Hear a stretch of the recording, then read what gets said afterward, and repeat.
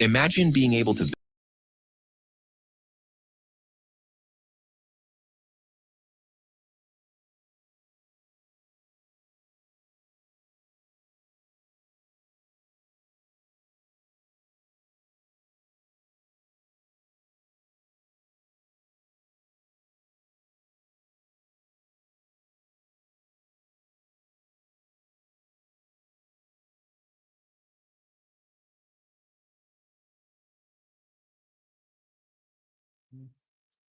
Okay, okay. I just wanted to play a little bit of like nature and the NASA. Uh, anyway, we'll get into that later. But yeah, I just wanted to show the penguins and the tigers, and they're just beautiful, man. And it was in really good shape or really good quality. But I see down here, Heart of the Earth. Hello, hello, welcome, Mr. Sidewinder. Good to see you, brother. And yeah, you too for now. Uh, Yeah, I kind of want to. I'll give you guys. Yesterday I was explaining the simulation importance and its kind of mechanisms and what's really possible, right? Like this. Just before I came on, I don't know if y'all heard, but there was an advertisement for something to where you just think of it and there it is. We've known this for a while. They've got that technology, but now they're starting to go commercial with it, and it's made to be and sound like a fun thing, right? I'm sure it would kill gaming of when I was growing up, right? Um, True enough, without the evil scumbags, Earth is kind of cool, right? Yes, sir. I agree.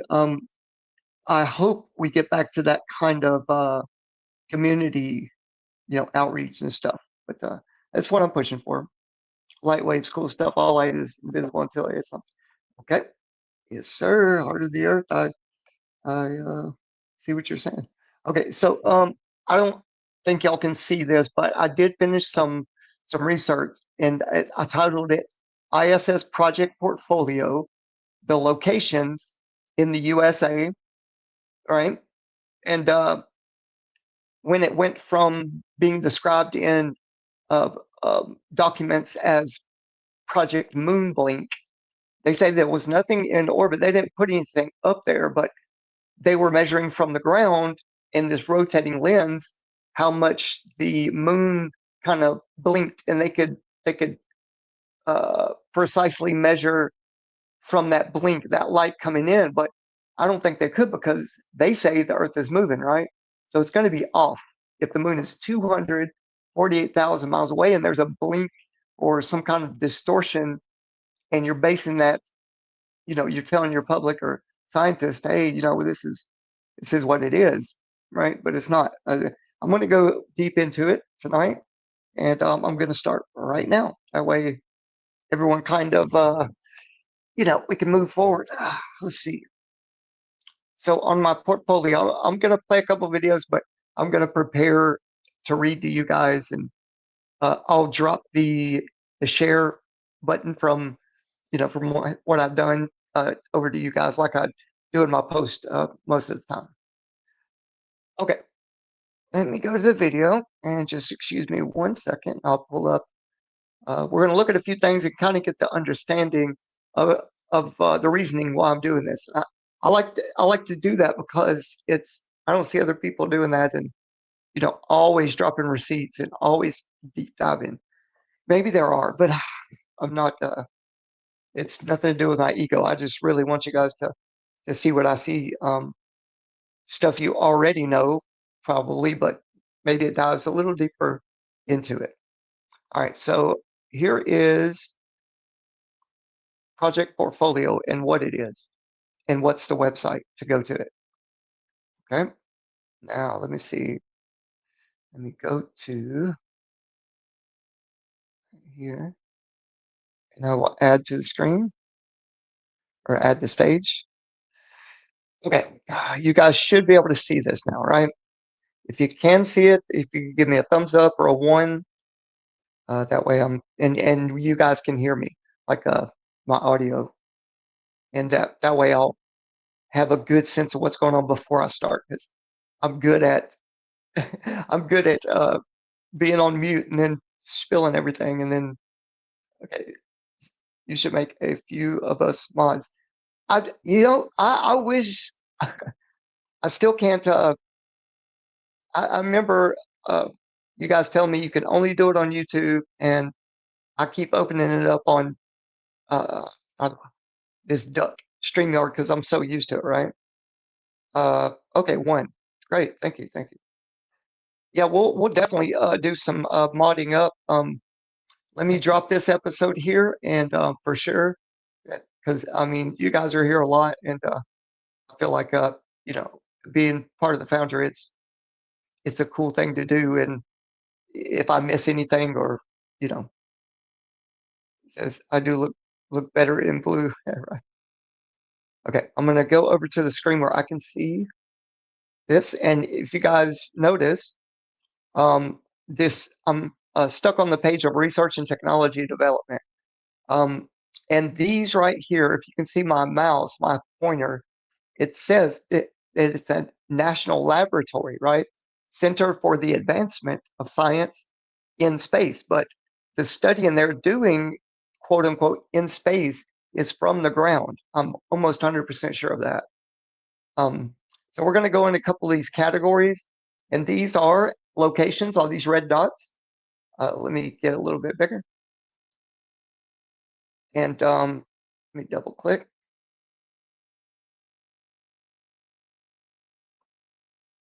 I don't know.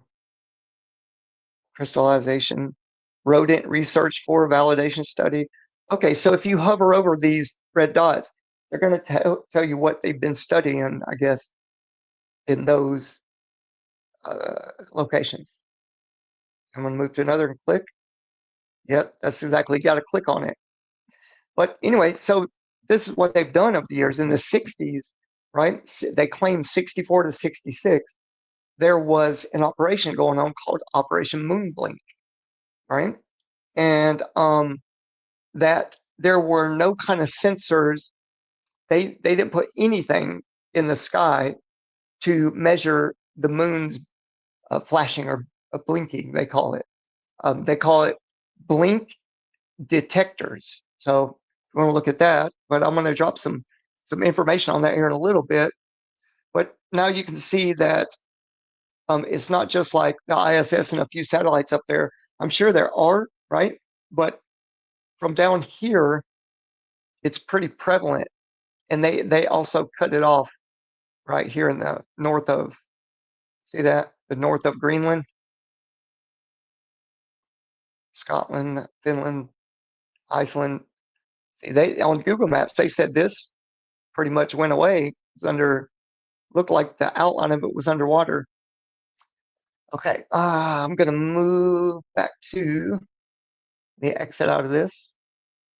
This is Google, okay. Map camera controls.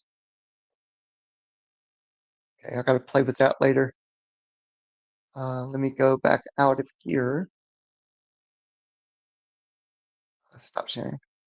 I'm just gonna reshare. I'm gonna go through a couple of different ones. That way you guys can see where my research went. Let me close this out. I'm going to share a different one. Bouvet Island. That's what we went over yesterday, the LVC architecture, which is live, virtual, and constructive. It's called TENA. All right. And what they claim to be ISS laboratories, when you do a dive in it, which I'm going to read out here in a few over on Copilot, is, it seems like that their main architecture is, it went from, a solid telescope and a spinning lens to to purely conceptual is their wording, purely conceptual. And it was taken by SIMNET, SIMNET, um, Department of Defense, CIA, and surveillance reconnaissance, types of things. And they stopped calling it Moonblink. They gave a final kind of disposition of where they were at in their research and why they were stopping, why they were cutting it off. So it's very in depth. So I'm gonna kind of leapfrog and play some videos and in between. That way I'm not talking so much because it really gets to my pain after a while. So what I'm gonna play here, it's called the four-quarter Earth theory. So in Enoch they talk about the four corners. So let me go and play this. think you'll enjoy this. Okay, add the screen. I'm sorry, screen share. Here we go. And four-quarter Earth. Okay, here we go. Now it's gonna. These things are gonna connect in the end. I promise. I always try to do that, so it's understandable. It just takes a little bit. All right, here we go.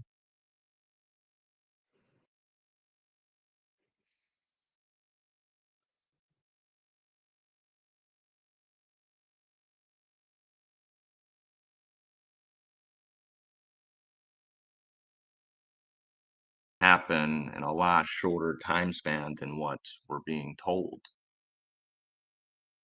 We can even see on old ancient maps that parts of Antarctica used to be much greener, suggesting that there used to be other advanced civilizations that lived there. We can even see now that there's been documentation of these ancient pyramid structures that have been found in multiple places in Antarctica. So what if Antarctica used to be a much greener area of landmass, and there used to be actual civilizations that lived there? What if the truth to our reality was right in front of our own eyes and hiding in plain sight? What if we were to look to the heavens above and we could actually see the reality of the land where we live is actually right there on the moon that we're observing in the night sky? What if everything of this moon map has been verified to being much more accurate than we've been told? What if there was a four-quarter theory that lined up with many different aspects of our reality, of our measurable and demonstrable reality? We can look at many different parts of our reality that seem to add up with this moon map. We can even look at the fact that there's much scientific evidence that the moon isn't actually what we're told it is, and that it's actually constructed of a plasma-like material. We can even look at different things hiding in plain sight, such as a astronomical clock in Prague that perfectly lines up with this, what I am referring to as the four-quarter Earth theory.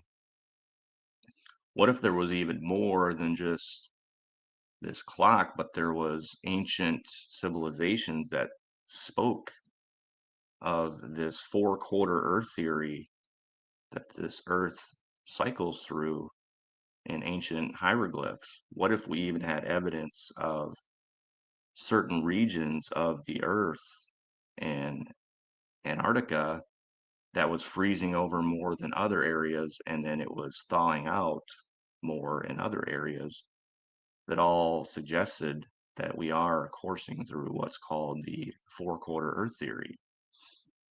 Before we dive into the four-quarter Earth theory, we're going to do a brief summary on just how accurate this moon map really is. And we're going to look at some of the abundance of evidence. Hey, and guys, this is going to lead into what I believe pretty strongly for this now, but some type of mixed augmented reality that um, you know, it is ticking like a clock up there, and it does reveal supposedly new things when the ice melts, which is free what do they call them, Freemasons. Now that's my guess, but it will lead into the digital age. So let's keep watching. That point to the moon not being exactly what we're told it is. And then we'll go ahead and dive into the mind-blowing evidence of what I'm referring to as the four-quarter Earth theory. I wanted to share a video with everyone that I found fascinating, that was made by one of my oldest Flat Earth friends, who was there with me when I started my Flat Earth investigation. Here is my friend's channel, who goes by the name better known as Wrongthink. I'll have a link in the description. I definitely recommend you subscribe to his channel. Now, I have been a subscriber of another channel called Vibes of Cosmos for a couple of years now, I think, and I always found his primary premise worth considering, but I have not agreed with it. I have watched a lot of his videos, but I cannot say I've seen everything of his, but I think he was the first one who made this claim. You can correct me if I'm wrong about that. I'll have a link to the Vibes of Cosmos channel in the description as well. In short, the claim is that the moon's topography is somehow representative of the Earth's topography. In other words, the moon is somehow a real map of our world. Although I found the argument by Vibes of Cosmos thought-provoking, I have not agreed with it. But I always try to maintain an open but critical and objective mind. Flat Earth has certainly taught me to not judge ideas too quickly. Truth can come from anywhere, and the smallest channels. That said, my friend's video that you're about to watch makes the moon map claim a bit more plausible in my mind. I had never thought about the underwater topography aspect. I share it with my Flat Earth family, not because I want you to believe it, but so that you can likewise ponder it, reasonably debate it, and share your own thoughts and conclusions. My very intelligent friend has spent thousands of hours studying this topic and is 100% convinced that this is the smoking gun proof for the flat earth, and will be sharing more videos on the topic. Anyways, I hope you enjoy it as much as I did. Welcome to Cylindrical Physics Volume 1, an exercise in visual pattern recognition.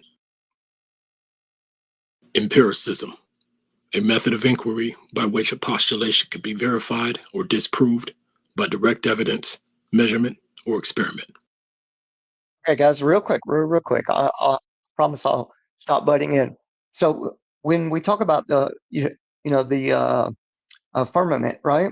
So when you see that kind of low over there, I don't think it's a big, huge hump. There could be a couple, but my point is in saying this is that the latitude longitude lines that everyone always is confusing is just merged with the celestial, how they measure the celestial 90-degree zenith measurements to the ground. But here's the thing. If you were to put a straight line or pole, right, through the top where Sirius, and it goes straight down through Mount Meru, okay, and then you start going outward in all directions, they call that concentric circles, right? Well, there is an understanding where flat Earth and globe Earth debaters will they put their spin on it, right? But I do believe that it's called concentric circles. But if you were to go down, you would then, to get the right longitude and latitude, you would have to start around that central pole and go out until those lines hit Cancer, right? Do a circle, and they go south, and I say south because of the firmament. It would be snug up to the firmament as it went down in concentric circles. So therefore, you're getting the information right as a warped optical, right? It's not really there, but if you drew those kinds of points to touch the firmament as it went down and got wider, then there's a lot more there that people can ponder on. All right, let's get back to it.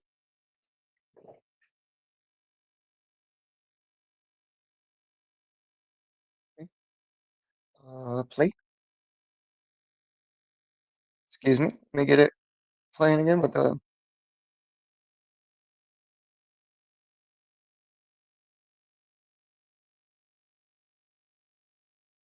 Core axioms. All maps are scale models of reality. Latitude and longitude are points on an Earth map projection that help you find a specific location. The scale of a map is the ratio used to correct the distance on the map projection to the corresponding distance on the ground. We now have empirical evidence of the true Earth map. The following is a series of Earth map projections.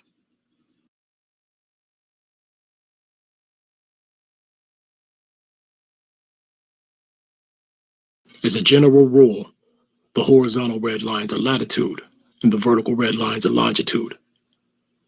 As these lines intersect, they create bounded areas. The bounded areas of each projection cover the same area of Earth as the corresponding bounded areas on the other projections. The shapes of the bounded areas influence the shape of the continents contained therein. Despite the subtle differences, these are the same land masses. Here are several different projections of Africa. Notice the shape of the continent and the angles on the coastline changes. This is because of the coordinate system. When the bounded area is largely composed of wide rectangles, Africa becomes squat and wide. When the bounded area is largely composed of tall, thin rectangles, Africa becomes tall and thin. When the bounded areas containing Western Africa are thinner than the ones containing Central and Eastern Africa, Western Africa becomes noticeably more stout. The same thing happens with the other continents. The eastern edge of South America can be either pointed or flat, depending on the coordinate system. On the left is a cylindrical coordinate system, where the top line is the North Pole and the bottom line is the South Pole. Cylindrical map projections are the ones most people are most familiar with. On the right is a polar coordinate system, where the center point is the North Pole and the outermost circle is the South Pole. We can convert between coordinate systems. The top line in the cylindrical coordinate system becomes the central point in the polar coordinate system. The bottom line in the cylindrical coordinate system becomes the outermost circle in the polar coordinate system. The conversion also works in reverse. These conversions are easy to do in any image manipulation program, such as Photoshop or GIMP. If the geographic center, which is represented by the red dot, of the coordinate system is misaligned from the magnetic center, which is represented by the collapse point of the concentric latitudes, a waveform will be introduced in the conversion. This is analogous to the disparity between the magnetic and geographic north poles on Earth. In this coordinate system, the geographic center is different from the magnetic center of the coordinate system. Notice the waveform in the latitudes of the converted cylindrical projection. Even in the more exotic coordinate systems, the bounded areas cover the same areas of Earth. Equivalence between coordinate systems is verifiable by manipulating the bounded areas into the same shape. In order to convert A into B, we will first convert the polar coordinate system A into cylindrical coordinate system A prime, and we will convert polar coordinate system B into cylindrical coordinate system B prime. B prime has squares for every bounded area. Therefore, the bounded areas of A prime must all be converted into squares. Upon converting the irregular bounded areas of A prime into the regular squares of A double prime, equivalence between A double prime and B prime has been verified. Notably, the Americas have increased in size. Africa has shrunk slightly. South America and Australia have moved to the right, and Europe has moved to the left, all in accordance with straightening the zigzagging longitudes. Converting A double prime back to polar verifies equivalence between the original polar projection B as well. Even the largest ground-based objects, such as mountains and skyscrapers, shrink and fade to obscurity at distances of several dozen miles. In fact, only 2 objects are visible from every location on the surface of the Earth: the sun and the moon. The sun is a source, a locus, if you will, of blinding light, more or less devoid of discernible features. The moon, on the other hand, not only possesses discernible features, those features are its defining characteristic. The other defining characteristic of the moon is its phases: new to waxing to full to waning and back to new. An eternal cycle. This introductory episode will focus exclusively on the first quarter moon phase, better known as the waxing half moon. I must stress, this is not an arbitrary half moon, but the half moon is defined in observable reality by the shadow terminator line. Take note of the discernible features of the waxing half moon. An interesting thing happens if you mirror the moon and focus on the waxing half. Let's apply an unsharp mask filter to make the darks slightly darker and the lights slightly lighter. Finally, we'll apply a coordinate system. Let's revisit the off-center polar to cylindrical conversion to convert our polar moon image into a cylindrical one. Apply continental boundaries. Apply coordinate system. Color the land green and the water blue.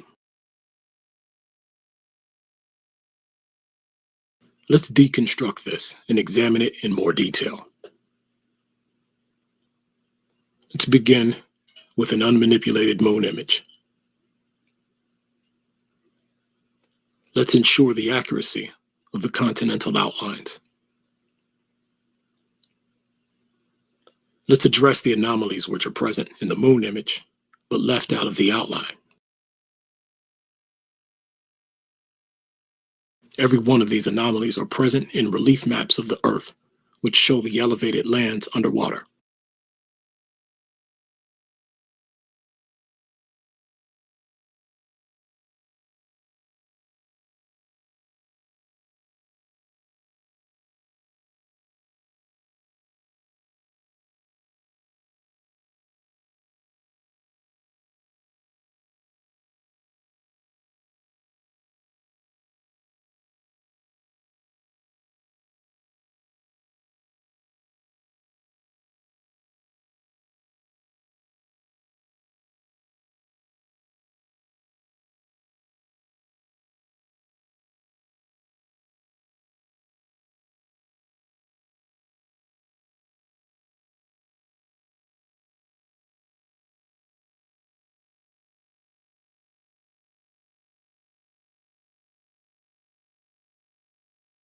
Let's look at East Asia.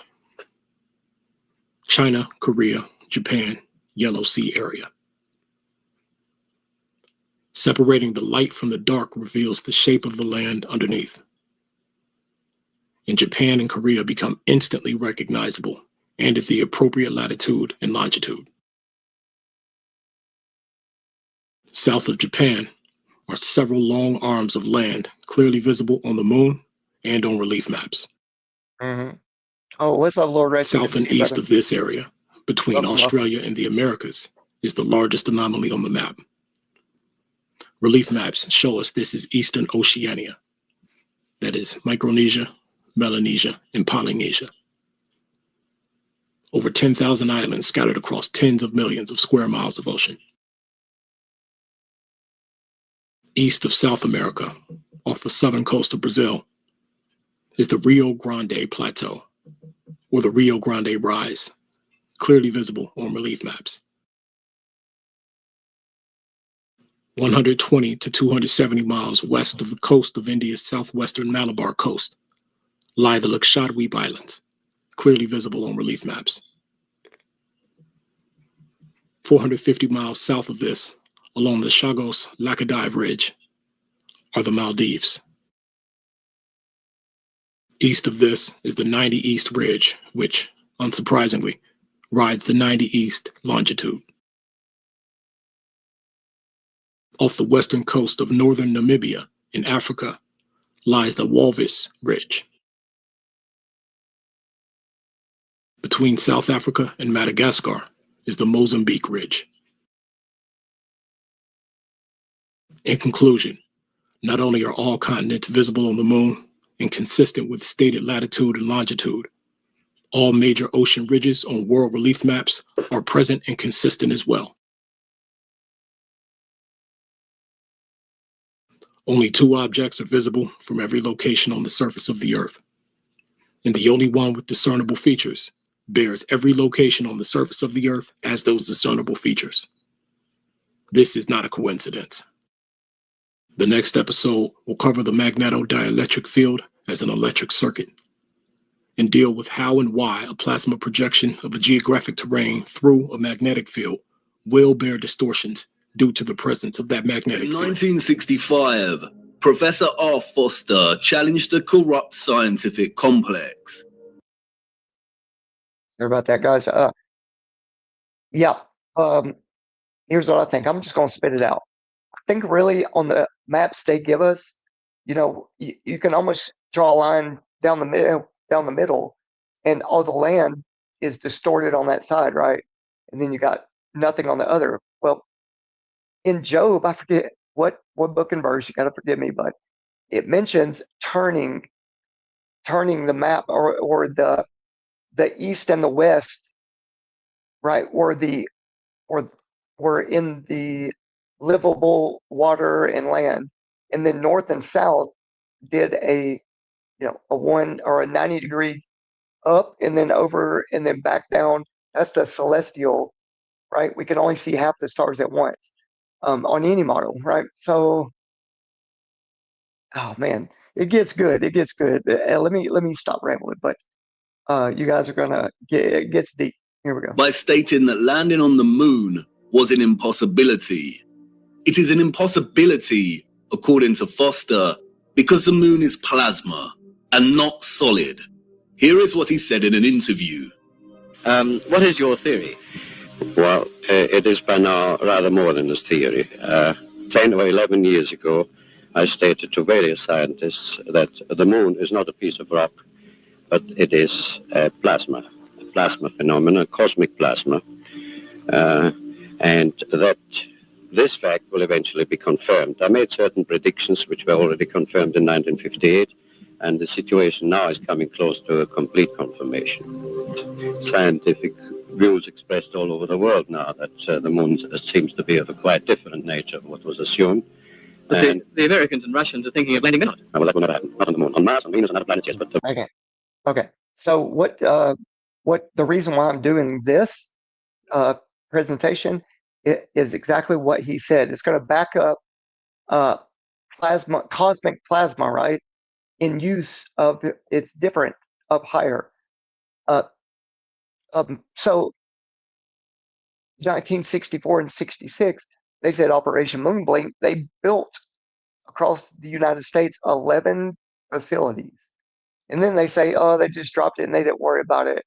And then in the 1980s, like lower 80s, 70s, 80s, these scientists were saying everything that they were talking about in earlier was purely conceptual and optical, right? And a simulation. And there's a lot of different people that were getting their hands into that, not just conversation, but the transition into what they called visual sensors. Went from physical to optical, right? And then their whole scientific community banked on that, and here we are. All right, here we go. Moon is definitely, as I assert, a plasma. Like most that speak out, Foster was most likely controlled opposition. Notice that he says it is possible to land on other planets, but not the moon. It is likely that it was his task to introduce a half-truth, that the moon is a plasma phenomenon, only for his claims to be, quote, debunked and proved wrong, unquote, Yeah, right. a few years later, after they staged the moon landings.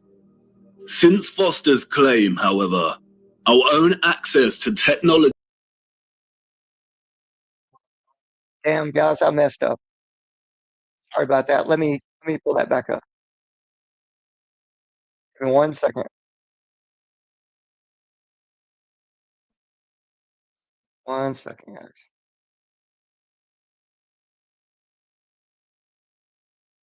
There he is. Well, that was the old one. Go back up. I was just watching something. Huh. Sorry, guys. Let me figure this out. In the world? Okay, flat works. I was just sorry about that. Let me go back to adding something here.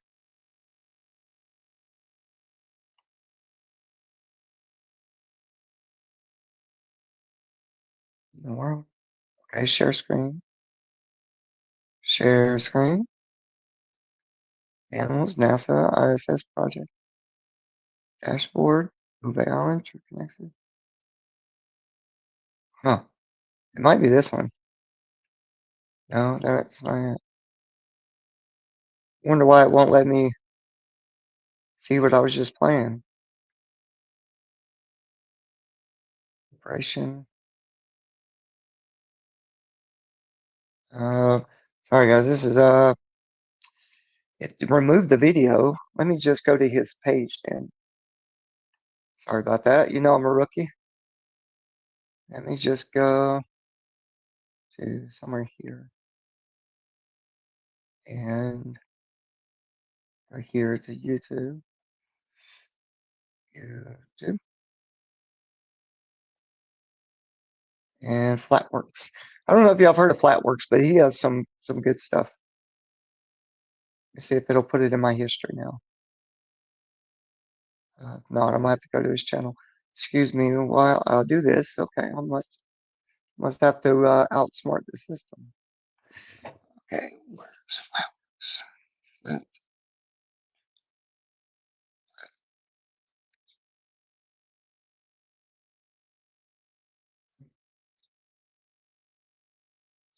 I gotta put a K in there.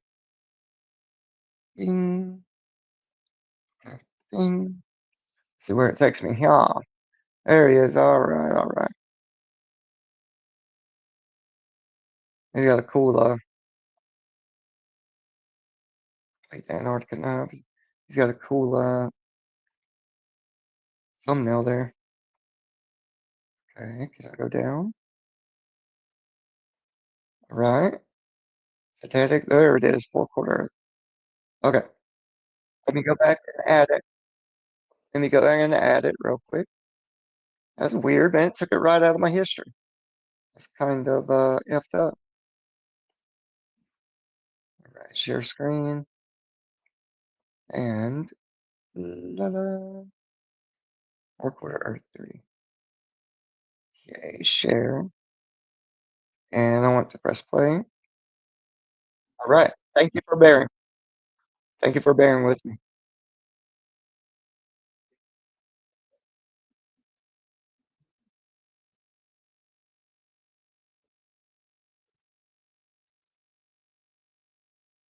Transparent moon, either at night or while there is still daylight.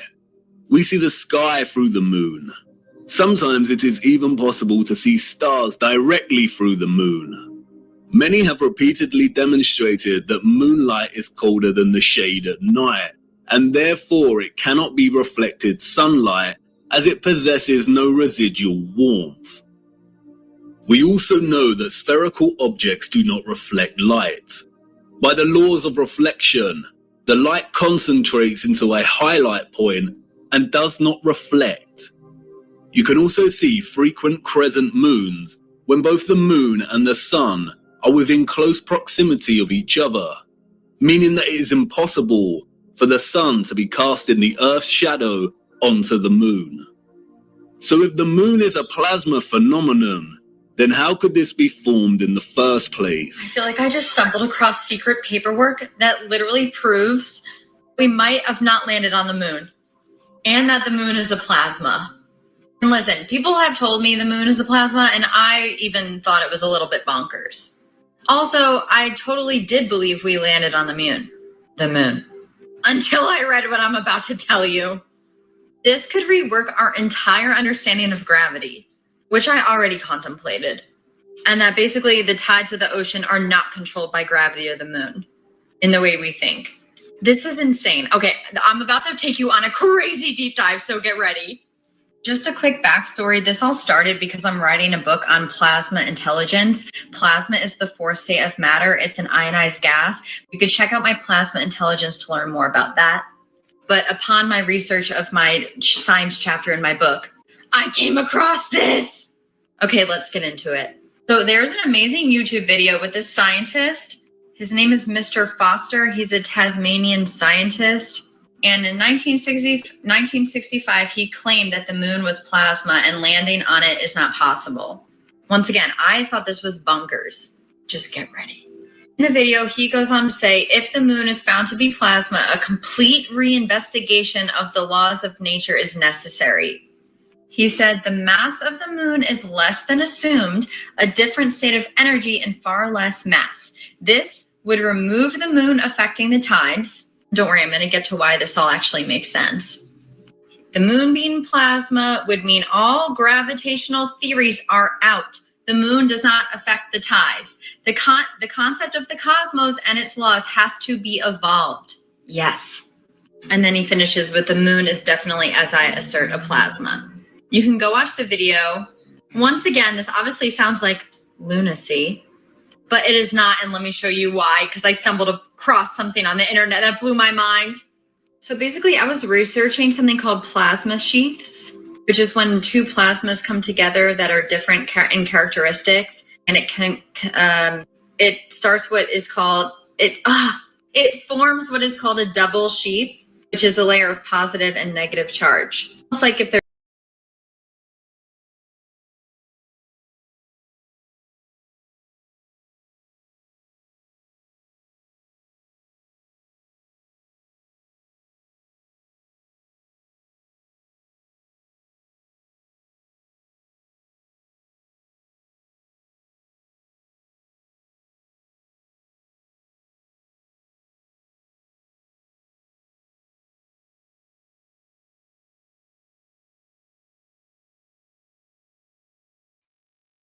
Okay, sorry about that, guys. I'm gonna have to redo this real quick.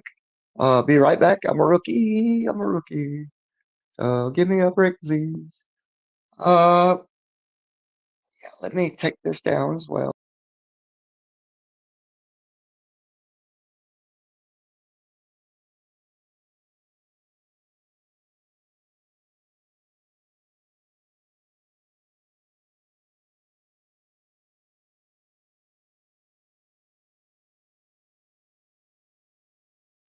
I'm just gonna make it big because I don't see all my options for different screens, and I didn't want to mess it up in midstream, but I did anyway. Fucked it up. Okay. Okay, give me a second. 9 people, thank you for being here. Every one of y'all. Thank you very much. Okay, make it small. Let me go to my history and share screen. All right. Thank y'all, man. Y'all are so cool for bearing with me. I know I'm probably messing up the concentration of the whole group, but I'm trying not to. I'm sorry. Oh, okay, now it's not here again. Fucking A. Okay, let me go back and do this manually. Okay. Go back to YouTube, here we go. And I will go to history. See if that even pulls up. If it doesn't, I'm gonna have to go back to this page again. There it is. Okay. Bam.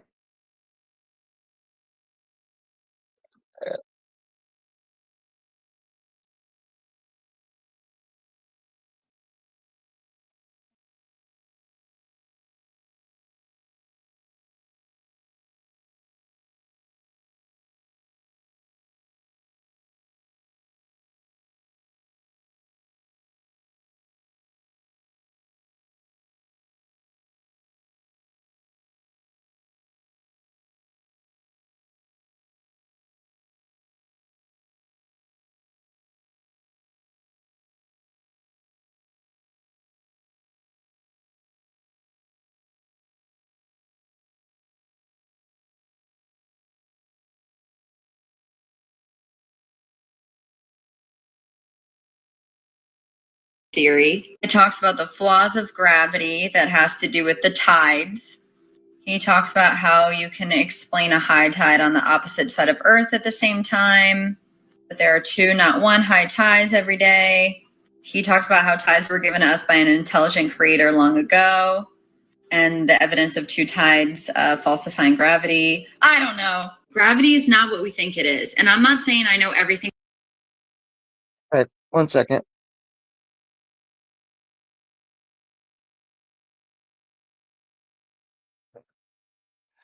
Now,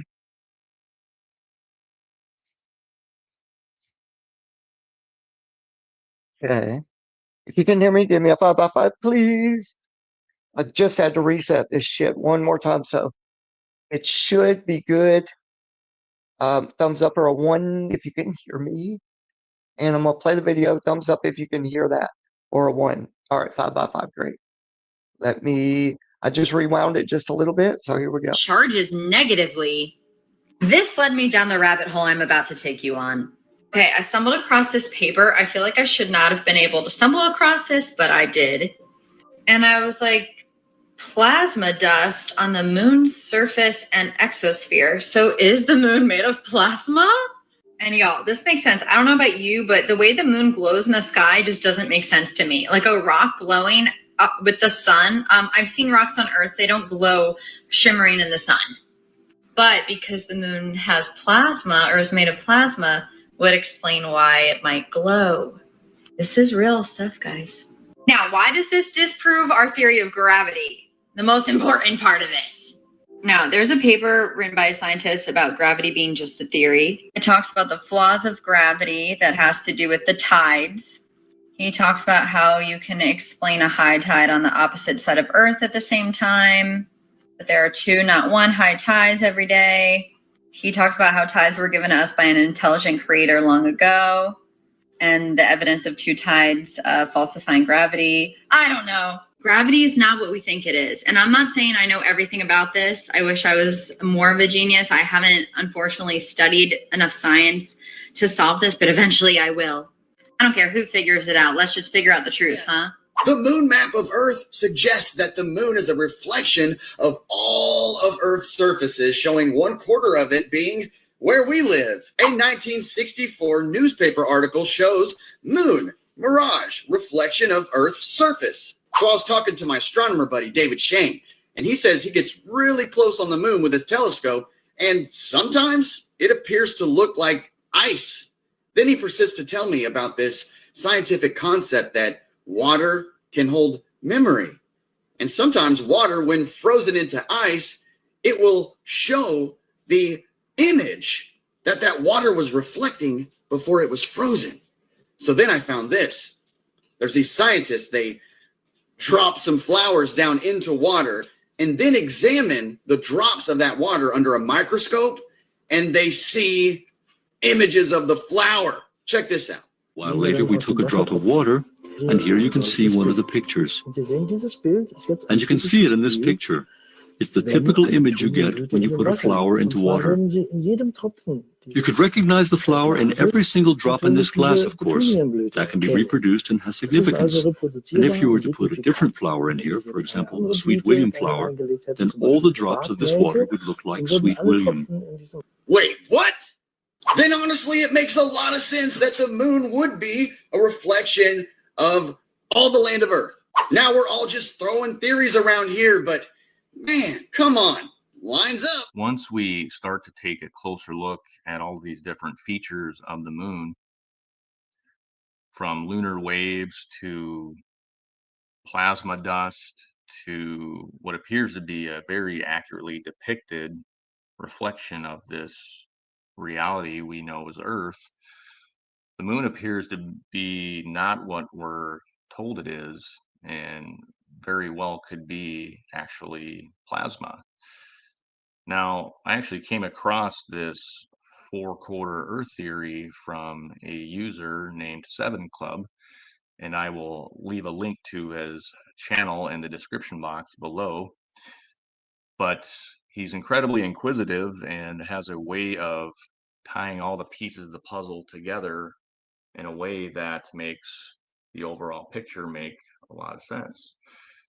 Now, I decided to compile all of this information and put together some visual demonstrations and some animations, and as well as some new evidence that I came across to put all this together in one detailed, carefully curated video presentation. So with this being said, let's go ahead and dive into some of this evidence of the four-quarter Earth theory. A new map appeared showing a flat Earth map and the lands beyond the Antarctic wall. It looks like a flat Earth moon map. It's unknown where this map is from, but some people claim it's from the United Nations. The map has a lot of details describing how everything works.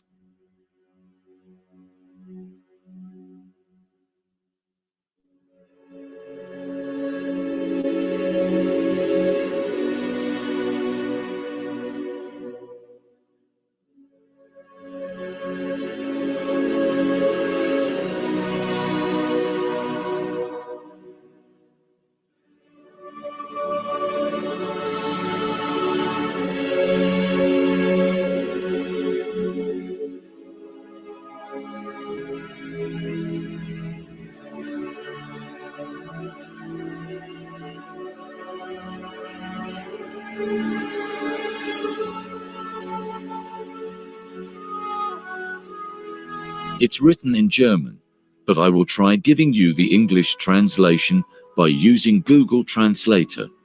So I am sorry if there is errors or if something doesn't make sense. Enoch section 4, chapter 18.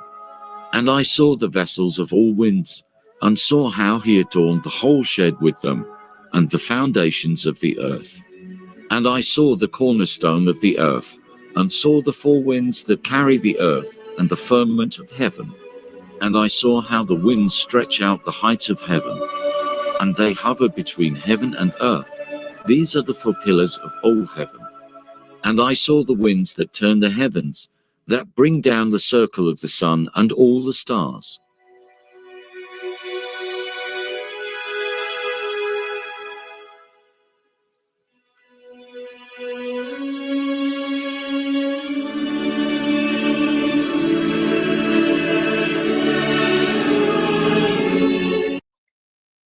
Okay, real quick, did you guys see the lines?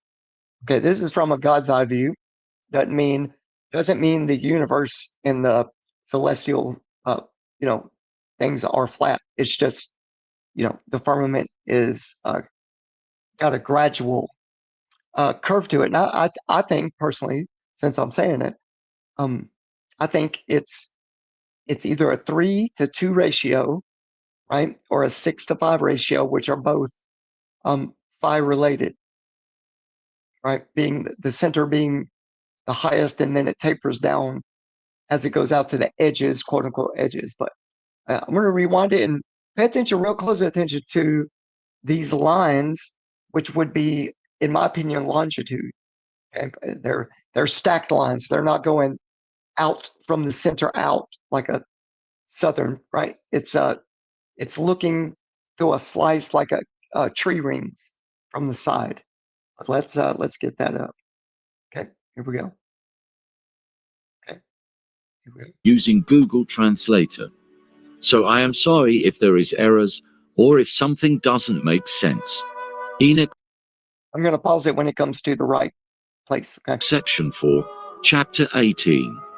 And I saw the vessels of all winds, and saw how he adorned the whole shed with them, and the foundations of the earth. And I saw the cornerstone of the earth, and saw the four winds that carry the earth, and the firmament of heaven. And I saw how the winds stretch out the heights of heaven, and they hover between heaven and earth.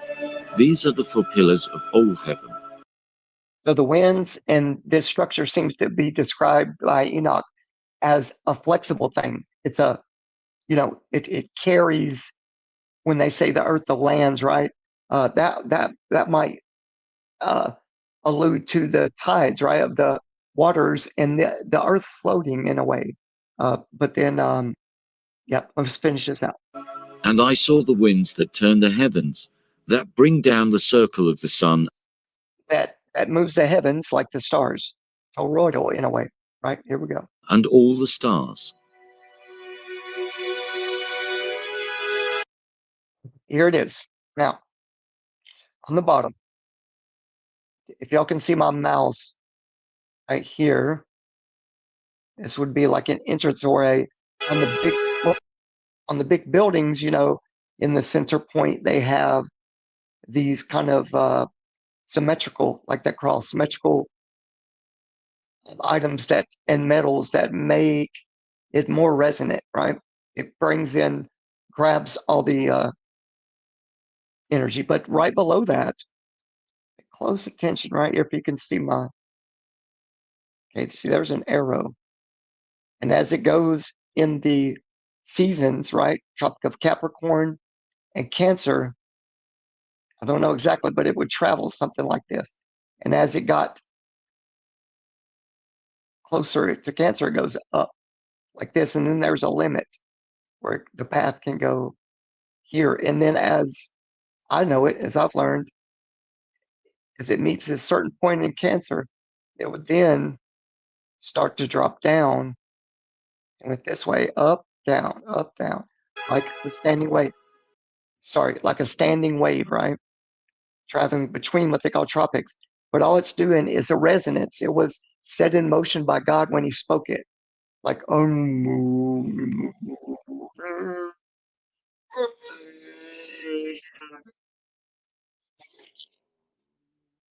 it sounds weird, but let's get it, man. Here we go.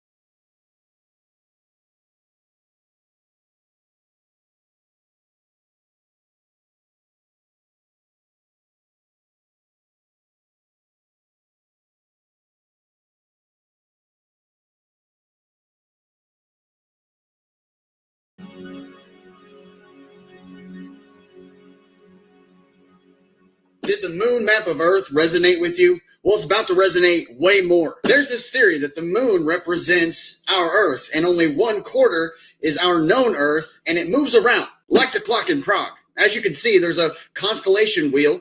The sun and moon are both connected in the center of this. And honestly, what if this constellation wheel moves around? in centuries of time around the entirety of Earth. I call this the four-quarter theory, like the four quarters in ancient cosmology and mythology, the four quarters of Earth that Enoch talks about, the four quarters in several Bible scriptures, and quarters definition is a fourth of something or a place in which you can dwell, which it's weird that this is literally 1/4 of this, and it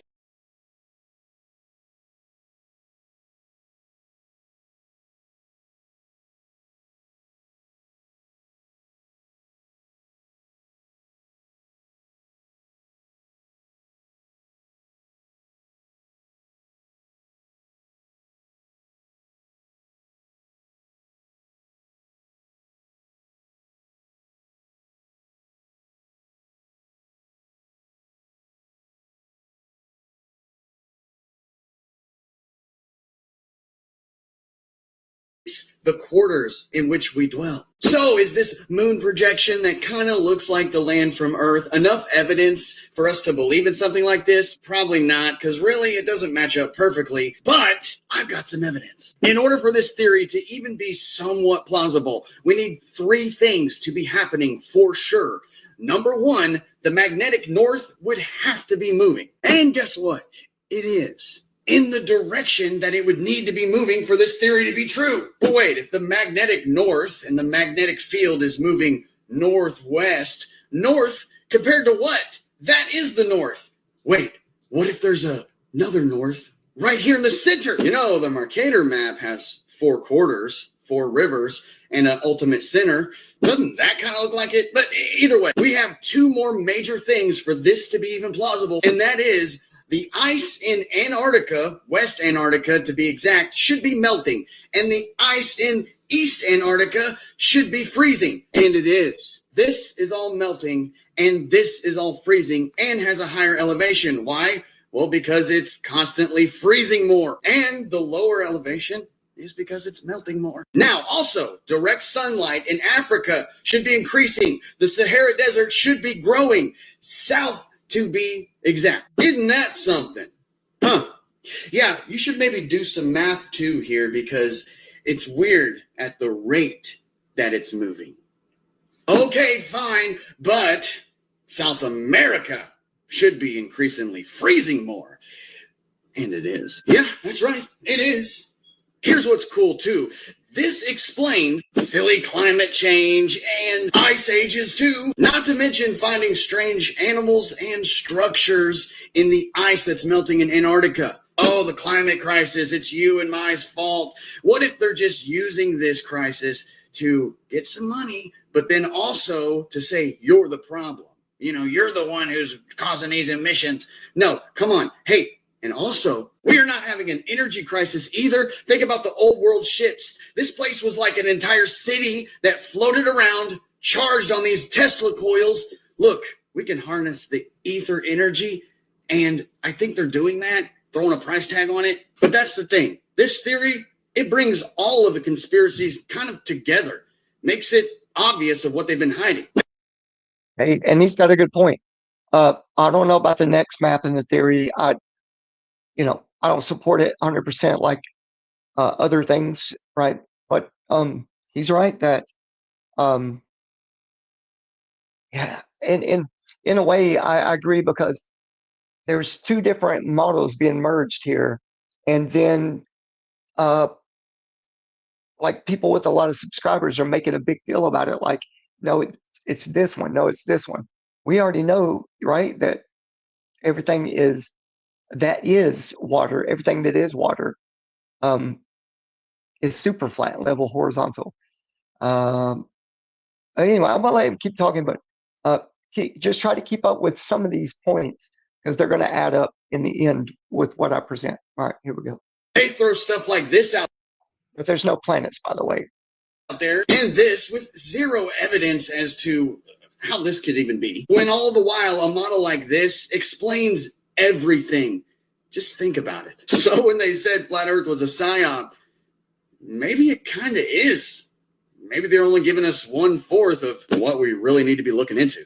By the way, I don't use this moon projection as all of my evidence. No, I look at all of the other things that line this thing up for a home Do run. you think it's possible that the sun has just slowly melted everything and made our Antarctic basins, it's just slowly getting a little bit bigger and bigger? Sure. Yeah, I think for sure. In fact, I said years ago that I thought maybe the whole global warming thing is because they're afraid of the fact that the sun is going to melt the outer ice wall and then create fissures in it or a way to get through it.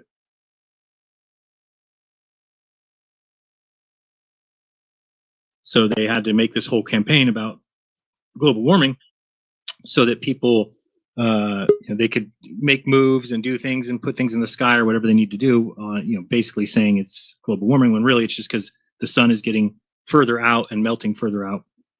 But I'm not pole shifts, but we'll get into that. Global warming, of course. See, that's the thing. If we stick to the AE map, the flat Earth map, we say Polaris never moves. We say the pole's not going to shift. There is no climate change. That stuff's all garbage. And then what if this is the truth? And then how dumb are we going to look when there is a pole shift? And then what is that going to do? Are they building us up, limiting us to just the AE flat Earth map? Are they limiting us to that? And then to where science wins in the end because there will be a pole shift because the Antarctic ice in the west is melting and the east is freezing and Polaris is slowly moving. The magnetic north is moving and it's increasing. I mean, that's a good point. Yeah, they did kind of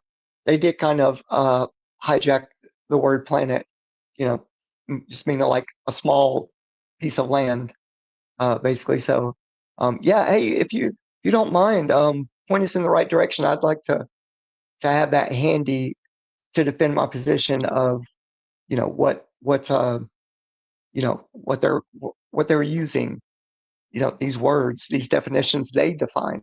We don't get to define them. So, yeah, I appreciate that. Thank you. In speed, by the way. Okay, that's the narrative. Now, if that doesn't happen and it's not happening, well, then that's another story. But the thing is it just might be. Now, check this out. Here's when it comes to the magnetic north. This is the general consensus here. Yes, Earth's magnetic north pole is gradually shifting and moving northwest.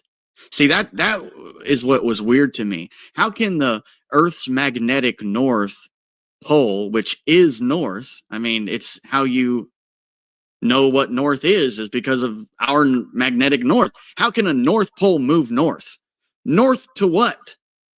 The only way that a magnetic north could move northwest is if there's another north here. Here. Then it could move northwest. And then Polaris. You see, that's another thing. If the magnetic field moves, if magnetic north moves, and Polaris is connected to the magnetic north, then that would mean Polaris would have to move too. But then you're saying, oh, 7 Club, that's a Glober thing. That's a heliocentric model thing. No, it's not. It's a 4-quarter thing. If the system is moving in that way, then Polaris would have to move. If we believe that Polaris is stuck to the magnetic North Pole, that's the luminary that is above our north, point blank, period. And it's really moving. And if that ever gets verified, well, then I could see Globers trying to use that against our current flat Earth model that we all believe. Because then they'll be like, oh, that proves the globe because it's all we're. Well, it would be hard to prove for either one of us. So my way of looking at it is that Polaris is super, super high, right? It's the highest in the apex part of the dome. And if that was the case, it could be, the true north could be a little further out from Maru. There could be other strong magnetic spots as you go north. That's why it may be shifting, right? But it doesn't necessarily have to be the sun, shifting, unless the angle of Polaris, its true angle, right, from the highest point, would also be moving, as like what the Globers would say it's a wobble. I would just say it's Polaris and the attraction of the beam, the magnetic beam that it puts off, right? It hands it off to another magnetic spot. So true north could be Polaris, yeah, but it could be shifting on the land and the sky at the same time. Won't Polaris be, far in a way that isn't like billions of light years type of shit? You know what I mean?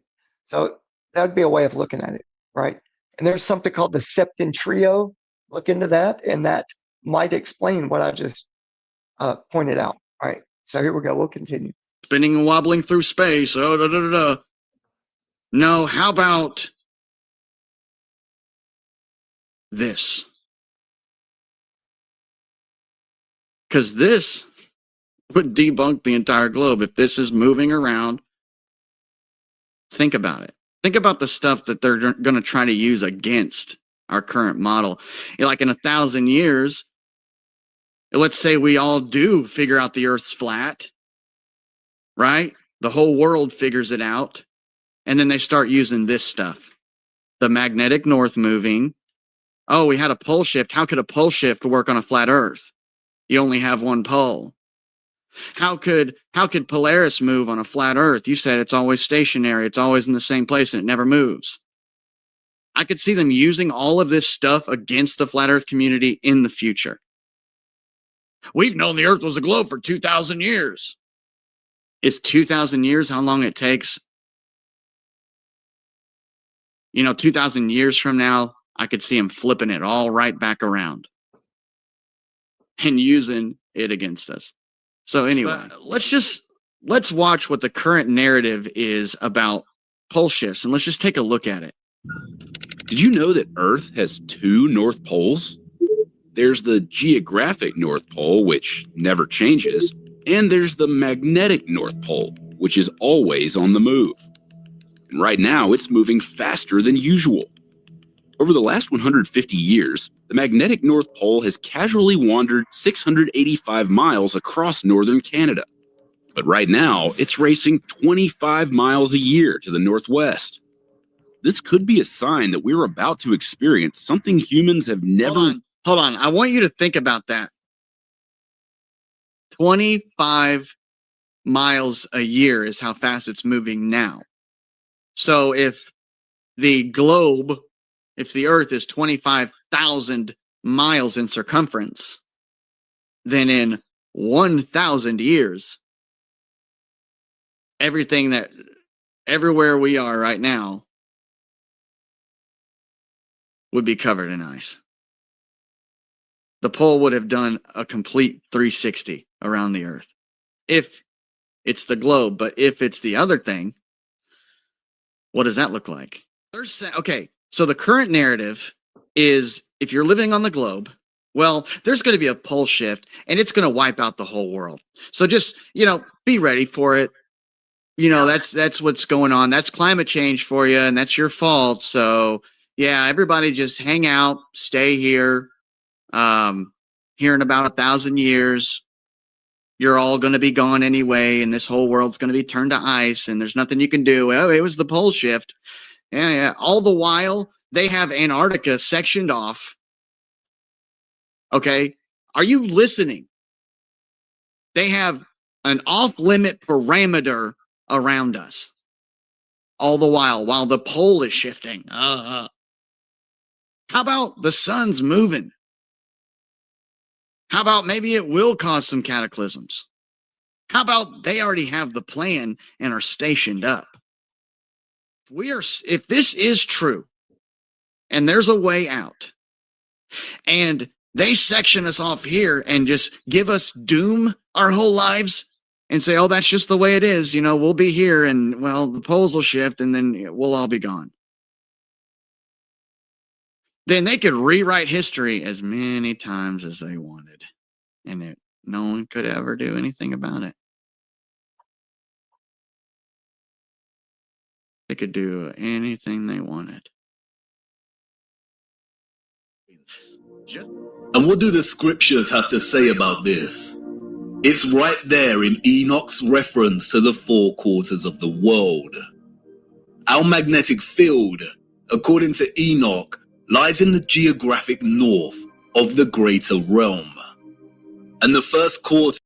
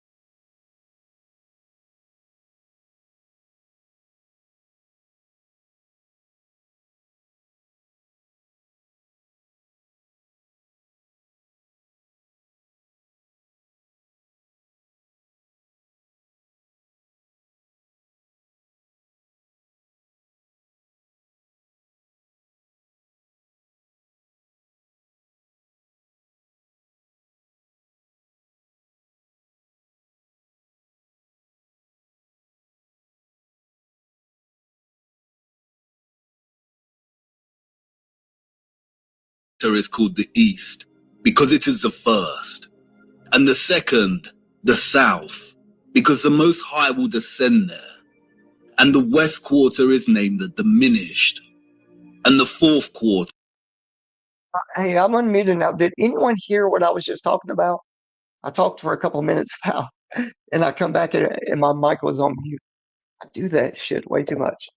But anyway, what I was describing is, you see where all these circles intersect on the black lines and the outside edges of each circle.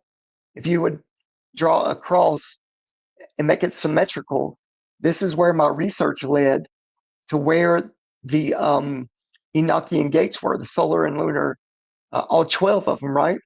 And that center red circle and the concentric red line going around it, I made sure that the flat Earth map, the Gleason map, was being referenced, and the heights that I added in of the firmament and where the Enochian gates would be, I swear to you, no bullshit, it ended up touching all these points to intersect, all 12. And it's kind of cool looking at it like this now. I'll drop it as a thumbnail where my research leads to this right here. Okay, let's continue. That's badass. I'm going to leave my microphone on for a minute so I don't start talking, and then forget I'm on mute. All right. It says, no, we didn't hear. Sorry. But that's pretty much what I was talking about, JJ. Just to recap. But anyway, let's go. I'm going to show you guys my research and the overlay of the Gleason map and the firmament at the apex right there at the red circle, and then the concentric red circle. Every black line it touches and crosses is my research, and I had no idea. Anyway, okay, here we go.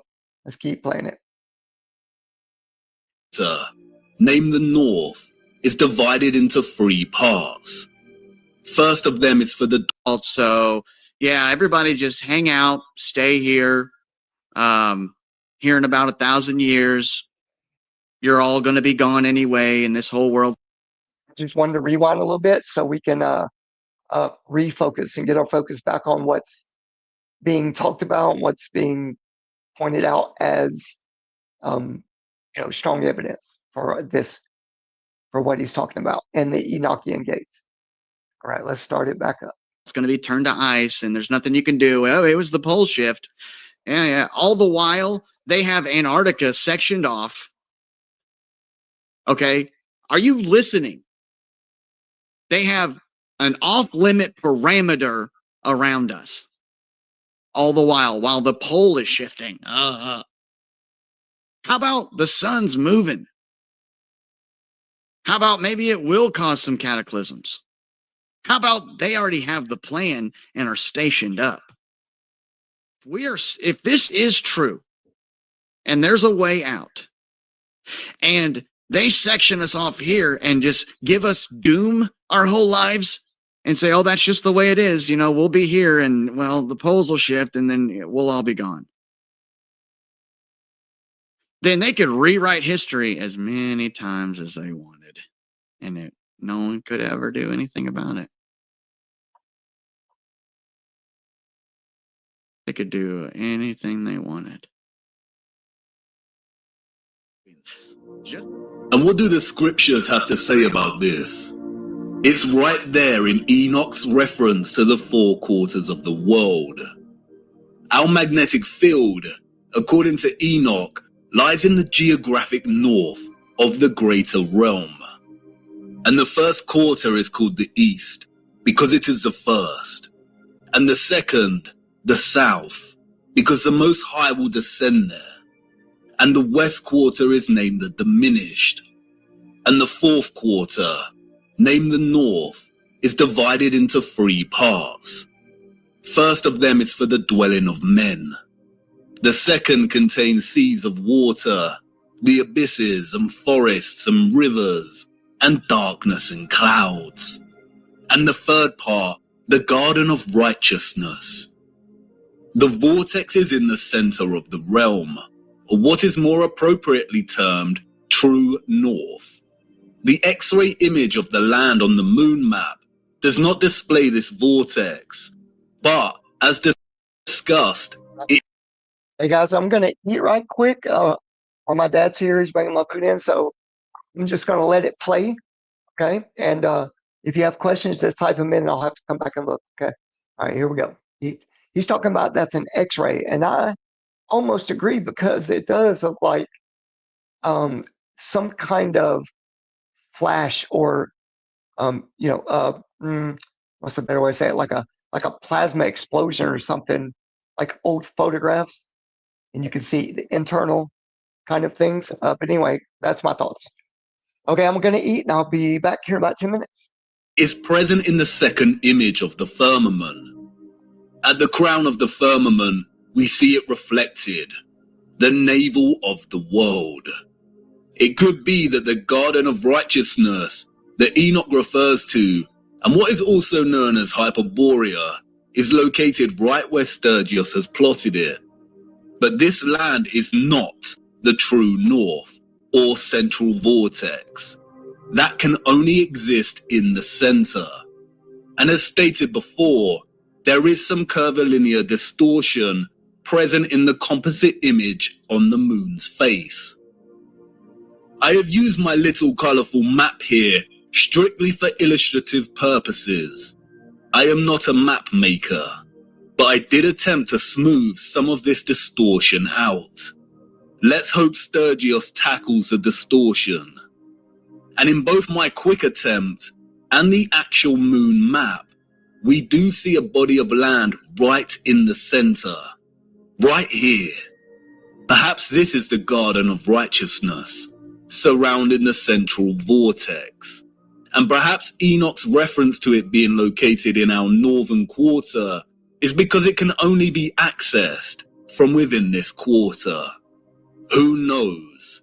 It is likely that the controllers deliberately put Hyperborea at the Arctic in the fraudulent maps to throw anyone of a curious and adventurous nature off track. If someone set out to find true north using these maps, they would fail. And because of the distinction between magnetic and geographic direction, finding true north would be a monumental feat, even without their deceptions. If anyone wanted to truly journey to the center of our greater realm, they would have a very hard time, and they would need to forsake the compass altogether. If the geographic south of our magnetic field is down here, with the lands usually associated with south, then the central vortex of the greater realm falls within our geographic north. but we would not be able to reach it with the compass pointed north.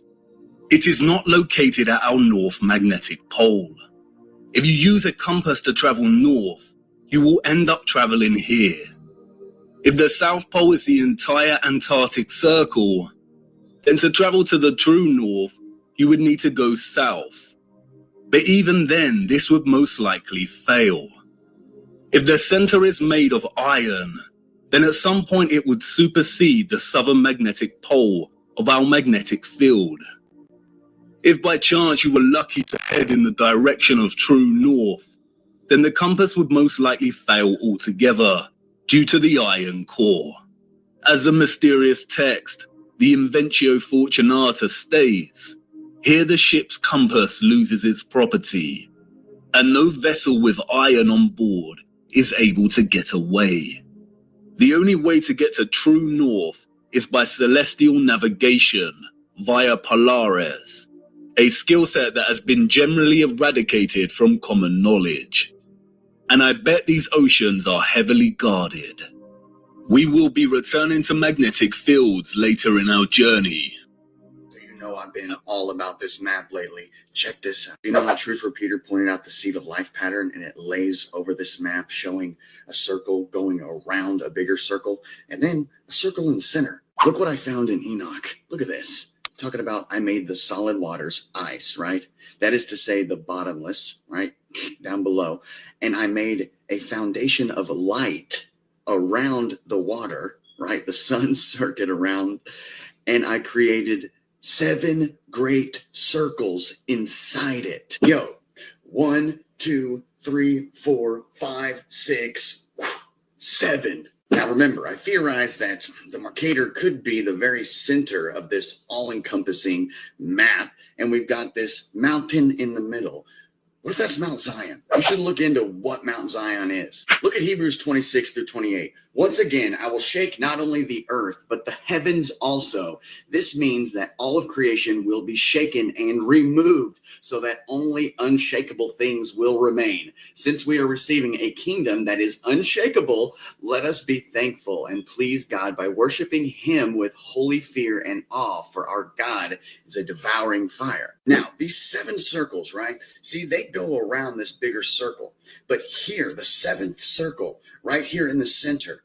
See, if this light, this sun, went all the way around over centuries and centuries, you know that there's one area of land here right in the middle that will always have day and night, always have sunlight, always remain, right? Now, you know about the spiral of life, right? The Fibonacci sequence, the spiral of life. Everything living, moving, growing has a spiral pattern in its growth and development. This is the seed of life. Now, if in this whole grand scheme of things, if this were spiraling, you know, the earth and the heavens will be moved. Look, the stars, sun, and moon would have to move with this inhabitable land, melting the ice, creating new territory. Look, but there would be one place that would always remain, right there in the 7th circle. So just theoretically speaking, what if over time all things pass away until the one kingdom remains? It's been right in front of our faces every single day, literally. It is likely that no one has connected the dots here before because of this particular unknown landmass, which Sturgios has appropriately named Lumeria. And this landmass is very important because we know that it does not exist anymore. Theories of Lumeria's existence as a lost continent have been around since the 19th century, with most plotting its location somewhere around the Indian Ocean. Those in the 19th century also spoke of another lost continent called Mu. They are one and the same thing. Old maps of Mu plot the land exactly where it is on the moon. And in 2007, Masaki Kimura discovered huge structures, including pyramids, castles, and roads on the ocean floor, some way from Japan, a location very similar to where Lumeria is plotted here on the moon. The continent sunk years and years ago. And this is very useful because it means that this image is not an active reflection, but a moment captured in time before the continent sunk. The second image we are simultaneously witnessing in our moon is that of the firmament itself. Yes, you heard me right. The moon is the only known official image of our firmament. The face of the moon is a composite image, and we have to separate the images to fully understand what we are seeing. We have the landmass of the greater realm, and this is one image from one angle. And then we have another image from a different angle. I can only illustrate this by showing you. This specific area of the moon is primarily what gives the phenomenon its spherical 3D appearance. The heliocentric liars love this area of the moon, and they have used it as a weapon of deceit against us. It is not a crater with rays, like they tell us. Look closer. Really look. This is not the markings of a spherical object. It is the apex of the domed firmament from within the dome. Watch closely. This is the composite image on the moon, presenting both images simultaneously. And this is an interior of a hemisphere dome. And now, you see, if you align the central apex point of an interior hemisphere dome, then it becomes quite obvious. If you erase the remaining vector lines of the dome, then it becomes really obvious.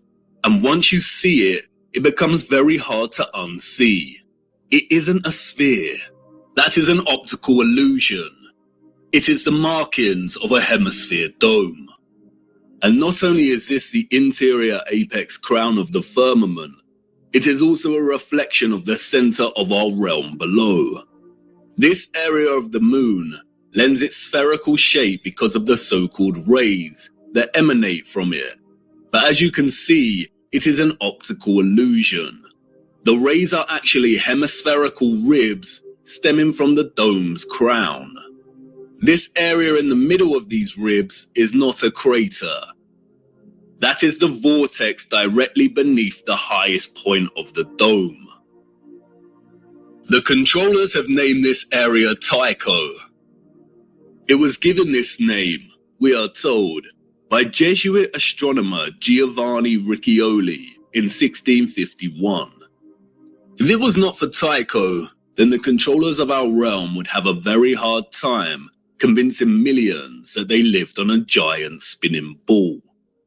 And like with everything else, they have used Tycho to hide things in plain sight.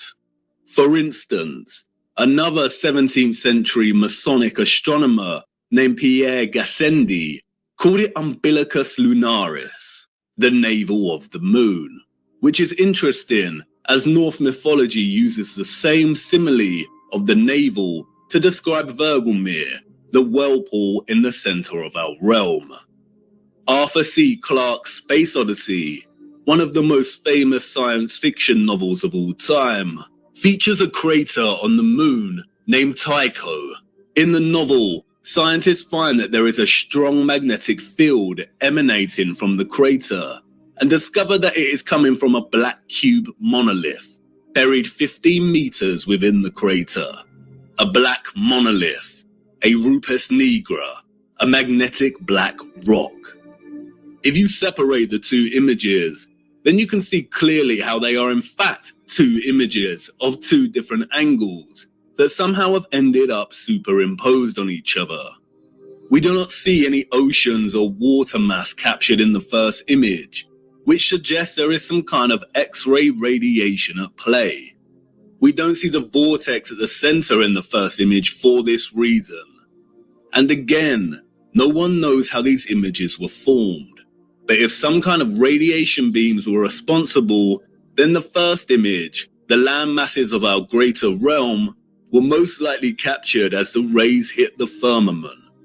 And as those rays were reflected into our ionosphere and began forming the plasma mass we call the moon, it is likely that the second image was captured. And that is the image of the firmament, of the structure existing above us. And that's why we can see the outline of this structure, the stars beyond this structure, and the reflection of the vortex and other great deeps below. The moon is a masterpiece of distorted perspective, a plasma embodiment of as above, so below. The North Magnetic Pole is slowly moving, and it is as natural as the sun and moon's concentric journey above us. And this is why the symbol of the black sun is a 12-spoked wheel. Each spoke represents a fixed constellation of the zodiac. Each section is an individual age. And the result is a situation like this. Every 2,160 years, our North Magnetic Pole circles the inner solid core and vortex by 30 degrees. This is why the pole has moved from Canada and is en route to Siberia. It is traversing the outer central circle, or what is more appropriately termed the magnetic circle. We live inside of a perfect clock, inside of God's clock. The sun and moon circle our magnetic North Pole, which is situated roughly at the center of our known world's landmass. But this magnetic North Pole circles the inner vortex and completes a full revolution every 25,920 years, or what is referred to as a great year. Each great year consists of 12 precessional or astronomical ages of 2,160 years each. We are on the cusp of entering the age of Aquarius, and this is why our magnetic North Pole is en route to Siberia. As the North Magnetic Pole circumvents the central magnetic circle, the toroidal magnetic field moves with it. The sun and moon are bound in their revolution by our magnetic North Pole. And because of this, they move within our magnetic toroidal field only. This is why the magnetic North Pole will always be the center of our known world. As I said before, the first image of the landmass presented in the moon's face is likely akin to an X-ray image and has not captured any water mass. And because of this, it has only recorded the areas of our realm with high density, such as the land. In the same way, an X-ray image will capture the parts of our bodies with the highest density, like the bone, but not the blood in our veins. In a sense, it is appropriate to view the landmass captured here as skeletal. And because of this, it has not captured the water or ocean surrounding our land, nor does it display a differentiation between the frozen landmass and that which is not frozen. If the sun's concentric journey above us is bound by the North Magnetic Pole here and its magnetic toroidal field, and this entire magnetic field is moving with the pole, then it is likely we have a situation of a changing climate as this process unfolds. All areas outside of our magnetic field will inevitably be frozen and dark due to the lack of sunlight. And this is consistent with what some of the scriptures have told us. I saw the great rivers, and I came to the great river, and to the great darkness, and went to the place where no flesh walks. I saw the mountains of the darkness of winter. This is your ice wall, and it's not a constant, fixed wall. It is continually melting and refreezing with the revolution of the pole over the course of a great year and each astronomical age.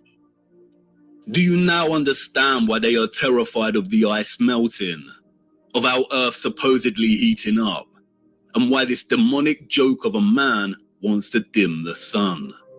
They are using natural climate change due to the rotation of the magnetic pole to justify a whole host of useless measures and money laundering. They are terrified because they are on the verge of losing all control of the narrative. We must save the precious Antarctica from melting, the last unspoiled place on Earth. But as you can see, there is no landmass for us to call Antarctica. It is a complete lie. When they refer to Antarctica, there is only the Antarctic Circle, and a lot of the footage at the so-called Antarctica could have been taken at any location around this circle. As you can also see, the land masses of South America, New Zealand, and Australia all fall within close proximity to the outer edge of the greater world map, and would therefore be within close proximity to the foundations of the firmament itself. This is most likely the reason there is heavy military presence in these regions. The changing climate, the melting of the Antarctic Circle, is as natural as day and night. It is a macro process of the larger clock we live within. Okay. Most of us have been told that they didn't even know the United States, the landmass of the United States existed as it is. Well, that is not true. And this is pretty spot on, okay? So here's what's interesting though, and I came across this years ago. This area down here, now I got a copy of this map from one of my subscribers, bought me one. It's a 10 by 10 image. This right down here, see it's in red? Now this represents the Antarctica land masses. It's in red because it was called, now again, remember, this is 16th century. It's called Terra del Fuego, land of fire. Okay, again, this is 16th century, Terra del Fuego, land of fire. Okay. Wonder why it would be called that. Well, wait a minute. I'm going to, hey, good question. So I'm going to show you something else that's really interesting. Let me stop sharing this here. What had happened is they discovered that the entire, underneath the ice, is hundreds of volcanoes. Okay. And let's see if I can share that. And lava flows. Okay. You can see that, right? Yes. Okay. So under the Antarctic ice, hundreds of volcanoes, countless, and lava flows. So wait a minute. So in the 15 something to the 1600, this dude draws a map that shows it was called Terra del Fuego. Okay. Hundreds of years ago, we didn't have orbiting science platforms doing land analysis and looking through the ice. Okay. Right. Okay. So why is that important at all? Well, if I switch the browser, does it switch? Yeah, it switches. Yeah. Back to the map. Praise God. All right. So in this map, this is the overall screenshot. First of all, the east starts up here in the map, and the west goes down here at Terra del Fuego. The middle is not the north. We call Polaris the northern star. It's not the north.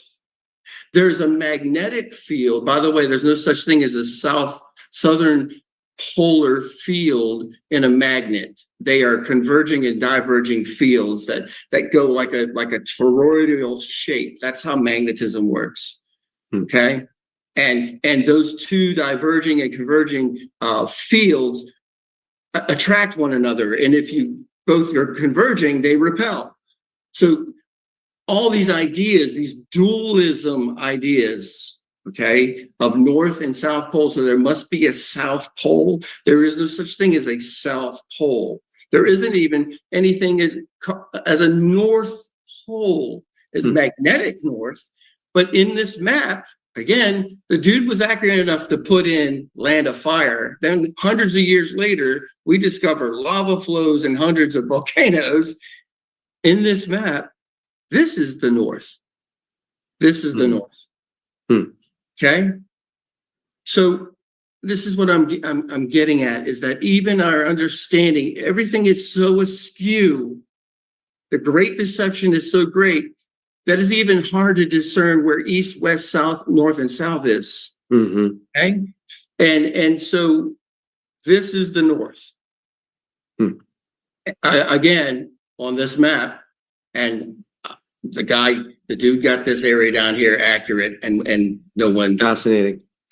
It's fascinating to me, and I'll be happy to. What I find really fascinating about the areas that are called out on this Urbano Monte map is that they didn't have the technology to chart and use radar to find all of this green area and volcanoes in Antarctica, almost 500 years ago. And to me, it seems like that land in Antarctica, a lot of it was thawed out and it melted in certain regions of Antarctica, which is why it's showing on that map that there's these volcanoes and all this green area, because of these cycles that the sun and moon go through on the four quarters of the world map. As it gets closer to certain regions of Antarctica, it's going to thaw out those areas, and you're going to see the land that's always been there in ancient ruins and different features of past civilizations that were there are now going to be exposed. When you look into the mud floods, these structures that are half buried under the earth and then are exposed, and then ancient animals that are frozen in ice. They say with Vibes of Cosmos says that the North Magnetic Pole moves and changes position every 2167 years, so it makes a full cycle after 26,000 years. So with all these lands thawing out and then other lands freezing over as it makes this cycle throughout the four quarters of the earth, you're going to have different regions of land or outer lands that are being thawed out, and those ancient civilizations, their history is going to be shown when these lands are thawed out, and it's going to cycle out every 2167 years, which they would call an ice age, but that's just the natural process of the four-quarter Earth theory where we live. And even with the Urbano Monte map, you can see with Terra del Fuego, Terra Gallica, Terra Labac, you can see all these different specific lands that are called out on the map, Urbano Monte map, and these exact same shapes have been shown. They're shown on the map of the moon map. So it just goes to show that there's a lot of accuracies that were called out hundreds of years ago that they shouldn't have even known otherwise. But it even gets more interesting when we look into ancient civilizations and what they spoke about the four-quarter Earth theory. This is where it's going to get real exciting. This dude says, holy crap, the four quarters Earth guy, the circle and quarters, circle and the cross is a Hopi symbol left by the Pahana, just listen, white brother, in the beginning of time. That symbol and the swaz, I ain't going to say this word out loud, and the yada dada, swaz, oldest peace symbol was left to identify them. Pahana, when they returned to America, they disappeared shortly after leaving the symbols. That makes perfect sense, he says. And I'm like, what? Pahana, Swazi, what are you talking about, dude? Then I took a closer look at the map. And look what's covered in this map, dude. There's one. There's one. Okay. There's one. There's this ancient culture that are described as, honestly, they sound like the tall whites to me. You know how they would say there's these different races of interdimensional beings, aka aliens, aka angels, or maybe even fallen angels? I don't know. But they describe them as tall and pale skin, tall whites, dude. They kind of sound like that. Look, here's what it said when I looked into this Pahana people. First, I was looking into this thing, okay? And it says, in Hinduism, the right-facing symbol clockwise is called swaz, yeah, symbolizing Shira, the sun. Isn't it a black sun symbol too, you guys? The black sun? All right. So it's prosperity and good luck, while the left-facing symbol, the other way, is called the Savas, whatever, symbolizing night or tantric aspects of Kali. Okay, now check this out. I looked into the people, the Pahana people. See,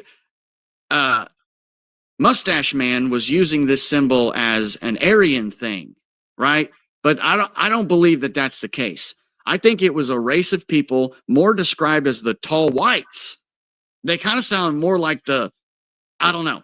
Just you let your mind wander here. But here's their physical traits. The Hapi Pahana is described in various ways, often depicted as tall, fair-skinned figures with a beard, bearing symbols of his spiritual authority. He is said to come with two companions, one representing purity and the other representing abundance. The Pahana is also associated with the Swaz, an ancient symbol used by many cultures worldwide to represent spiritual harmony and balance. Now, just hang with me here. Here's one of their hieroglyphs of these people that were found. And looky here. They got that symbol as a sun. Now, wait till you find out what this whole thing represents. Now, looky here. Cross, or 4 quarters. Now, just wait. Wait till we break this hieroglyph down, dude. I really honestly, I pray you're ready for this. I just pray you're ready. All right? For real. Because I found this associated with this hieroglyph. It says, did a little known Hapi prophecy come true in 2015? Hapi prophecy? Well, what does that mean? Well, to answer your question, you'll have to understand that I personally fall between casual musician and da-da-da. He's just going into his history. This doesn't really matter, but right here's where it gets interesting. Listen to this. In September of 2015, Our Children's Trust lawsuit rolled out into courts in New York with Dr. James Hansen, which is a what? Dr. James Hansen, an ex-NASA climate scientist. Delivering Exhibit A, OCT, is a first-time ever global lawsuit which was put in place with Vatican backing. I'm aware of this because as a graphic designer, the global Catholic climate movement was sent with everything they needed to carry out their important work in Assisi, Italy, during the summer of 2015. Volunteering with the global Catholic climate movement that summer led to a donation of around 50 hours of work that they had the media needed for global meeting, t-shirts, banners, blah, blah, blah, 1/4 page flyers. Yeah, it's just coincidence. Social media posts were designed and accumulated. Now look at these shirts they made.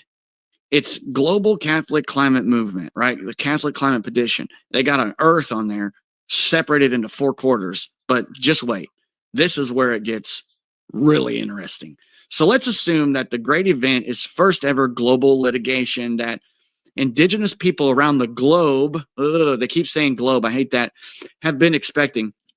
So let's take a look at the diagram that Frank Waters describes in his book in the 1960s. Here's the hieroglyph, which they're calling it a petroglyph. But listen to what this means. Listen to the symbolism here. You're going to flip out. Near Orabi, Arizona, there is a petroglyph known as the Prophecy Rock, which symbolizes many Hapi prophecies. Its interpretation is, listen to this, the large human figure, maybe giants, right? On the left is the Great Spirit. The bow in his left hand represents his instructions to the Hapi to lay down their weapons, okay? The vertical line to the right of the Great Spirit is a time scale in thousands of years. The point at which the Great Spirit touches the line is the time of his return. Now listen to this. The life path established by the Great Spirit divides into the lower narrow path of continuous life in harmony with nature, and the wide upper road of white man's scientific achievements. Now, right here, listen to this. The bar between the paths above the cross is the coming of white men, the cross of Christianity. The circle below represents the continuous path of life. The circle, continuous path of life. Now, listen to this. This is where I dropped it, and I'm like, oh my God, I have to read this article to everybody. In this next paragraph, the 4 small human figures on the upper road represent, on one level, the past 3 worlds and the present. Yo, are you serious? I'm going to read that one more time. The 4 small human figures on the upper road represent, on one level, the past 3 worlds and the present. So, whoa, hold on a second. Let's go back to this map. So if this is divided into 4 quarters, and each quarter is inhabitable when the sun's there, then that would be the present quarter, or the present dwelling place. The other 3 would be the past 3 worlds. I'm going to let that resonate. I'm going to let just that sink in for a minute for you. Now, I'm not using this as any kind of, this isn't about white people. This isn't, whatever. It's not about that. These were tall, pale-skinned people. And literally, the people who have come out of underground bases have talked about the tall whites. There's the tall whites, the small grays, all this other stuff. The past 3 worlds. Crazy. The Hopi will travel the white man's path. See, they made this about race. I don't think it's about human race. I almost believe this is a different kind of spiritual being. Okay? The 2 circles on the lower path of life, the great shaking of the earth, World Wars I and II, the Swaz, the sun, and the Celtic cross represent the 2 helpers of Pahana and the true white brother. See, I think people made this about race when it's not. I think it was these beings, possibly angels, who knows? What if these ancient hieroglyphs from this ancient Hopi civilization actually has a lot more truth to it than we're told?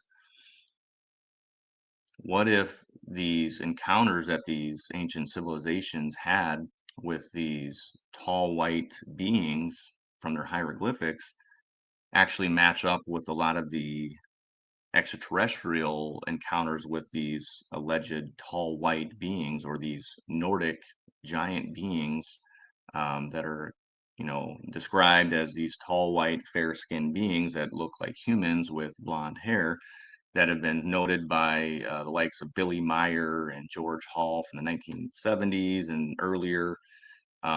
What if all of these accounts from people going to the alleged geographic North Pole, coming into encounters with these giant human beings that have, again, fair, light skin, and they called them the tall white beings.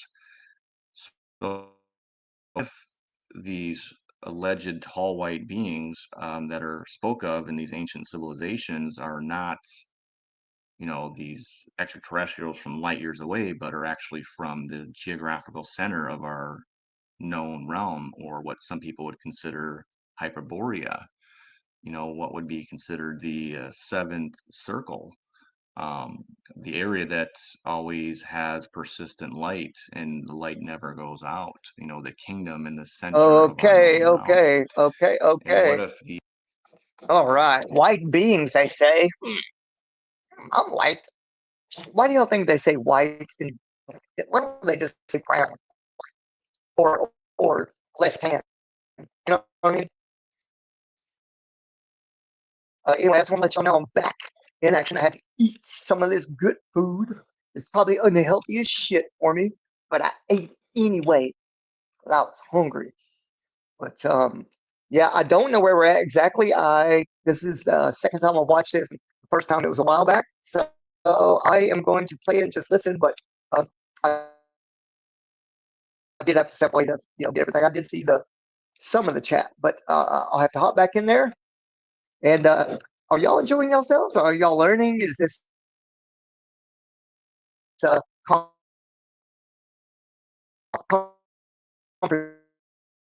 take comments here, and we will figure this thing out together, bro. Either way, I like all these maps and that they're showing. And, yeah, here we go. There we go. Oops. These tall white beings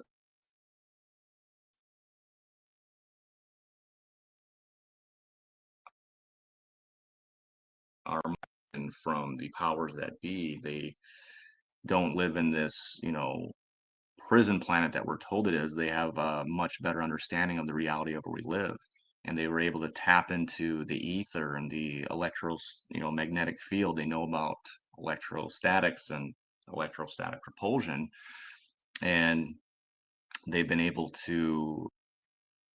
Hey guys, on that note, I'm going to drop the link if anyone wants to come on and just chat, because I do think let's see how much time is left on this. Just give me 1 second, because I have a couple more videos to play. Okay, it says 16 minutes, but let me just skim through this last one. Go to the right, to the right, to the right. There's that clock again. Map. And okay, it just seems like they're doubling up. Ooh, I want to see this part. I like this kind of stuff. Excuse me 1 second. With you as Here we much go. as it did with me. Please share. Get this That's the information breathing. out there. Let's get as many eyes as we can on this model, and maybe. Right, and for globies, this is what we mean when breathing, when expanding and contracting. Right, the tides going in and out, the luminaries going up the Cancer and down. Right, there is this limitation, but there is also very comparable facts to where it um, so it compresses and it goes. Damn it, I'm losing my words, but you guys know what I mean. It's showing with this model, with this type of illustration, that there is a, a a very ordered structure, a very I would say mathematical, but me and my thoughts, it's more geometrical, right? With these spirals and with these this grip and release type of system. I know I'm just rambling, but you know what I mean. I'm gonna rewind just. Okay, here we go. All right, pay attention, people. Let's go. And even the dome firmament that showed above the Earth on the actual moon map. And we can even see with the 4 quarters of the Earth that it explains the 4 quarters of the Earth that are told in the biblical scriptures in the book of Enoch. It also explains the 7 circles in the seed of life, which again, the path that these heavenly bodies follow allow there to always be lights in the center of this earth realm, which explains Hyperborea, it explains Mount Meru, it explains the Garden of Eden, if you will, the light that never goes out in this very center, this geographical North Pole, which it could explain the other beings from other lands and the outer lands beyond. This even explains or Mount Meru or Hyperborea, which again, this is where the toroidal field and the electromagnetism is centered from this black magnetic mountain in the middle. And it ties all of this sacred geometry and these toroidal paths together.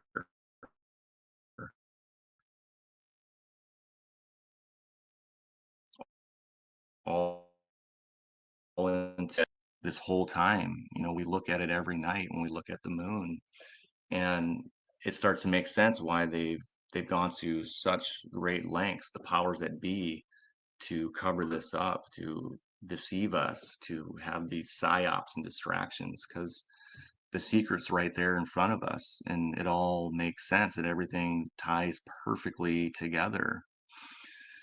So if this German moon map and this four,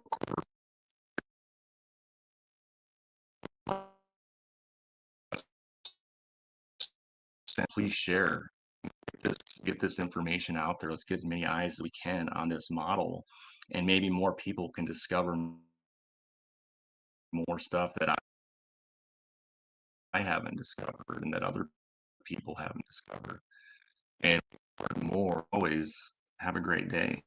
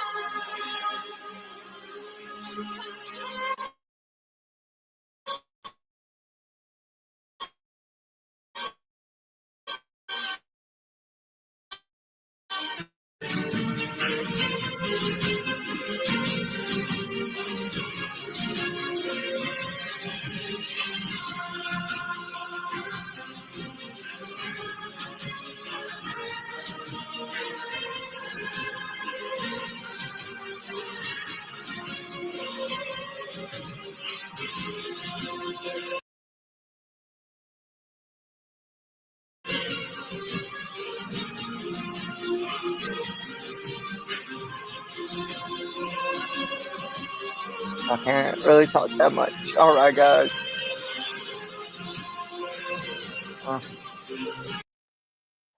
Okay, guys, that's the end of that one. I'll finish it out just because it's speaking to us here. I don't want to ruin the vibe, but Dad's about to leave, and I'm about to start a new video. If y'all want, we can jam out a little bit before with some music. Maybe put a one if you just want to jump right into the learning, the research, or y'all want to jam out for a second. That's up to y'all. One for move on, two to jam out. Okay, here we go. I'm gonna mute up one more time, all right?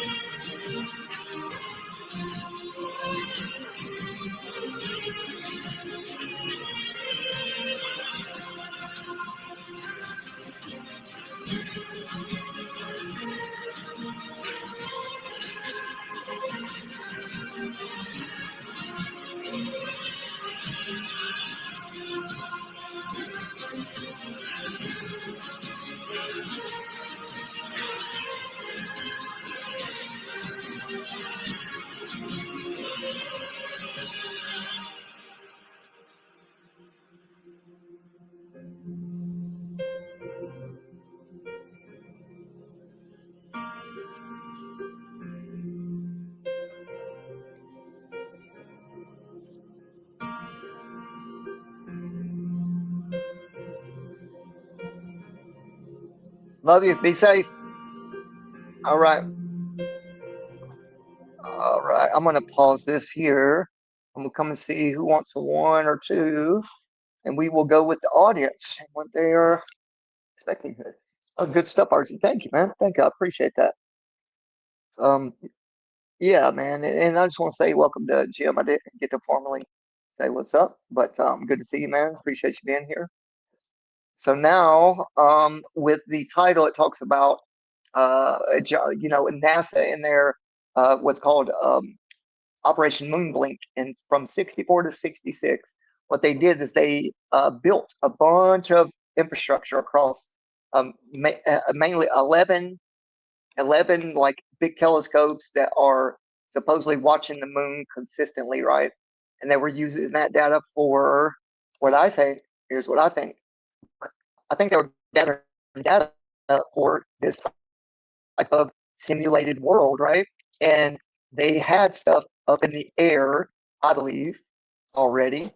So they were tapping into that and seeing how the sky they could, you know, maybe simulate. Because, and I say that because it jumped from what they talk about in my research as, you know, blink detectors and these physical rotating telescopes. Well, it went in the 70s, right? They say they closed down all those. Moon blink was over.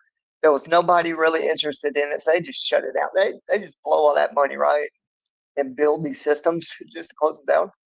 But then later in the research, it talks about it's purely optical, right? And it was taken over by Simnet and CIA and a lot of other people. They were, if y'all don't remember, my first document I went through was NASA's 2001 plans for right now.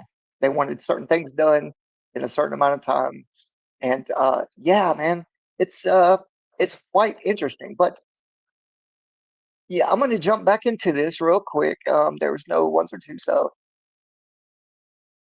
let me go to the other videos I want to play. I'm going to close. Well, I'm going to go to stop sharing. That's what, and it says share this tab instead. Now, let me go and make sure that you guys can see it. Yes. Okay. Awesome. So let me make it bigger, and I'm gonna play it. And yeah, we're diving a little bit deeper, guys. Here we go.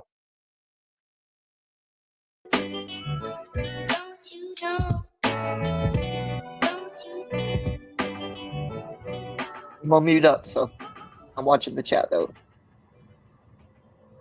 Lest Satan should get an advantage of us, for we are not ignorant of his devices.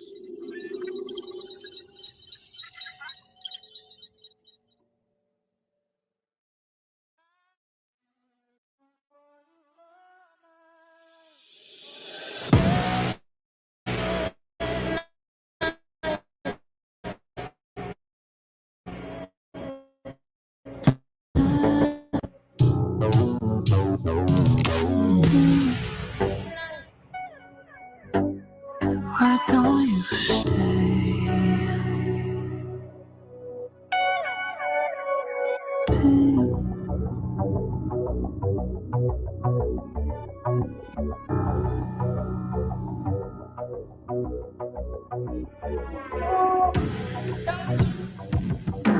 Have nothing to do with the fruitless deeds of darkness, but rather expose them.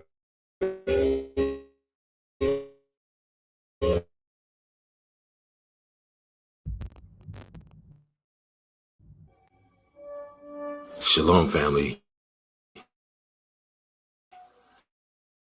This is the Truth View, news that confirms our previous research.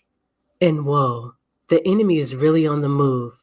Just as we are receiving confirmation, confirming our breakdown of the last slew of psyops and orchestrated events, a new storm of spiritual wickedness in high places is forming. We are witnessing high drama play out on a world stage.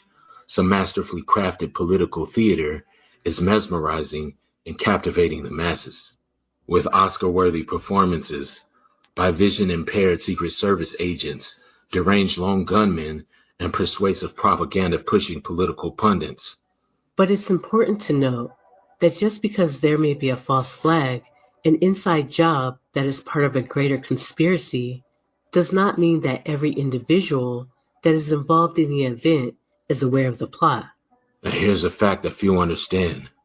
Not all engineered events are orchestrated by men. When you begin to see a number of seemingly unlikely coincidences start to pile up, going against natural odds and probability, like bullets whizzing past the head just to nick the tip of the ear, there's likely a strong spiritual force guiding the course of events. For instance, take the new footage that just leaked of the Bohemian Grove ritual ceremony, which took place July 13th, the same day as the Trump assassination attempt. Babylon the Great is fallen, and has become the habitation of devils, and the hold of every foul spirit, and a cage of every unclean and hateful bird. Revelation 18 scrolls and the hold of every foul spirit and a cage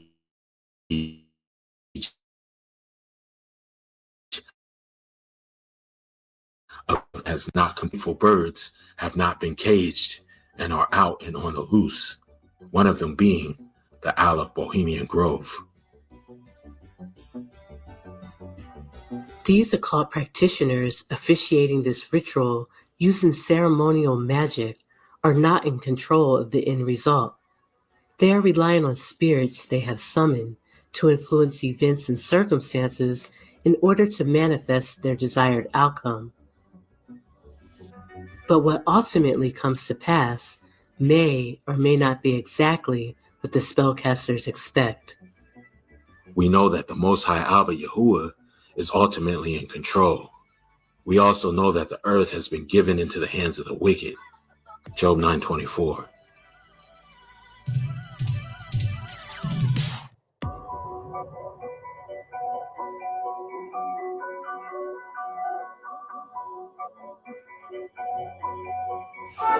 Napoleon, Alexander the Great, Donald Trump, we're all cut from the same cloth.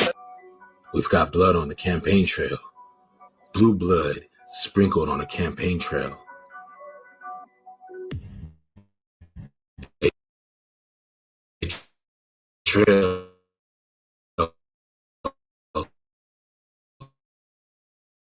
that has left behind a multitude which have all seemingly assembled together for this end times false messiah deception.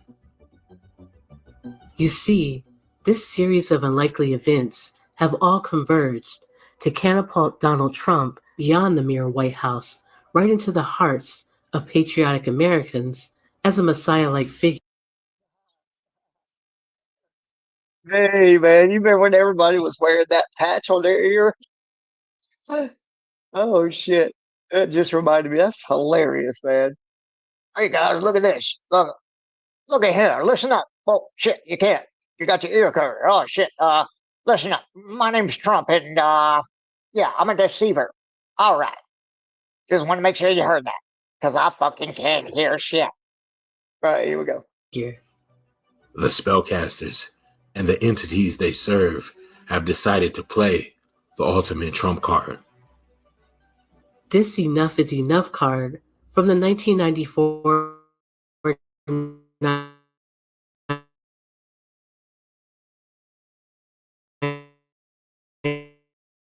Illuminati card game, the Pentagon attacks, the pandemic, to this recent Trump assassination attempt. If you look closely at the central figure, which eerily resembles Trump, it's framed by two triangles, one pointing up, the other pointing down, as above so below, but in between leaves a space resembling the trace of a speeding bullet whizzing by, right around ear level. But a bright line in the sand, and we will protect you, that I can tell you, and we will say enough is enough. This will finally be the year the American people say enough is enough. Enough is enough. This is the year the American people say enough is enough. And they tried to kill the next president of the United States. Enough was enough. And I said, let Trumpomania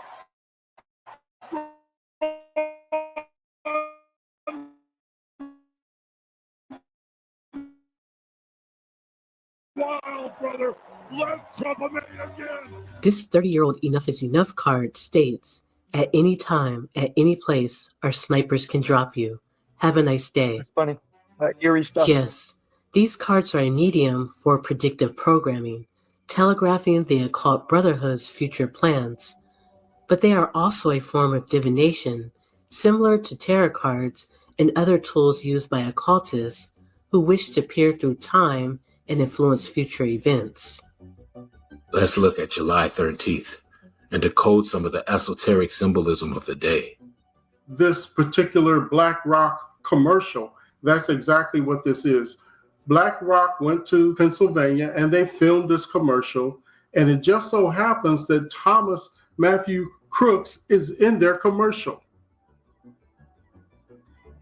I'm gonna tell you guys, weird enough, as weird as it is gonna sound when I say this, my birthday, right, is July 14th. So when I look at that, it's kind of weird. All right, so here's Moloch and people giving their children over to be fed. Like, yeah, man, I literally,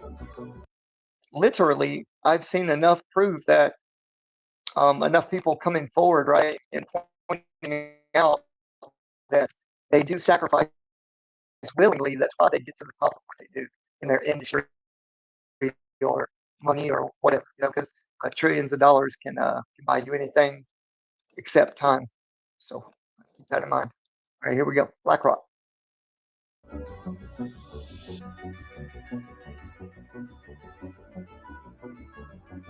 Police have already been alerted that there's a man climbing with a rifle on top of the roof. So 42 seconds before the president is shot, you can see the Secret Service sniper team prone position looking through their scopes in the direction of the shooter.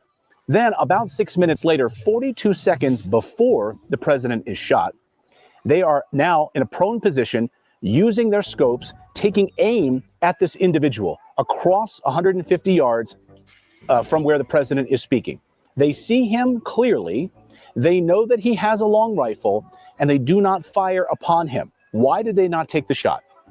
42 seconds later, shots rang out, and President Trump is hit. Why did they allow him to get off a shot? They see him on this roof. Why did they stand down? Why did they not do anything? Again, gross incompetence or an inside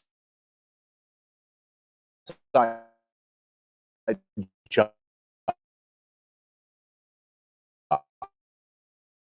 This 42 seconds, spiritual professional counselors, according to public records. Both of Thomas Cook's parents were social workers, a form of psychologist.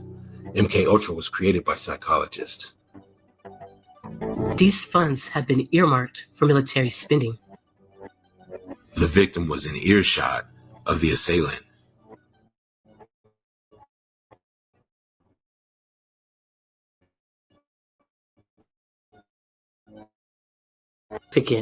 Trump, and the last time.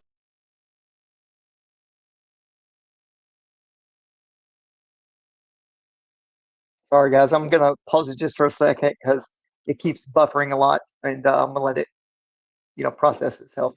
It's future self, right? So it'll go smoothly. What's what do we got here in the chat, man? That was funny. He said eerie stuff. Do it. It cracked me up. Yep, right. Solidarity. Air patch person. Turquoise Wizard 1. Earwigs tend to come out in the damp laundry. I'll have to watch out for that. All right, here we go. He is Elvis.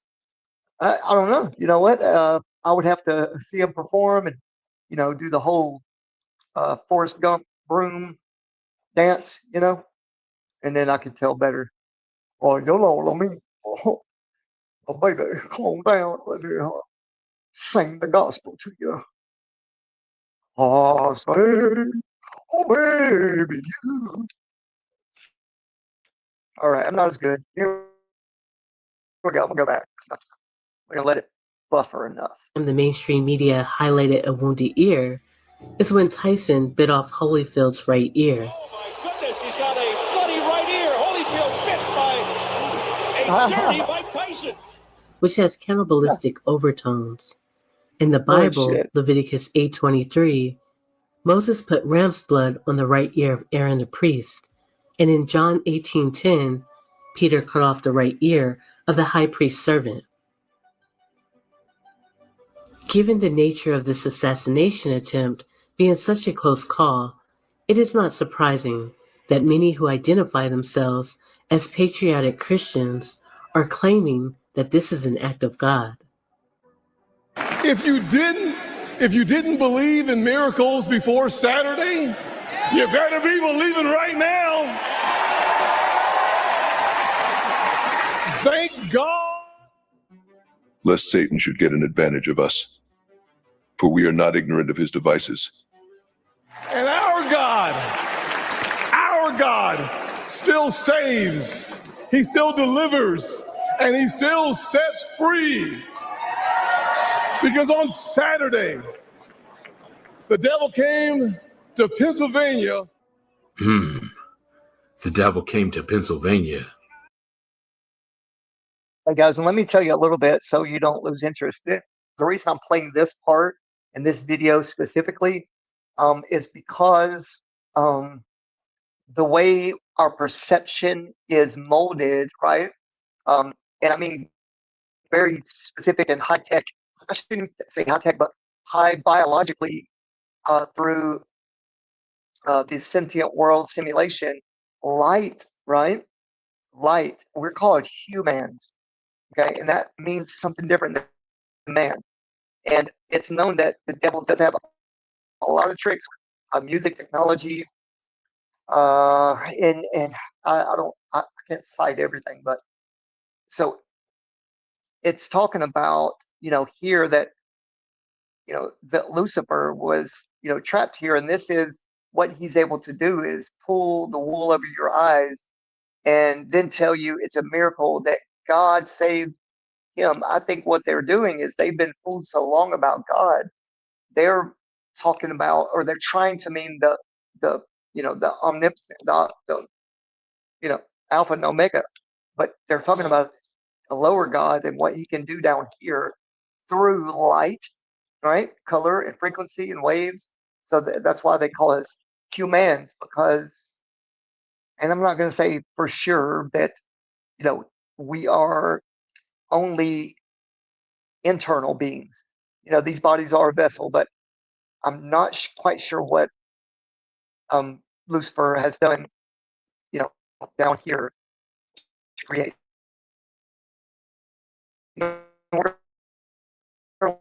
Want something else, but I want to show you this, who they call God down here, who they worship, right? Is playing all of us that have a soul and understand, right? And don't believe the bullshit.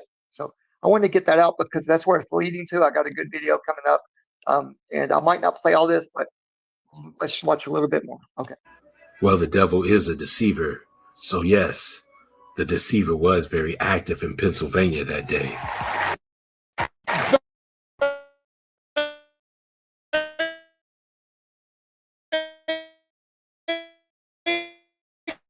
God. You must understand that in the Bible, Satan is even referred to as a god, the god of this world. On the back of the dollar bill, it says, "In God we trust," right next to the phrase Novus Order Seclorum, meaning new order of the ages, our new world order. This is underneath the Great Pyramid with the illuminated eye of Horus. Horus is another hateful and unclean bird which has not yet been caged.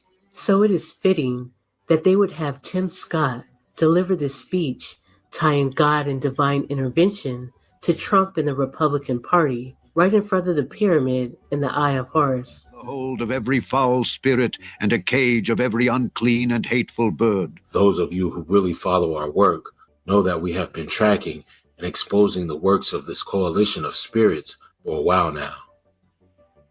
Just a few weeks ago, we highlighted Donald Trump's bizarre Hannibal Lecter reference at his campaign rally, tying his praise and admiration for Hannibal Lecter to the third installment of the Silence of the Lambs series titled The Red Dragon. This invocation was quickly added onto and reinforced by the self-proclaimed witch, Ariana Grande. You are a witch? I am indeed. The witchiest witch. Ariana has inadvertently expressed her praise and admiration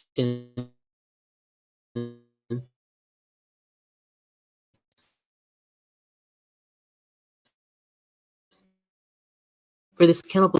It was in a Q&A with fans, with young fans. It was young fans at the time. It was like, I think it was like in between, like me being Cat and Pop stuff. So it was like a younger group. But it was with a parent. Someone said, if you could have dinner with anyone living or dead, who would it be? And I was like, oh, you're so cute. Who, Mom and Dad, is it okay if I give the real answer? And they were like, sure, I guess. What's the answer? And I was like, I mean, Jeffrey Dahmer's pretty fascinating. I think I would have loved to have met him. Wow. Like, maybe with a third party or someone involved. But I have questions. There's clearly an occult agenda behind this line of questioning. Some of you may remember when they asked the cannibalistic actor, Armie Hammer, the same question. Furthermore, he made a mysterious statement during an interview with Netflix Brazil. The interviewer asked Armie to name an ideal dinner guest, to which Armie responded, Marquis de Sade. For those who are unfamiliar, the Marquis de Sade was a philosopher known for his views on sexuality. The term sadism is derived from his name, as he was known to practice sexual activities where one person gains enjoyment from inflicting pain on another. In 1785, Marquis de Sade wrote a novel called 120 Days of Sadism, but graphic themes of cannibalism. In the so-called Chinese Year of the Dragon, their dragon invocations are reaching a fevered pitch.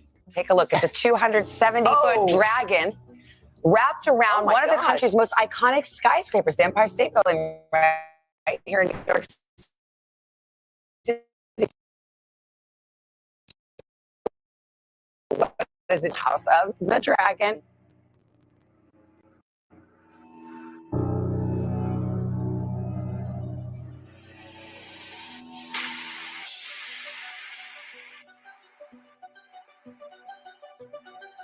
Our research has led us to believe that it is this hungry class of sea serpent and dragon spirits that are being called upon by the Hermetic Druids in the tradition of Merlin, a tradition which Donald Trump has many spiritual ties to. Donald Trump has played so far. He's a billionaire businessman and property mogul. A front runner in the race to be the next US president. Many admire him for his straight talking. And now he's apparently been made. All right, guys. I'm going to jump over to a different video, but I just wanted y'all to see a lot of this, that what is adding up and building up from, certain events, and how to view them through that spiritual lens with discernment, right? So I wanted to play that, but let's jump off this one, and I'm gonna, because I have a few more videos to play before I do my before I read. Okay, so let's stop sharing this one, or well, I can just flip it over here. And this is the one I was speaking of a minute ago about the, human, and what's going on with possible simulation, with light entering our eyes in a certain manner, certain angle, to give us certain colors and so on and so forth. Like it's a lot to it. But let's jump in right into it instead of that one. I'm gonna close this one. Just 1 second. Okay, close that one. And let me go back over to here and make sure that's on the screen. Okay, it is. All right. It's imperative as investigative scientists we leave latitude for, latitude for error.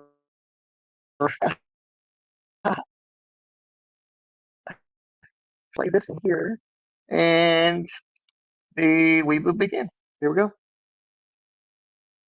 In fundamentalist teachings, angels are those spirits who represent the Most High and who fly around with wings and live, whether it's in Herod or some of the lower heavens, and do the biddings of God himself. That is a fundamentalist interpretation. I do not decry religion. I do not argue religion. I say that is only one interpretation of an angel. The other is those who mastered the angles, those who could bend light rays. It mastered those who understood the 4 rays of consciousness necessary to exist on the 4th dimension, which Earth was supposed to have been into millions of years ago, but got held back by humans.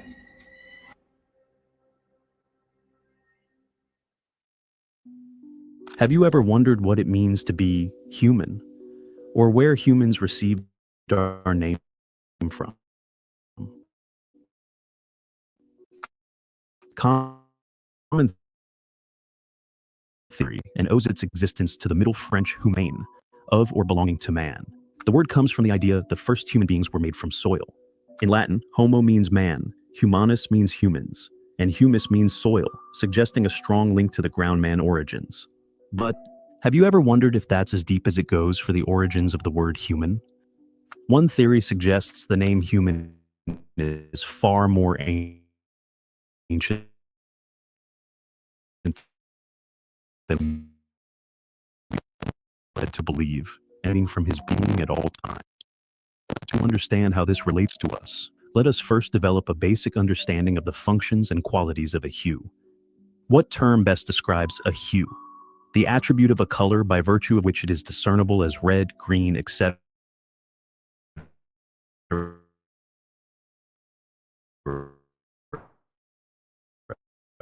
We are akin to a distinct attribute of color, a quality that allows us to be associated with a specific hue within the spectrum of existence. Each individual is defined not by the physical body, but by the mind. It is the mind, the essence of our intellect and spirit, that gives meaning to the physical world. Without it, the material world would lose its substance.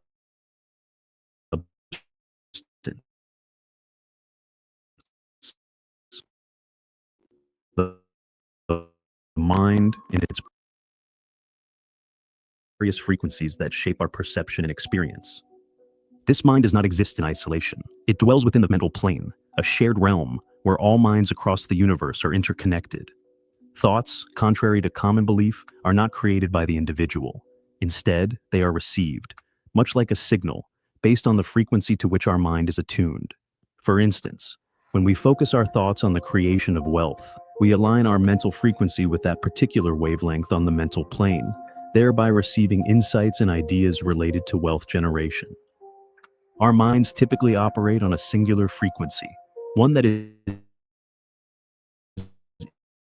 influenced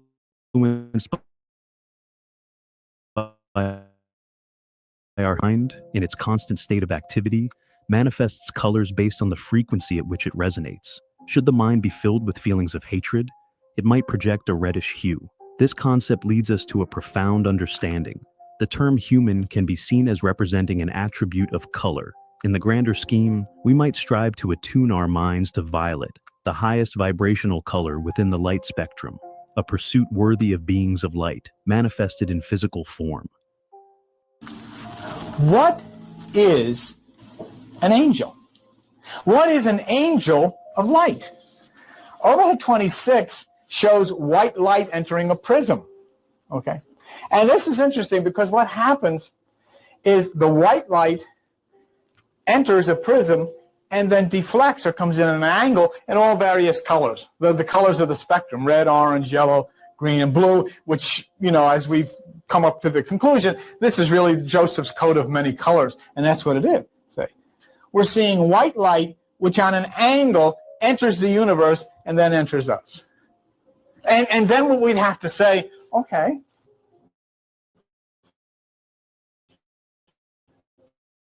then this is an angle of light. Okay, so one of the biggest questions I get as a creator is how do you actually know what's working? You're making content, sending of light. Refractive properties refer to how light changes direction, or refracts, when moving between different mediums. When Sir Isaac Newton first passed a beam of sunlight through a glass prism, he witnessed what we now call the dispersion of light.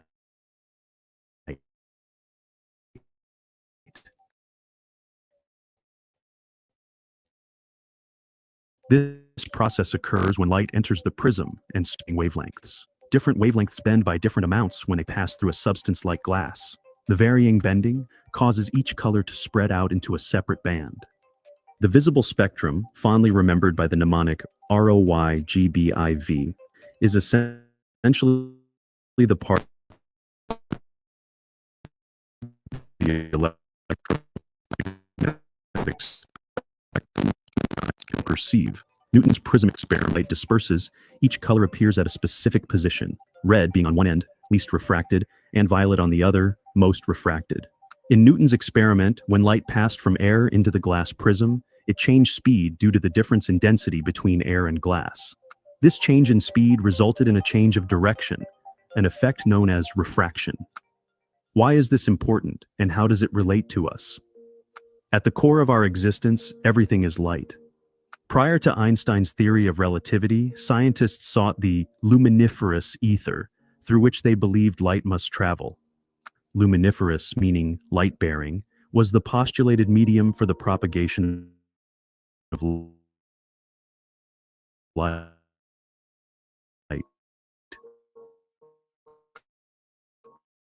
All matter in space. With the formulation of the special theory of relativity by Albert Einstein in 1905, and its acceptance by scientists generally, the ether hypothesis was abandoned as being unnecessary in terms of Einstein's assumption that the speed of light, or any electromagnetic wave, is a universal constant. Everything, from the tiniest particle, resonates at specific frequencies. These vibrations form the foundation of reality. During lower vibrational states, such as depression and anger, one feels the density of that slower resonance vibration. The body feels tense and tight.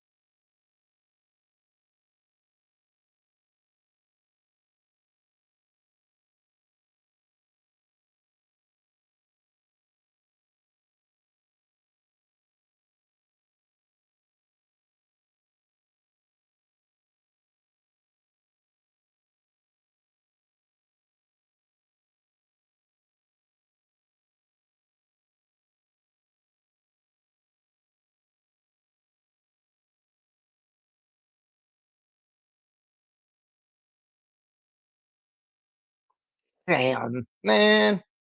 I was just had a whole conversation with y'all. Shit. All right. I'm eating a cookie. I got distracted. Let me just, I'll make it real short. So basically, what I was saying, the way he was describing the way this light or energy is coming through the medium first, and then it enters our eye in a very specific angle. Now, if you think about it, it don't matter if we move our eye left, right, up, down, as long as we're just keeping our head still and we look around like that. You would think the wavelengths or the colors or however you want to say it would enter at a different angle, right? But it doesn't. It doesn't matter where you're looking, how you're looking, at what angle, at what, if you squint your eye, and there's not as much light entering, you're still going to get that red 40 and like blue violet 47 degrees. It doesn't vary from those two angles, which is very very telling to me that something is very precisely programming these waves to interact with us, right, in a certain manner. And they call us human, I think, because we're soaking up these colors and rays. No matter which way it's coming, it's going to influence our perception and our awareness, in our experience of life. All right, so let's continue. All right. During anger, or lethargic and heavy during depression. In higher resonant states of consciousness, one feels light, free, and happy. We intuitively see red as a dangerous warning color, demanding of attention. We see purple as royal and majestic. Colors are not merely visual phenomena, but are manifestations of light vibrating at different frequencies. A mind filled with love and serenity might emit a violet glow, while one burdened with anger could manifest as a deep red. We can use this prism as a metaphor for enlightenment. Creative light, or pure light, passes through the medium of man. This light is refracted into different colored hues based upon the vibration of the medium it passes through, altering the angle, and therefore the destiny, or destination, and qualities of the light wave. Rightly so, some may argue that That's a very good point because there are ways and technologies and cameras and stuff that can measure the output of your vibration or mood. And I've seen, this is back in like the 80s, 90s, videos that were showing a lady that was like kind of upset and stuff, and she was putting up like an orangish red kind of hue.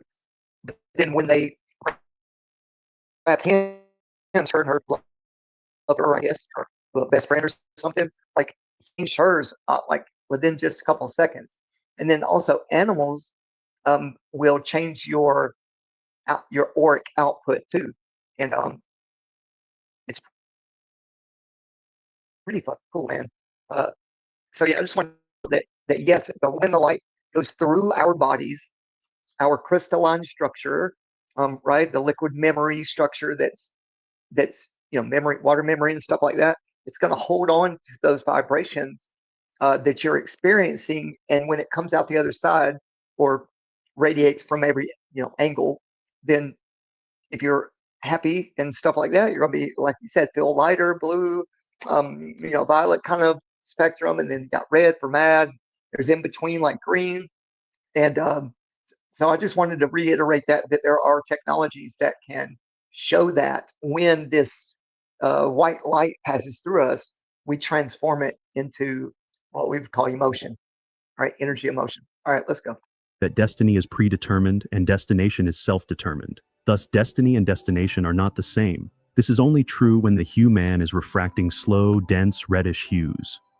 When the mind is untrained and scattered in multiple directions, inner vision is blind to an end goal, so the reticular activating system cannot recognize the journey when opportunity presents itself.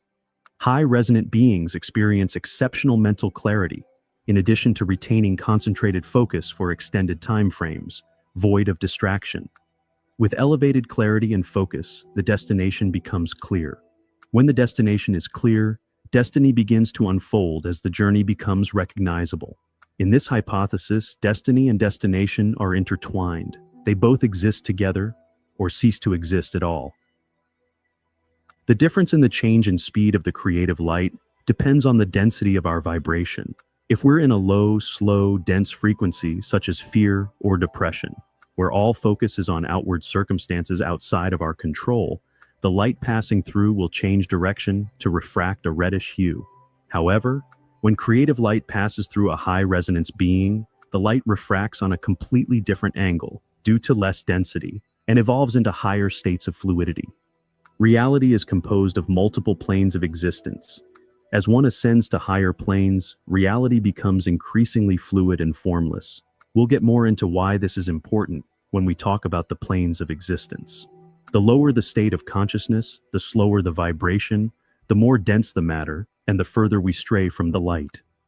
However, when we transcend the density of the flesh and resist the lures of lust, greed, envy, hatred, anger, etc., care, encouragement, and gratitude, increased cycles of light passes through us, refracting beautiful hues that can be attuned to and resonated with by others. You will literally feel, quote-unquote, light, free, and happy. Think of it much the same way that solid matter transmutes into a liquid, then into a gas. So our vibratory states oscillate between dense heavy matter on the physical plane to higher, more fluid states of consciousness on the mental plane. Matter is rigid, dense, and heavy. Liquid can move between mediums in a number of ways. This is why Bruce Lee said we must become like water. Lee stated we must become formless. Water is powerful, not because it is rigid or unmoving, but because it is soft, movable, and adaptable. By being flexible, water can change direction, go over, under, or around. The same way water always flows back to the ocean. So we must be able to be conscious of outward circumstances. Anywhere you have a neuron that is linked to other neurons or to the spine or to nerve centers, that means that neuron can function. What is the neuron supposed to do? Generate and process thoughts, coming and going. You have a collection of neurons up and down your spine and in certain pockets throughout the body, one of which is what is called the solar plexus. And just a little bit below it, above the spleen and above the navel, you will have a neuron center. That, I claim, is your animal brain location. That is why in the Oriental philosophy, in the Yoruba philosophy, even amongst the ancient Zulus, concentration upon the solar plexus with energies coming in either from the moon or the sun will turn a person more like into an animal than before. You can act like an animal and still be human because you are an animal person.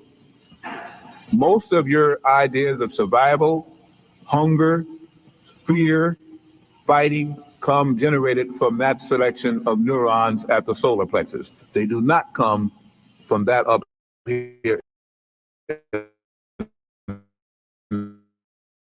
the skull. In fact, you will find when you get really uptight,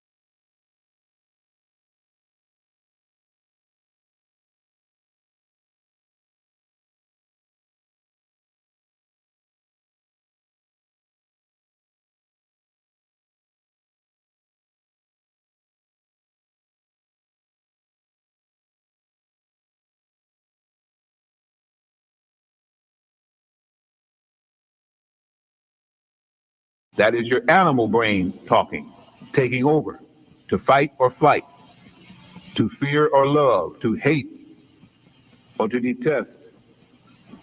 We are usually ruled by the animal body and animal brain, and therefore those sections of our neuron centers work better than the one up here. If ever the sons of God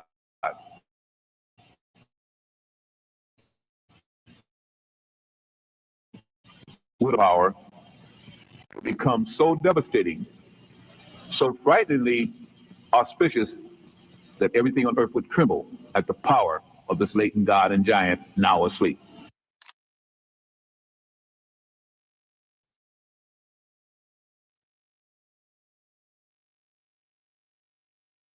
I'm in a toxic relationship. With well, your get out keyboard. What up? Oh, understanding. That's where I wanted to pause. This symbol right here. I'm sure you guys know that everything's flipped and then comes back out. Okay, so there's an input. Well, that's the third eye, I guess. But the input, processing, all this processing, output. They're saying it's a bidirectional body, and I don't know how many people believe that, but let's read a little bit. But anyway, this symbol is Gmail, or I'm sorry, Google Play Store.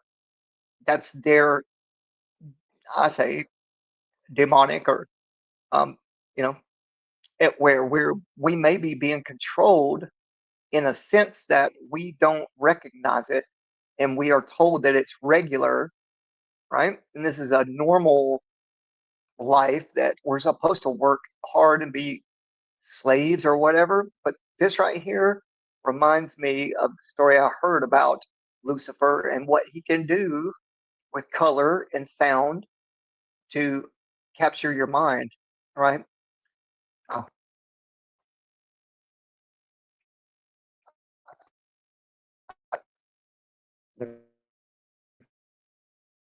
That's just kind of what I'm putting together. This is a very old one, looks like, but all right. Okay, so this says this is the sigil of Lucifer, a deception of an old theory about how the pineal gland relates to our eyes and vision. The lines represent our physical range of focus. Don't you notice a stunning resemblance to a very familiar symbol, sigil of Lucifer? It is also very interesting that the pineal gland rests in between the two lines that tip the lower V shape. That's kind of what I was pointing out. So there is an obvious, or there's obviously more to this symbol than meets the eye. All right, let's move on. That everything on earth would Put your thoughts in the comments. If you feel comfortable talking about it, we can. tremble at the power of this latent god and giant now asleep. Right there. Whoop. I'll pause it a little too late, but there you go. Where my mouse is, Satan's sigil. And right down the very middle, right back here, is where things are inverted. Color, you know, like everything. Your actual vision will invert, and it's black and white color when there's something damaged. Because it happened to me when I was 17. But that's beside the point. This is the connection that he's trying to make, and I'm trying to make here. Just letting you know. All right, let's continue. Understanding color vibration can significantly impact the way we conduct our minds. Begin to ask yourself, what color am I thinking in? What color am I feeling? Ideas of wealth don't come to those refracting in a dense red hue. Joy cannot flow in low vibrational states. Inspiration cannot function. Divine knowledge cannot flow. The gates will be shut off, and external circumstances will consume the mind. The high vibration hue man can bend angles of light by changing its refraction due to elevated states of consciousness. When this is practiced consistently, when purple hues of royal love emanate from one's being, deeper dimensions of insight become accessible. Back in 1978, Commander Wayne M. McDonnell conducted an experiment called HemiSync on soldiers, paid for and investigated by the CIA, which is a system that utilizes audio patterns containing binaural beats to create harmonization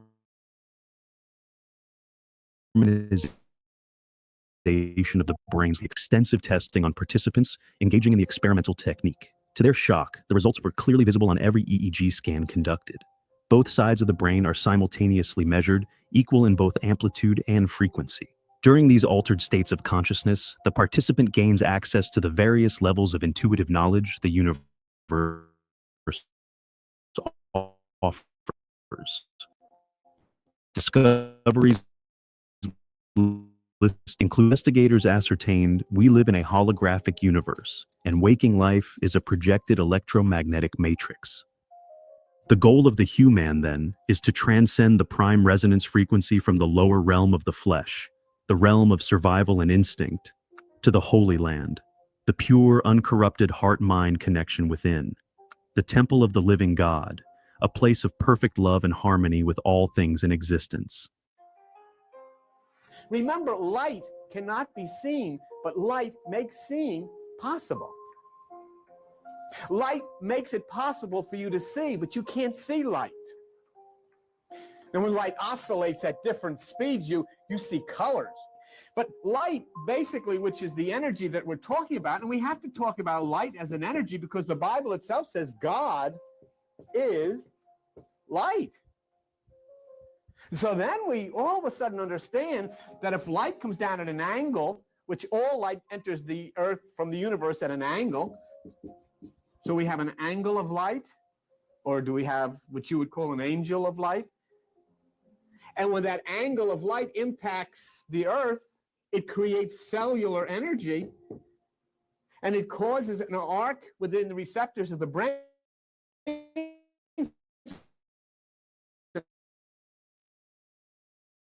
Now you've got the logic circuits of the brain, and you start to think.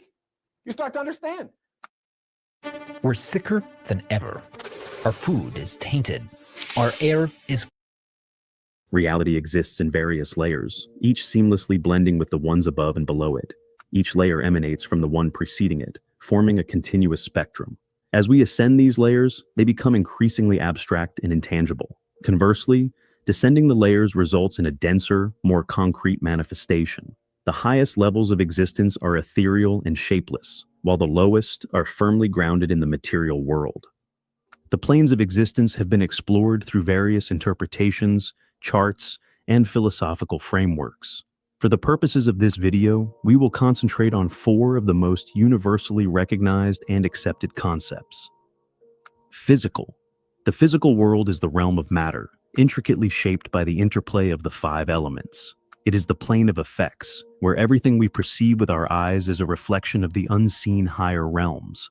The concept of as above, so below captures this relationship. Alterations in the higher planes ripple down to transform the physical, engage with astral and etheric beings, enabling them to influence and alter the material world. The first non-physical plane we are going to discuss, as energy moves from a dense form to a more fluidic form, is the etheric plane. This qualifies as a non-physical space because time and space begins to become erratic. The etheric plane vibrates closely to the physical, embodying the life force that animates all living beings. This subtle layer of reality is where our vital energies reside, connecting the body to the higher dimension,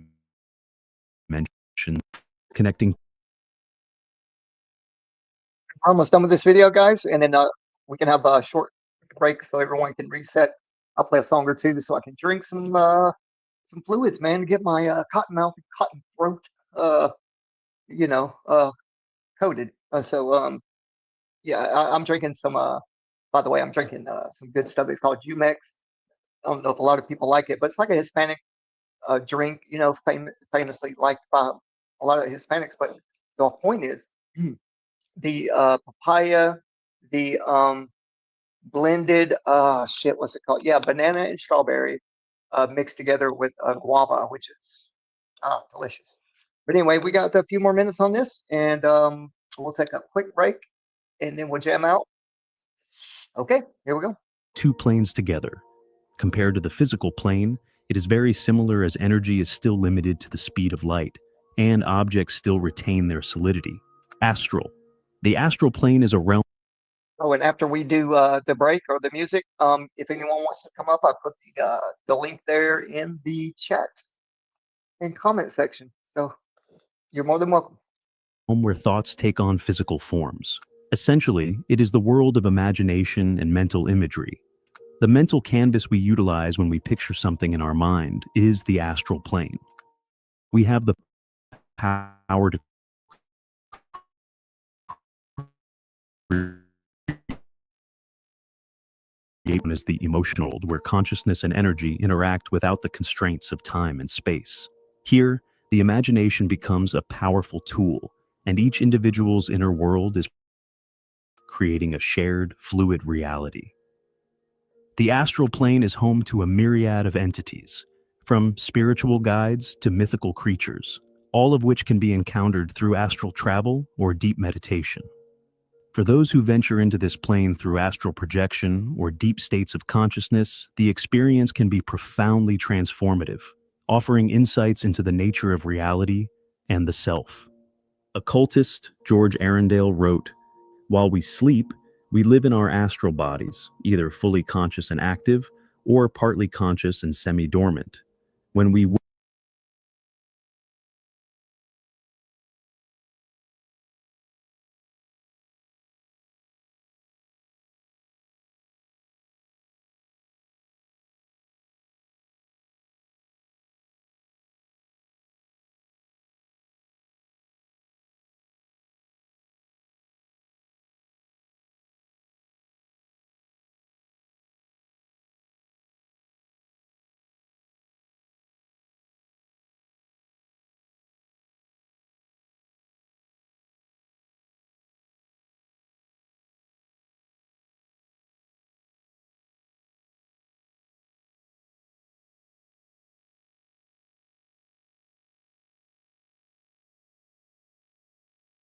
wake, the physical and the higher bodies are interlocked again, and we cease to be inhabitants of the astral world.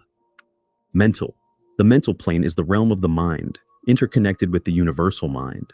Since the mind is an aspect of this greater consciousness, the mental plane is a shared space where all minds converge.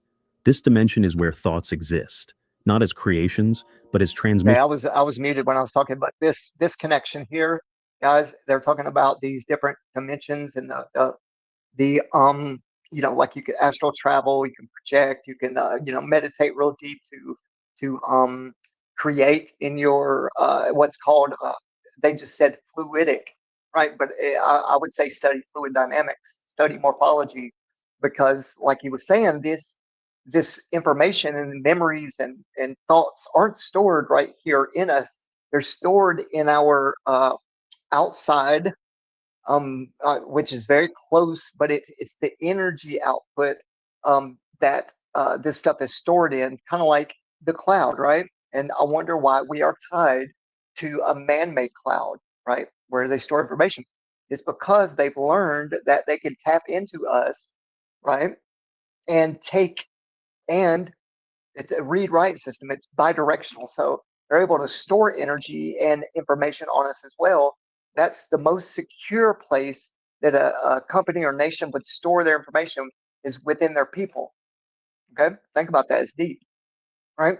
So, if they're able to keep us around for that purpose, storage. That's kind of what the one guy said, Bob Lazar, in his conversation a long time ago that I kind of heard. Trust me, I'm not repeating. I'm doing my own research and I'm learning these things slowly, but I want to give it to you because we need to try and do something to keep these people out of us, out away from us, right? Let us own our own aura and our own digital twin, right? That we don't have to sell to other people, right? I don't want to rant, but this is what they figured out, what I figured out, and what I'm going to read to you here in a minute. Okay, I'm nobody special. I can just take the time and use my common sense, put things together very quickly. All right, here we go. Go back to this. Received based on the frequency at which our mind operates.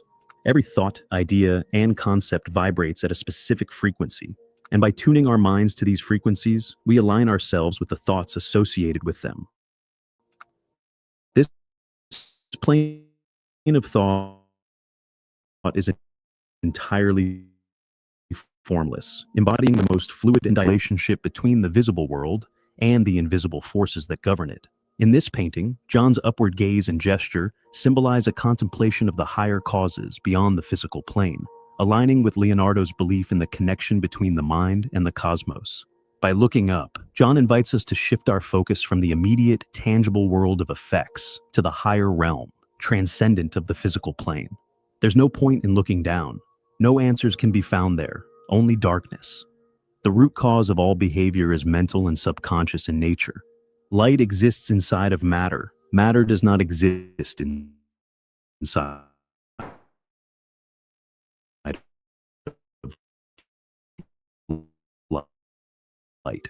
Change the light and you observe as the physical plane becomes affected accordingly. Change your mind and you change your reality.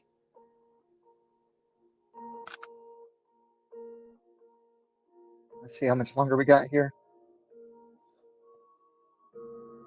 Okay, yeah, that's pretty much it. Let's close this one out. And thank you. I'm reading. Let me come back to your comment there. It's very, very thoughtful and very nice. Let's see. Hospitality is a close second to your splendid erudition. Okay. I thought you were going to say erudition. Like, gotcha. You're welcome, buddy. And thank you, man. Y'all are always good guests that you know, speak highly of each other. And you know, like we were just learning about our vibration. If you keep those up, I know it's kind of tough sometimes. Really tough for me.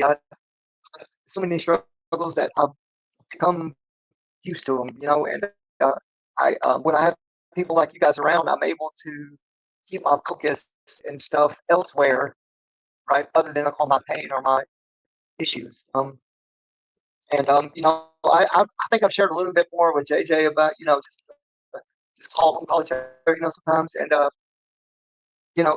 don't want to be like a sad sack person, but I've got some pretty bad infections going on, and over the years I've been battling a lot, and a lot of my energy goes to that. So if I seem off or seem like even my muscles and my diaphragm don't work that good, so I can't speak for.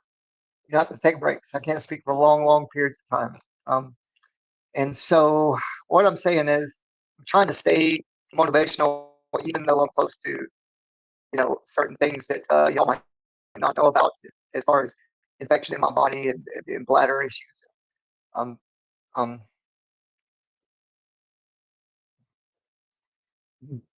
other things that pressure wounds that I had surgery on, and my left hip never healed. My right one did, and we're trying to do skin grafting and stuff like that again on my left, but it's infected in the bone, and so it's getting pretty rough. The guy gave me a 30% chance of it working the first time.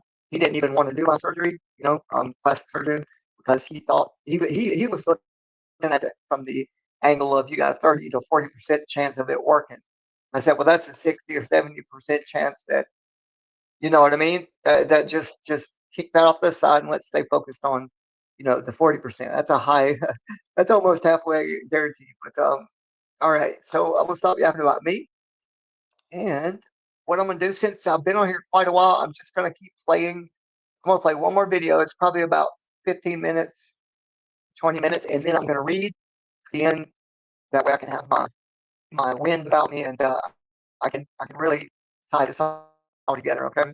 And directionality, malography, and beam steering are big parts of the simulation. Or if we are in a simulation, it's a way that can make it understandable more, with being able to control what your eyes are looking at in a simulation. Hence the color, the hue, certain frequencies, and it seems to be very controlled.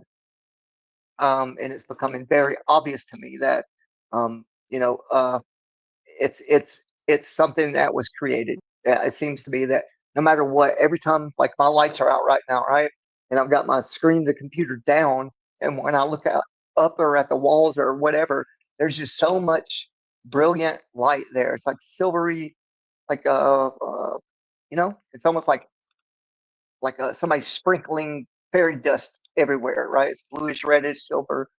And so, like, if we are just in this medium, I can't reach out and grab any of it, right, with my hand.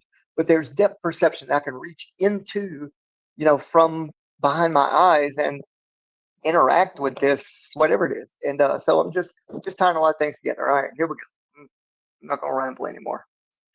Let me see if do y'all want to watch this one? It's about energy and perception. Let me go to here and go to share screen. Appreciate y'all hanging out, man. Bearing with me, Let's see, share screen. Share screen. Okay. Okay. Cones. These are talking about cones and old people or old civilizations that are depicted with these egg-shaped devices, whatever they were.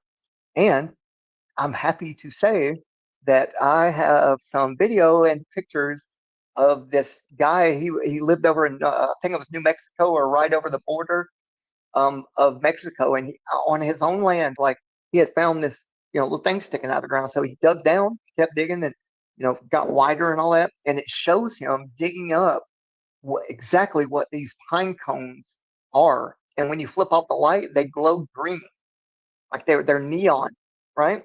So they had some kind of ink back then that I think was like magnetic or something, and that when they were in tune with themselves and their mental states, they could, through their hands, amplify some kind of energy. I wholeheartedly believe that now, for seeing it myself. I'm going to restart this. It's a couple of seconds in. Okay. I'm going to play it, and then I'm going to jump over as quick as I can to put it on screen. Here we go. On frequency. It is the most powerful antenna ever built, thousands and thousands of times stronger than any antenna before. And it can both send and receive cones on a metal plate. Pay attention to that structure.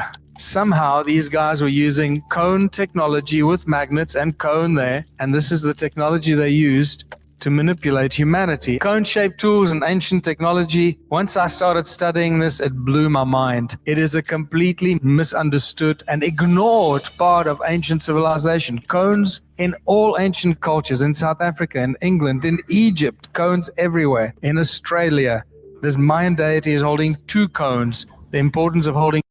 And just to say real quick, this is where they get modern day ideas for beam steering with these rods and cones. And guess what's in the back of your eye on the retina? In a curved concave shape, coating the back of your eye and the retina. Rods and cones, right? So they're using them in computers now. I mean, they're everywhere. And the bigger you get, like he said, they're so much more powerful up on these towers, right? And the next rad and all that, man, all the hyper big technology, that's what they can stir up our ether with and create and make worse natural, what they call natural. All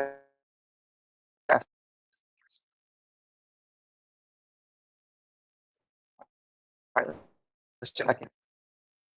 Critical. I'll explain to you why I believe that is so. This guy's healing, this is a Sumerian statue, healing somebody with cone-shaped tools, cone-shaped hats used in special ceremonies. Wizards wear cone-shaped hats, and their wands are cone-shaped. And then obviously the cones of these ancient beings that were doing something to us, or humans. And those are not blood vessels in the dragonfly. Those are of those wings, the sound of those wings, it goes into the tubes, the hollow tubes, and at the bottom of those hollow tubes there are hundreds of tiny little cones. So the sound frequency, putting them into a state of gravity-free zone around them. Hey, and I'll burst everyone's bubbles. That's what they thought the 2 engines on planes were doing. Yeah, they're creating a bubble to fly in, and they use the jet frames and winds to push it along, right? And then it may have. What I'm saying is, they turn in separate rotations away from each other, and the people and the pilot and everybody's in the middle of in that tube, just like this little bee here. And what them engines do is they vibrate at a very high frequency, and that's what gives it lift and thrust for the most part. Here we go. Let's continue. Because of the cone-shaped technology in their wings. It is the most powerful antenna ever built, thousands and thousands of times stronger than any antenna before, and it can both send and receive cones on a metal plate. Pay attention to that structure. Can you see the similarity between the bug's wings and that antenna? And the plot thickens. Everything that we do in science, technology, in development, it's all just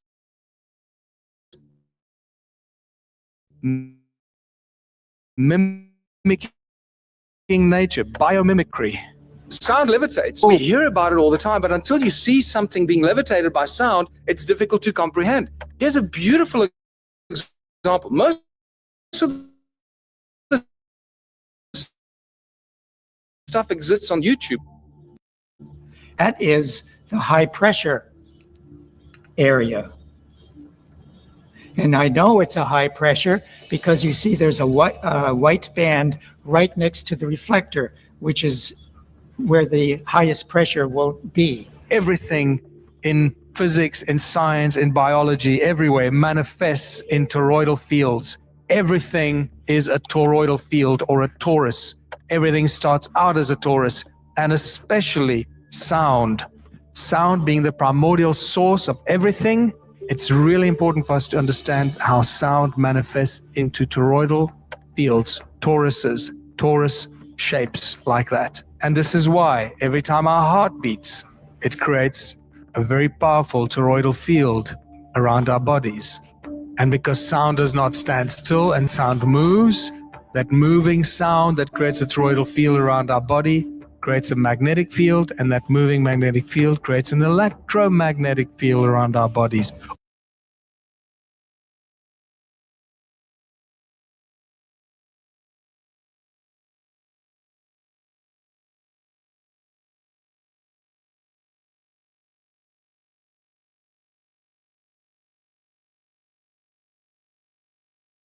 All because of our bloody beating hearts. And then you got to ask yourself, what makes your heart beat? And doctors have no answers for that. The toroidal shape of sound, we now starting to understand how every sound, the letters, shapes, everything manifests in a toroidal field.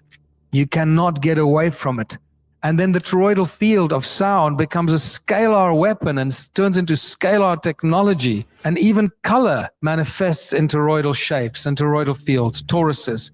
Color, because every color has a frequency to it, and every frequency has a sound to it. Every light frequency has a sound frequency attached to it, and therefore it is also a torus. The shapes in nature, the shapes in triangles, the shapes that we find in sacred geometry, are even those shapes have frequencies connected with them. Keep in mind how important logos are, how important symbols are that ancient cultures and occult organizations have. Every time you're looking at a logo or a symbol of some organization, you are picking up the frequencies, the sound frequencies that come through the light that travel from that shape. Do not think you're looking at something benign, that it has no effect on you. A shape or an image has as much effect on you as a sound frequency does. When you combine the sound with the image, brainwashed and hypnotized into a sense of hypnotic existence, believing whatever they want us to believe, whoever they are, the puppet masters. Everything is just originates in toroidal fields of resonance, and it starts with the subatomic particles like the electron. Electron is simply a coherent resonance in a toroidal field. And this is really what an electron looks like, something like this. The torus model of the electron. Everything manifests in toroidal fields. Nothing is exempt from this. Atoms are toroidal fields. Atoms are not these crazy things that we've shown as atoms today, the atomic model that we get shown today. That is a complete, that's a theory. It was never been proven to be absolutely accurate. Here's a fascinating image of a molecular torus of the carbon monoxide, and you notice the similarity of this image, that they're creating a toroidal field going into the center, compared to the magnetic field in a cone shaped, because it seems that magnetic fields naturally form in cone shapes, because again, a torus from the top and from the bottom, there's a cone that goes into the top and a cone that comes to the bottom, and where the two cones meet, actually creating a toroidal field. So the magnetic fields of a torus actually take on a cone shape. And here's an image, cross-section of a magnetic cone. You can see the similarity. So toruses and cones are inextricable, becomes a very important thing for us to grasp. You cannot separate cone technology or cones and magnetic or toroidal fields. They're the same thing. That reminds us that the solar system is a toroidal field as well, and the galaxy is a torus. And so it goes from the electron, the atom, solar system, galaxy, the Earth. The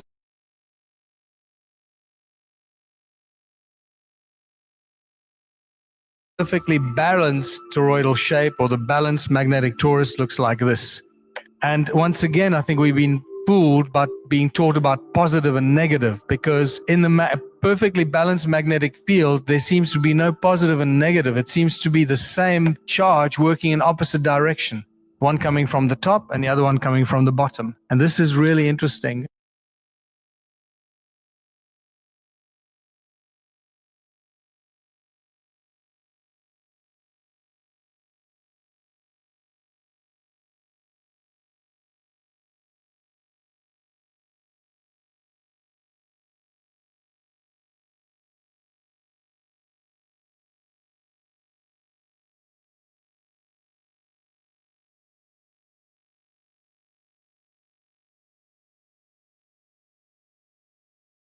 investigated a lot more.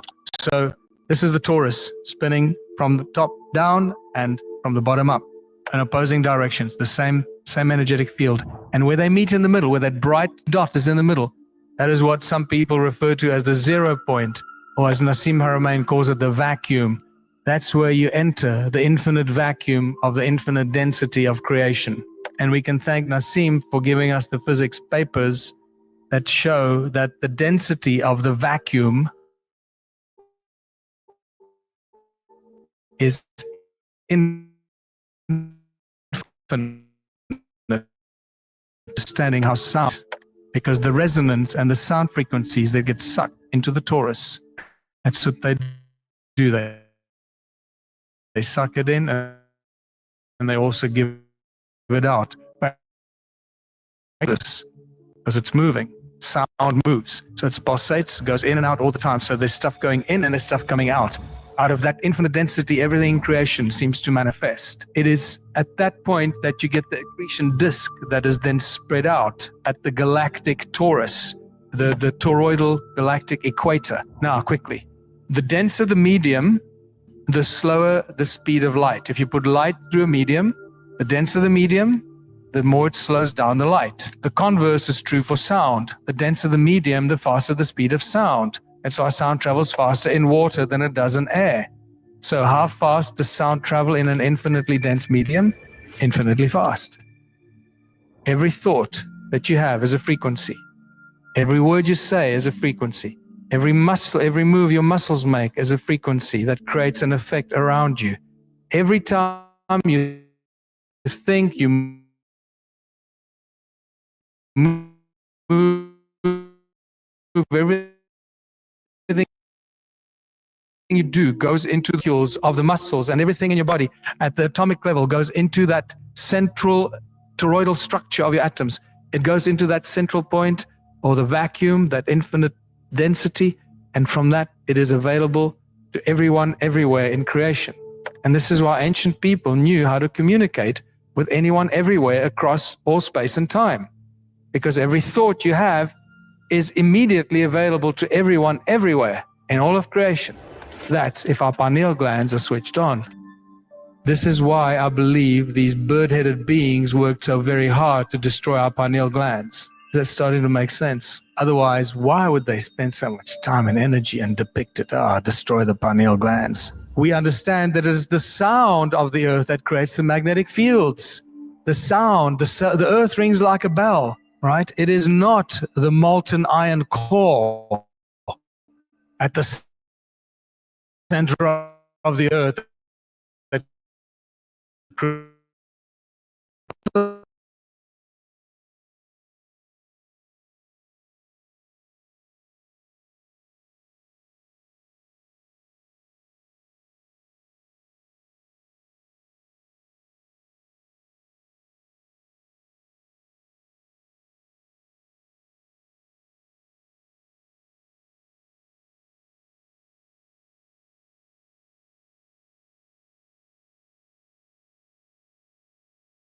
up with somewhere along the line, because molten iron doesn't have a magnetic field in any case. Has to be like, thank God for the ferro lens cell, which is discovered not that long ago. We can now see what the magnetic fields actually look like in a beautiful toroidal shape. This is what the magnetic fields look like in toroidal fields. And I believe that these are actually what Mr. Ley found, that are now called ley lines. He just really discovered the lie of the magnetic fields and the connectedness of all the magnetic fields on Earth, on the surface. What happens when you bring a magnet close to a ferrofluid?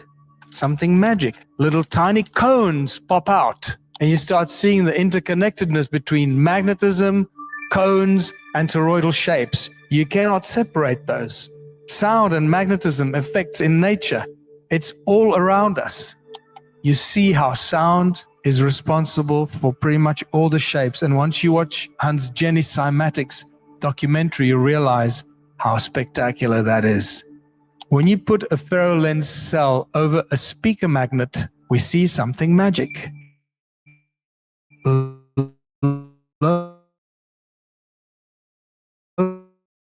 orbits of tiny, reminds me of this guy's wristwatch. Okay? Bingo. There you got it. Somehow these guys were using magnetics and sound and cone technology with magnets and cone there. Can't separate them. And this is the technology they used to manipulate humanity and many other things. Cone-shaped tools and ancient technology. Once I started studying this, it blew my mind. It is a completely misunderstood and ignored part of ancient civilization. Cones in all ancient cultures, in South Africa, in England, in Egypt, cones everywhere. In Australia, this Mayan deity is holding 2 cones. The importance of holding 2 cones is really critical. I'll explain to you why I believe that is so. This guy's healing, this is a Sumerian statue, healing somebody with cone-shaped tools, cone-shaped hats used in special ceremonies, beings that were doing something to us or humans. And this is important to realize when Caesar technology was first introduced to us, only in 2009. This is when the cone-shaped technology becomes important, when sound is propelled into a Caesar beam. So what happens when you put sound into a cone? It speeds up, speeds up, speeds up. By the time it leaves the tip, it is moving faster than the speed of light. It becomes what's known as hypersound and a Caesar. That sound frequency enters the 0 point of the toroidal field, at which point it basically creates this infinitely fast Caesar beam. What happens to that Caesar beam? That Caesar beam is surrounded by incredibly powerful magnetic fields because of the toroidal nature of that Caesar beam. So now you got the Caesar beam that is surrounded by an incredibly powerful magnetic field. If you use this cone as a tool, you can channel your thoughts as a frequency, into your hand and holding this tool, so you don't need any other source of anything. Thoughts, and that the frequency of your thought gets channeled through the cone and becomes a Caesar beam. Your thought, the energy of your thought becomes a Caesar beam. So if you're thinking, I want to chop down that mountain, I want to cut that mountain, it's that thought, that energy goes into the Caesar beam. And this, I believe, how they did it, because there seems to be very little other evidence for this other than this. They thought, in fact, we have many channelings that suggest the same thing for those people that believe in channeling and shamanic information. So it was they used their thoughts through their hands into the cone, cut that mountain with my Caesar beam. Remember, you can't see a Caesar beam, so it's not very impressive. Laser beams are far more impressive, but infinitely less powerful. Caesar beam, cut the mountain off, and this is where you need a second Caesar beam, second cone. This is why that Mayan deity holding 2 cones, because once you got 2 Caesar beams running, you got 2 powerful magnetic fields, and you can trap the tip of that mountain between the 2 magnetic fields. And this is, I believe, how simple it should be. Because once you got this technology, you can pretty much do everything. And this is why we see giant ancient trees chopped down. How did they chop that giant tree down? Probably with a Caesar kind of technology. We have these beautiful cone-shaped tools in the Rosicrucian Museum in San Jose that are engraved with cuneiform text that tell us that these cones were used in the construction of the temples of Sumer. Now, how would you use a cone in the construction of the Temple of Sumer? And one of them mentions the Temple of Inanna being built with these cone-shaped tools. And then to the rescue comes Ed Leeds Skalnin, the man that built Coral Castle, this incredible place at the southern Florida.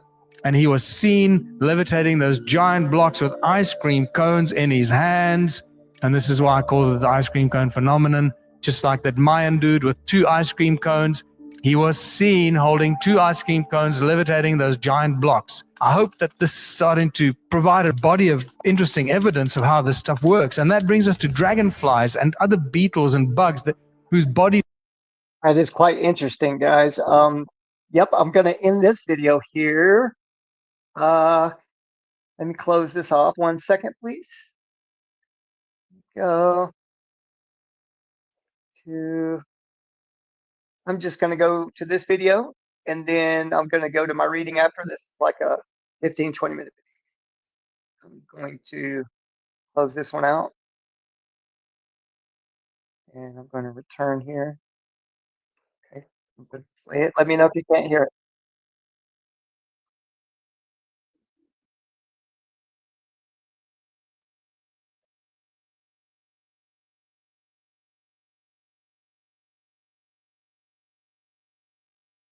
Sorry about that.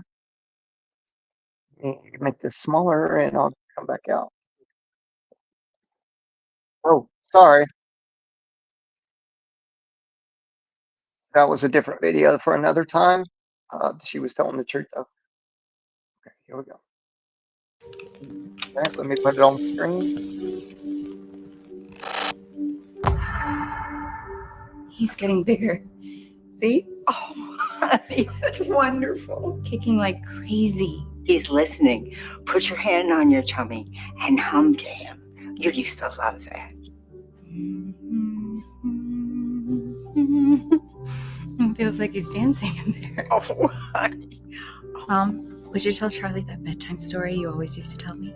Once upon a time, there was a baby unicorn who didn't know he knew how to fly. This baby unicorn was like your mom because she didn't know that she knew how to fly, but she knew how to do all kinds of fabulous things. Hi, Grandma. Hey, Charlie. How was school today? It was really fun. I made this crazy shot in basketball. I don't really care that much about basketball. What about the crush? Stop. Grandma, stop talking. Just tell me one thing. Look who's going to be a great grandmother. Oh, Charlie. Oh, congratulations. She says that he's been kicking a lot, though. Like, a little too much. Tell her to put her hand on her tummy and hum to him. You loved that. You would have loved this moment. You can call anytime. Oh, I see. They're trying to communicate. Okay, Mom, through we just need a quick video. Is this like an audition or something? No, Mom. Just Okay. 3 minutes. Need my that's keep going. Let me start by telling us a little bit about yourself. I would hope so. That's Well, weird. that may be the creepiest Hey. thing I've seen all week. I can't believe they've already rolled something like this out. And I get the temptation to do something like this. Anyone would certainly want a way to communicate with a loved one after they've passed, but this just seems like a horrible idea. This is going to keep people from being able to move on. And if I passed away, I certainly wouldn't want my wife and kids getting advice from some AI that just happens to look like me. An AI that could literally say anything to them. Yet it has my face attached to it, making it easier for it to manipulate everybody. Just imagine if this existed back in 2020 and Grandma tells Charlie's mom, go ahead, you know it's safe. They test this stuff before rolling it out. You don't want to lose him, do you? This is literally people signing up to use AI for emotional manipulation. The meme 6'7" is demonic, and just hear me out. 6'7", a meme kids can't get enough of and teachers can't get away from. We are not saying the word 6'7" anymore. Some schools even banning the phrase in classrooms. You are no longer allowed to say, what number do you think I'm going to say? 6'7". I feel like an unk just making this video, but I know a lot of unks are following me, so let me explain. 6'7" is probably the most viral meme in the world right now. It was actually named Word of the Year by Dictionary.com, and it really has no meaning, but it originated from a rap song by a guy named Skrilla, and this guy is one of the most demonic have ever seen in my entire life. He claims he sacrifices animals and can't really explain why. All that sacrificing goats and all that, that's not just for like, that's just real life. You sacrifice a goat, you sacrifice goats, chickens, mice. Like, I do for certain, though, like, I'm not allowed to explain it. He claims he speaks to spirits and he can cast these spirits onto people. You talked to a spirit before? Yeah, like, for example, I talked to Agun. Agun, he's one of the Orishas. He's the owner of all metals. So like, but I talk about it in my music though. Like, put bad spirits on people. Like, you can put a person's name. You can put them inside the Agun pot, and like you basically send in Agun like metal. Like they can get shot, stabbed, something can happen to them. So he has an album called Underworld, and all of the titles are named after spirits of Santeria. And in the music videos, you can see how dark the symbolism is. Also a YouTube video, and he talks about his religion, and he shows you all of the gods that they talk to. So he can show y'all something about my religion. With my religion, this is the person who you come talk to when everything is going down, and you feel like you're stuck between a room where there's no way out.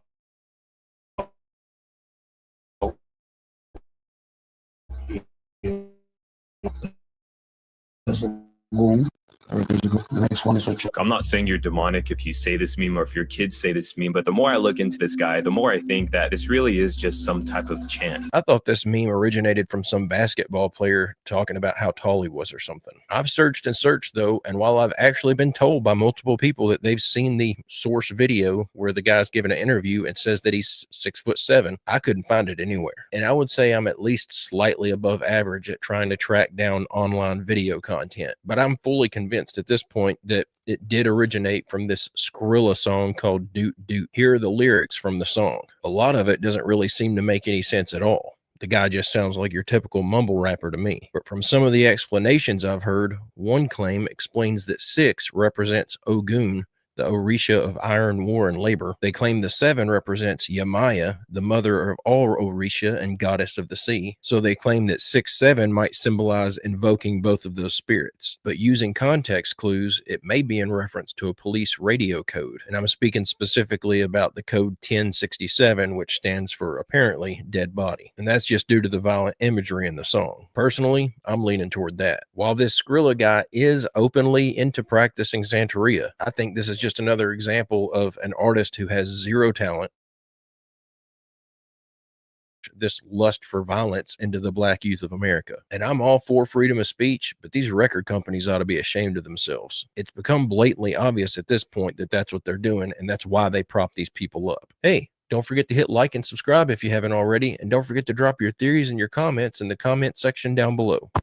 Imagine being able to build anything just by thinking about it. Meet Base 44, a complete AI creation platform.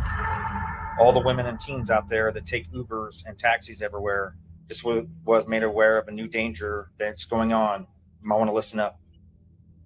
So one of the new things now they're doing is as soon as you get in the vehicle, they will try to offer you a water. And a lot of times what they've done is they have taken a needle and they have injected the bottle with just a little bit of fentanyl or whatever it is they decide to use to try to make you lethargic and or knock you out of some type. So due to this fact, I would advise you that when you get into a vehicle of any type that is not your own vehicle and that you don't know the person that you're getting in, do not take any food or any drink that they offer you, because nowadays, it's just not safe, and you don't know if they've laced it with something. And again, they can put it in with a needle. A lot of times now what they're saying is to be able to test it, and if somebody gives you want to take the water, I wouldn't, but if you did, squeeze the bottle. If water starts leaking out of it, that's a sure sign that they've already laced it with something. So my best advice is, ladies and teens, if you're getting into a vehicle and you don't know the person that is behind that wheel, do not take any food or drink from them. Anyway, this is my best advice, and I hope you all take care and stay safe out there. I just try to pass along any of these warnings whenever I come across them. It is kind of nuts when you think about that it's become acceptable to just take a beverage from a stranger because y'all connected through some app on the internet, especially considering that women having their drinks laced is one of the oldest tricks in the book. I'm surprised this hasn't been a problem since day one of Uber and Lyft. And now all of these companies are relaxing their hiring restrictions because they're politically motivated and want to support immigration. And I'm not saying that that's the case with Uber specifically, because I don't know, but that is a big enough problem in this country currently that no one should be using these rideshare apps at all anymore. Even if you aren't going to take a drink from a stranger, you still don't know who you're getting in the car with. What's going on, and what's your timeline? Do you think in our lifetimes we're going to see some kind of catastrophic event? I would be surprised if we didn't. I had put our chances of seeing such a catastrophic event because of this pole shift at only around 25% during this sunspot cycle. Sunspot cycles are 11 years long. We are at the peak of one right now. It's going to go down in about 5 years and then come back up in 5 more. In about maybe a little less than a decade, we're going to be seeing the next peak of solar activity. That's when I'm worried, because Earth's magnetic field is steadily doing this. And while it's enough for us to see the signs. And it was enough for me 6-7 years ago to say, hey guys, when the sun wakes up, we're going to be seeing signs every time it throws something at us. I still think we're going to make it through, but it's going to be blatantly obvious that something's not right. That is where we are right now, and my forecast.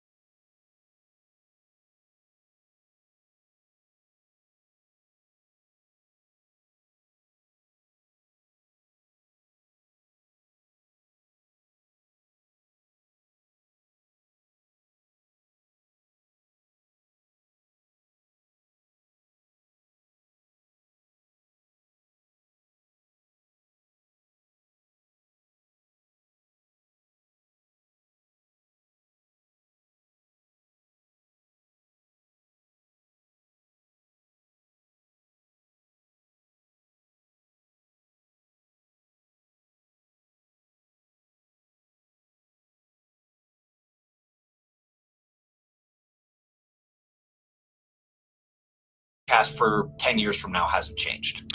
We definitely desperately need it. The internet is frying people's brains, social media. Let's get back to farming, taking care of animals, living simple lives. I'm half kidding.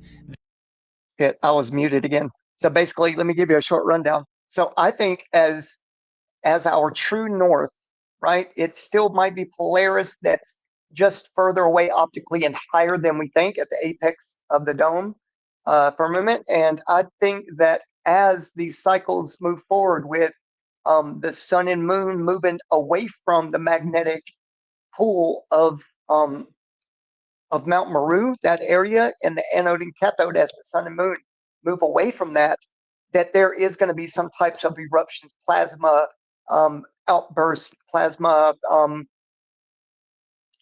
something that's going to, ignite the gases inside the Earth, and they could, just tear up everything like they did with when the moon was struck with that power, right? And it put an imprint, like an X-ray picture in the moon for all of us to see from down here. So there was some type of extremely hot and quick, extremely hot flash. That's the only excuse I could think of for the moon the way it is, and the movement of the drift of this sun moving magnetic north and into the west, up into the west. So it's curving around like a racetrack, curving in a circle.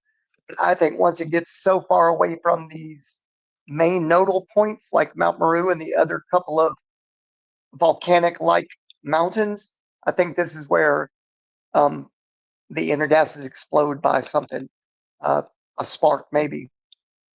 But anyway, let's get back to it. If y'all got questions, just ask, and I'll try my best to explain what I'm saying. The death and destruction from the big one will be. I mean, do you think about this stuff?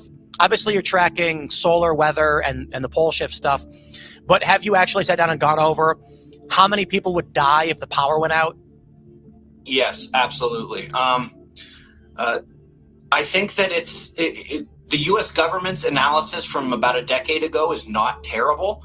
They said within about 6 months, 90% of humans would be gone. Whoa! I think that that's pretty accurate, and it's because of our reliance on heat. Well, nobody can predict that, right? Like I think most of us more than likely would come together and help each other survive and use certain knowledges of nature survival tips and what to do and how to preserve your nutrients better and just not having to have 3 meals a day, right? And a whole shitload of water every day and juice. And there's ways that if we eat live food from trees and we help each other find these typical like berries and grasses we can eat or whatever, like, dude, we're not going to go around killing each other like that. So don't let this be a fear factor for you guys. Actually, let me just move forward just a little bit here because I don't like when people try to tell you what's going to happen. All right, here we go. I really have a hard time believing that this is anything other than just something they threw out there to rile up the conspiracy theorists. Exactly. Or maybe that's just Exactly. wishful thinking. I don't know. What do y'all think? But essentially, you're sitting there listening to the fact that we as a country are essentially poisoning our children as we speak. And rather than talk about how we stop this, they went and did a whole series of different snippy and snide comments. And you think the woman who wrote this for the New York Times is a mother. How could a mother do this? Anyway, one of the things they pointed out, so it's Cheryl Gay Stolberg. And one of the things she said was that I had been loose with my facts because Bill Gates, I had implied that Bill Gates wants to put a tattoo under your skin.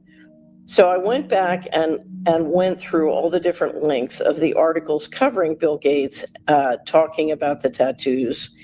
And basically this is a technology that can be on the skin or beneath the skin, and it refers to both. And it's quite, calling me incorrect for the facts is just. No, she's not wrong. I did a lot of in-depth research as well and put that on my channel. So she's not bullshitting. These are being propped up to kids and teenagers like, oh, imagine you'll be the first ones to have this cool technology. And all you got to do is wave your hand in front of something or put your hand in front of your face. Oh, man, dude, let's do that. If you do it, I'll do it. So, no, it's not bullshit. It is a proposed a document that if y'all want, I can drop as well, just to give y'all a more in-depth look at it. Well, one, it's irrelevant. Two, it's not important. But three, if you look at all the links we'll put up, I'm clearly correct. Although, a tattoo can be both under the skin and on the skin. And the key point, though, is that you literally are watching technologists try to replace carrying surveillance device called smartphones and now basically tattoo your or mark your body. And Christians call this the mark of the beast. The other thing they implied was that Gates is no longer critical to Microsoft, which is ridiculous. If you look at how much stock he and his company owns, we're talking about tens of billions of dollars of investment. And if you know anything about the corporate world, an investor who commands that much of the brand and that much owns that much of the stock is unbelievably powerful in a company. And so to imply went off the board in 2020, it has no clout at Microsoft. For anybody who knows anything about money or finance, it's totally ridiculous. And yet, they had the temerity to do it. Anyway, so it was such a perfect example of trying to create issues out of nothing, to be snide and irrelevant, when in fact you bury the lead, which is our children are being poisoned right now and we need to stop it. And I just thought, if you still subscribe to the New York Times, why are you supporting this? I keep waiting for them to roll this out. I'm kind of wondering if the reason that they've allowed so much bad press to spread here recently in regards to our current method for fighting off these diseases that we've been using since the 1950s, maybe that's so enough people will want to walk away from using that method. And just like they typically do, they create a problem and then they come out of nowhere with this grand solution that's supposed to fix everything. Like, okay, we can't recommend XYZ anymore. It's no longer safe. But don't worry, we've created this new technology that'll make all that irrelevant anyways. Problem solved. Just get this chip in the back of your hand. I tell you what, though, if they want to successfully manipulate the masses into buying any of this, they really should have done a better job at hiding Bill Gates' involvement. Anything that guy touches is immediately looked at sideways, and for good reason. I just think they're so arrogant that they don't really care that we're all fully aware of how shady this is. If they get their way, we'll be under their total control anyway, so we'll have to just shut up and comply regardless. Independent journalist Michael Schellenberger has been digging into the digital ID issue. He just released a lengthy piece on this on his Substack called Public. He joins us now with his thoughts. Michael, look, the argument is it's like it'll help thwart illegal immigration, ID fraud, streamline healthcare services. Sounds fantastic. What the heck's the problem? Hey, great to be with you, Laura. Yeah, I mean, another conspiracy theory that has started coming true. I mean, we saw this announcement in September. It took everybody by surprise. The World Economic Forum had been pushing digital IDs, the United Nations, the European Union, Britain. Of course, the really terrifying example is China, which uses digital IDs and a social credit score to control speech and to control what people think and say online. I mean, it could come in a lot of different ways. They'll start voluntary, then they'll make it mandatory. They'll have rewards, and then they'll have punishments.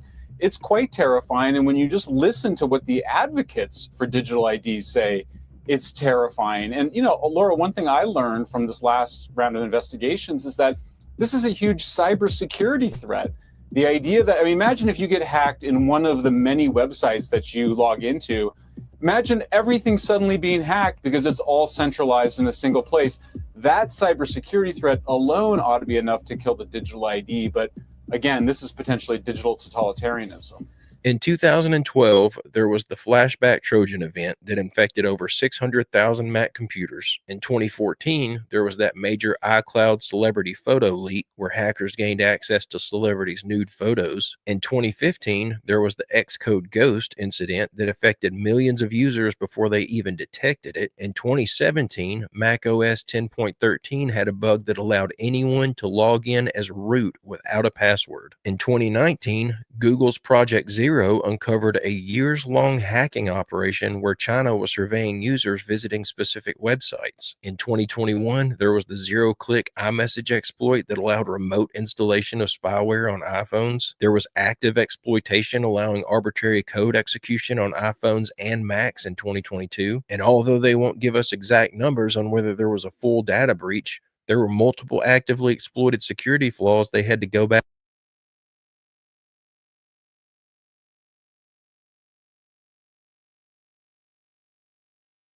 Okay, I caught it this time. I was like, damn, let me make sure I'm not on mute. Okay, so basically what he's saying here, guys, is that, you know, our way of securing information now is so sloppy. And, you know, now then you're going to hear them come up with a solution, right, for the problem they're causing. That is, let's put some, you know, advanced tech, tiny chips in people's bodies, right? So because I think so it's easier access, these biosensors, it's easier access to pull information out of your body, right, that they have stored. And I don't care who doesn't believe me, but they're using our bodies now to route. We're nodes, right? They route information through us, and they keep that information secure by scrambling that information all the time through you, through your neighbor, through whatever. That's why they want a connected net, which they pretty much got now. And they're trying to push away that these biosensors they can directly tap into with certain frequencies. And they can also use you as an information container, but also a medium for energy extraction. Keep that in mind, guys. Okay, let's continue.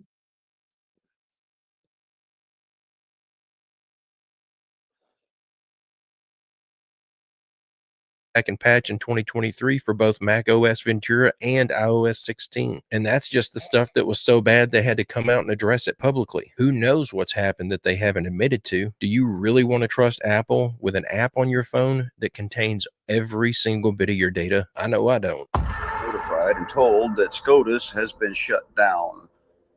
The Supreme Court is dissolved. It has not been in power.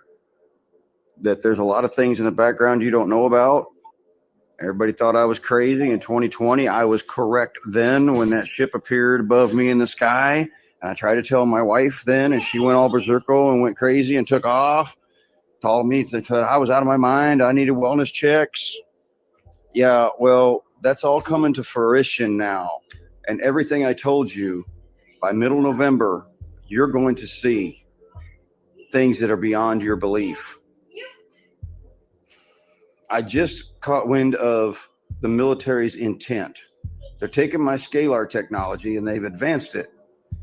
And they've got a weapon they made with it. And they are going to shoot the cabal's worldwide network, the Illuminati.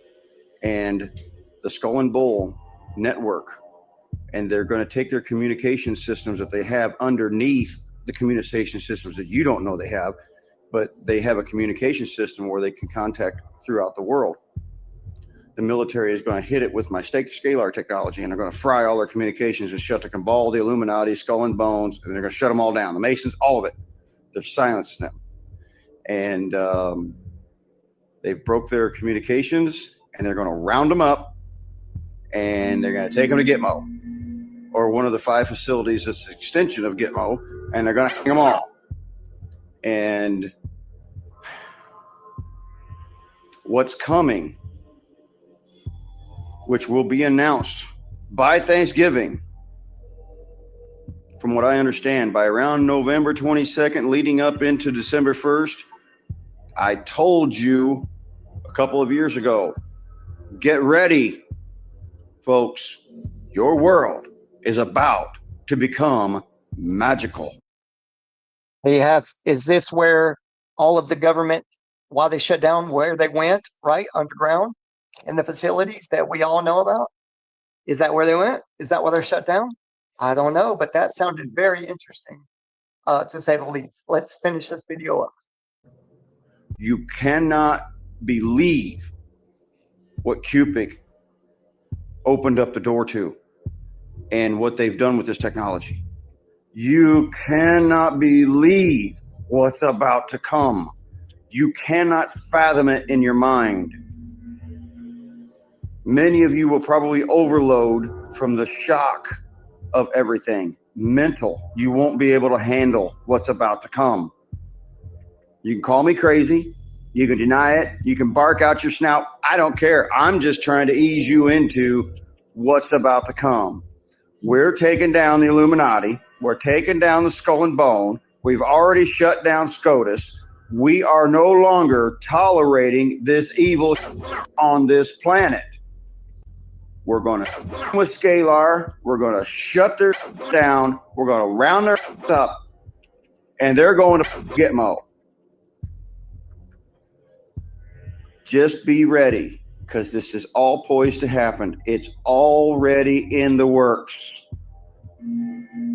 As wonderful as that sounds, I find it very hard to believe that if they really had a plan like this that they were fixing to actually act on, that they would allow this guy anywhere near anyone who had information on how that plan was going to be executed. A guy who immediately jumps on the internet and starts exposing the entire operation. Again, this would be nice, but I just can't buy into it. Just imagine if this were true and you were one of the few people in the know. Would you be making TikToks about it, risking the elite being tipped off, and then coming up with some plan to foil the whole thing? Of course not. This guy has to either be making this up or he's getting his information from an unreliable source and somebody's just feeding him a bunch of baloney. But I felt like I needed to address this one because I've had several people reference it and point me toward it as if they think that salvation is right around the corner. But I just find it too hard to believe that there's going to be some grand plan to stop the elites like this. Not to mention, I heard a very similar thing being talked about right before the inauguration of Joe Biden. Personally, I think this is just disinformation that's specifically put out there, probably by the elites, because they know that there are some crazies out there who are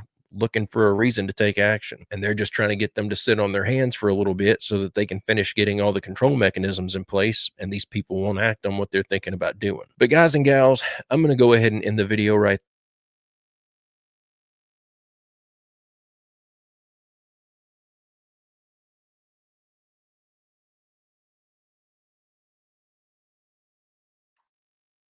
Okay, great.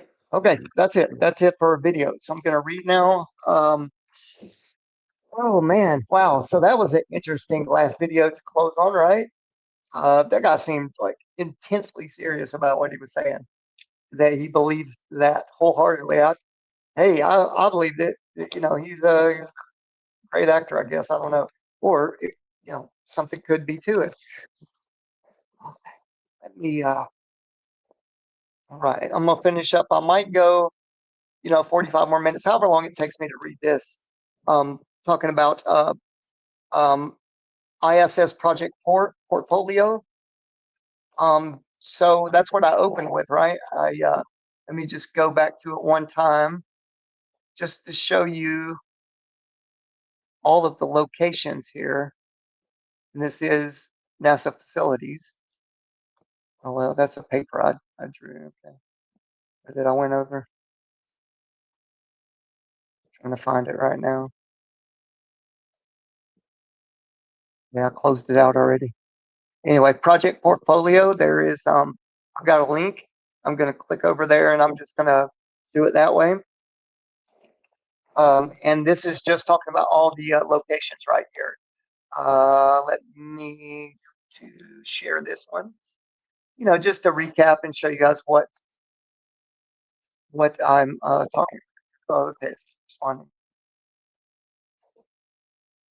Oh, that's weird. Okay, close Chrome. Don't usually say that. Ah, no. Okay, cancel. Here it is. Now let me just screen share right quick.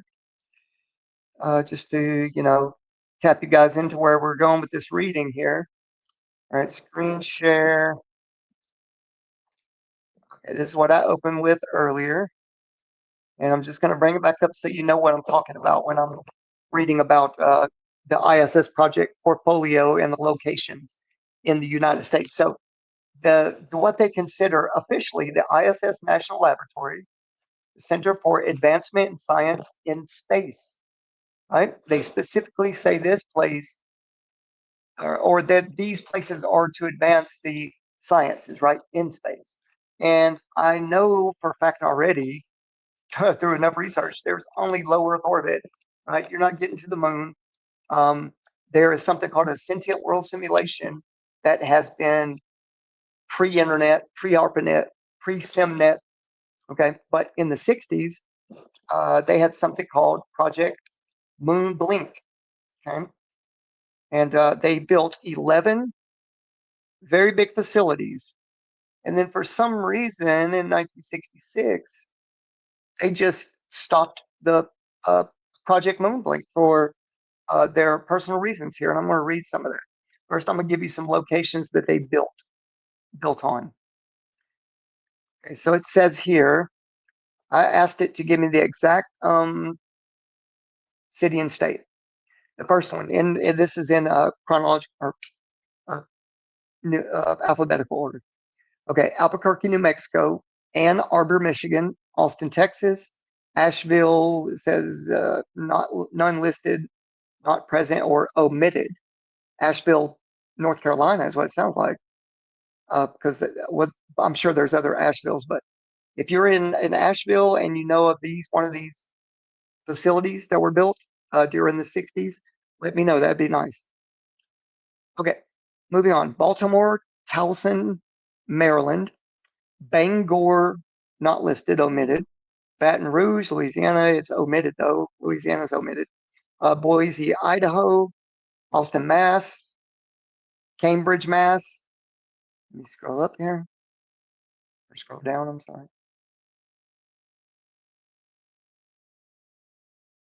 Okay, go up. All right. Let me just do the arrows because I'm horrible at doing this. And I hope I'm off mute too, so I better check that right quick. Yes. Okay, I'm unmuted. Good. Okay, let me move on to the next city where these projects are.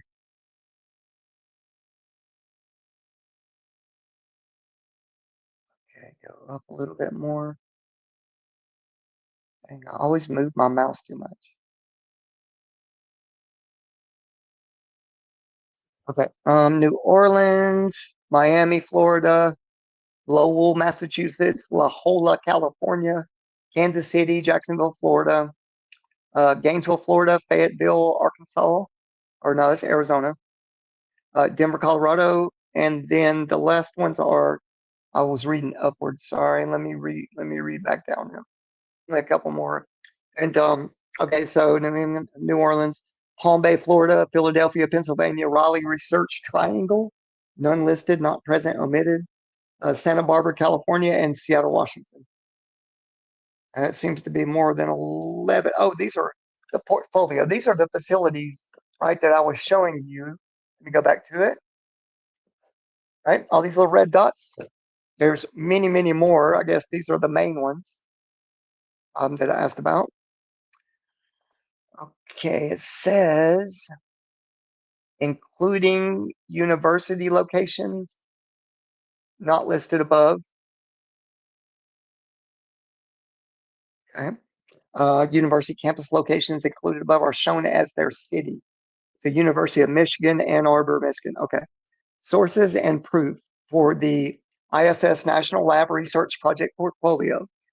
So Project Portfolio, ISS National Lab, project list include location field for each project.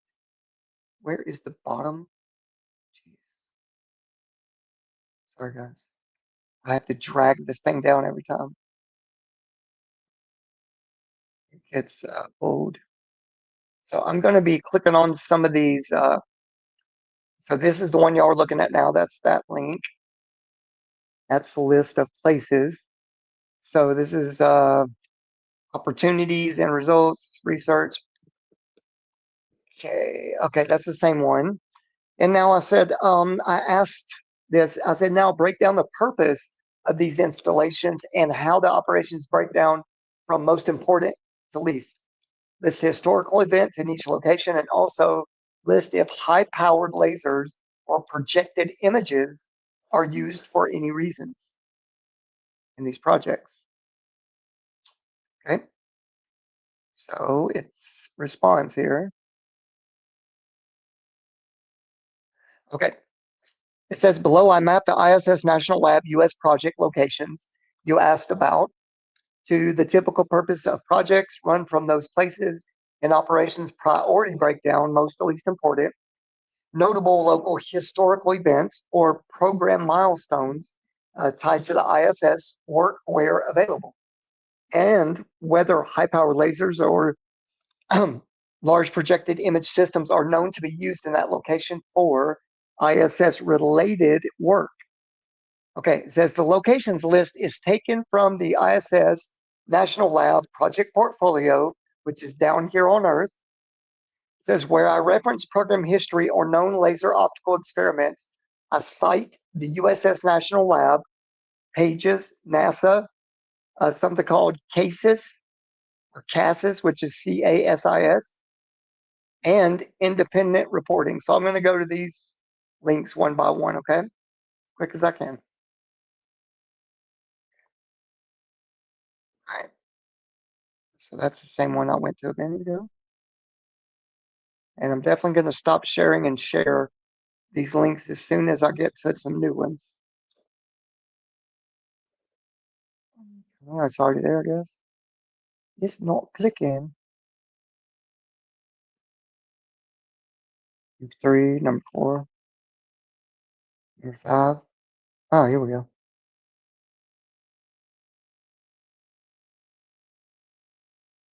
Okay. It's talking about the ISS National Lab. Okay. Let me just read off this a little bit. It says 1 of 26, I guess. We're talking about the links. Okay. The history of the ISS. And it's got a picture of the ISS up in what they call space. I'm going to share this and I'm going to read what they mean by that. See if you can see the page I'm looking at. At the stage. There we go. Okay. Now let's go back to the history. It says, an achievement of international collaboration and innovation. In 2005, the U.S. segment of the International Space Station was designated as a national laboratory. Okay. Curious about the origins of the ISS and what has happened since its creation. Scroll through the station's history and discover key events and activities that have shaped this extraordinary research platform. Now, it says in 2005 that the US segment of the ISS was designated as a national laboratory, meaning if they do work on the ground, right? And I think in my which I'm going to read more, but these simulations that are in real time, right? Which I talked about last night. I think that's what they're doing. They're beaming in to some type of intending that from the ground they're up there. Okay, that's what I'm thinking. They're trying to get in the heads of people without saying that directly. All right, I'm going down here because it talks about only in 2005 this started. 84, January 25th of 84. Just as the oceans opened up a new world for clipper ships and Yankee traders, space holds enormous potential for commerce today. President Reagan's State of the Union address directs NASA to build an ISS station within the next 10 years. So in 84, they had 10 years to be done by 94. Do y'all remember when this thing was completed? Because I think it was in the 80s, right? They just kept adding to it, but yeah, we know. I think we know better than that, right? Okay, let's go down. 98, November 20th, first ISS segment launches. So they're just now getting to launch the first segment in 98. That's past 10 years. Keep in mind, the first segment of the ISS launches. The Zyra control module launched aboard a Russian Proton rocket from Baikonur Komandrome, Kazakhstan. Zyra translate to sunrise, supplied fuel storage, battery power, and rendezvous and docking capability for the Suez and Progress space vehicles. So they're saying something was already up there for them to have the ability, fuel storage and battery power to rendezvous, right, with something called Suez and Progress. Y'all will have to double check that for me or for yourselves. All right, here we go. 98, December 4th. First U.S. built component launches. So I guess Russia was the first to connect these pieces, right? It's called Unity Node 1 module, the first U.S. built component of the International Space Station. Launches into orbit 2 weeks later during the STS-88 mission. Joining Unity with the Zyra module was the first step in the assembly of the orbiting laboratory. So we're figuring out these things here, guys, that I feel like no one really has talked about or mentioned these years. And, you know, the process in which this unfolded, right? The years that it unfolded. But so I'm trying to give you guys some of my research, what I figured out. And I'm reading directly from this ISS National Laboratory that is confirmed on the ground. And, you know, they have through the Department of Defense, these huge budgets for huge warehouses, huge simulations. So I think through all their training, they try and use these green screen, blue screen, augmented reality, mixed realities, right? And they're the money they get from us, and they pull one over on us. They pull the wool over our eyes, those that don't have the eyes to see. NASA astronaut Bill Shepard and cosmonauts Yuri Gidzenko and Sergei Krikalev, funny name, become the first crew to reside on board the station. Expedition 1 spent 4 months on board completing tasks necessary to bring the ISS to life, quote unquote, and begin what is now more than 20 years of continuous human presence in space. My question is, what progress have they made for us just being up there? Right? We can patent things down here and stuff that will benefit us right now, other than put Lego pieces together up in space. From 90 or 84 to 2016 years, they got 2 pieces right up there and used billions of dollars, I'm sure. All right, let's move on before I get mad. Here we go. All right, 2001, February 7th, US lab module added. Destiny, the U.S. laboratory module, becomes part of the station. Right? The lab that increased onboard living space by 41% continues to be the primary research laboratory for U.S. payloads. And I say, on the ground, they have an exact match and mock-up for all of this that's up there. Guarantee you, because with the increase in technology in simulation capabilities, I'll bet you it's all right here, and they have filmed, crews and technologies you have no imagination of, like things that, and we busted them time and time again. This is 2001, and they've advanced with their technology, but what they're doing, if they're going to ever make it seem real and not screw up or mess up, they're going to have to use simulation and stop, and fake people out with the rockets right in the beginning, but then they're going to have to simulate that environment, right? And they do it down here just fine with all this land-based ISS national laboratories through Project Portfolio, right? I'm going to go to another, y'all can read this. You guys can see right here, ISS National Laboratory, and just, if y'all want, tell me to drop the link and I'll drop the link for y'all. Let's move on to the next link here. Citation 6. Let's see what this is. Well, okay, ISS Space Sky Laser. Okay. Let's see what they're firing into the sky here. Let me go here. Okay. So remember, they're telling me what I asked about. Their historical operations and the breakdown from the most important to the least, and if they have any list of high-powered lasers being used or projected images, right? And so here's another thing that they left for me. Well, okay, scroll down. ISS Space Sky Laser. Scroll up. Okay. It says the ISS Space Sky Laser. Let me make sure I'm sharing with y'all as well so y'all can read along. Is that right? Uh-oh. Where do we go?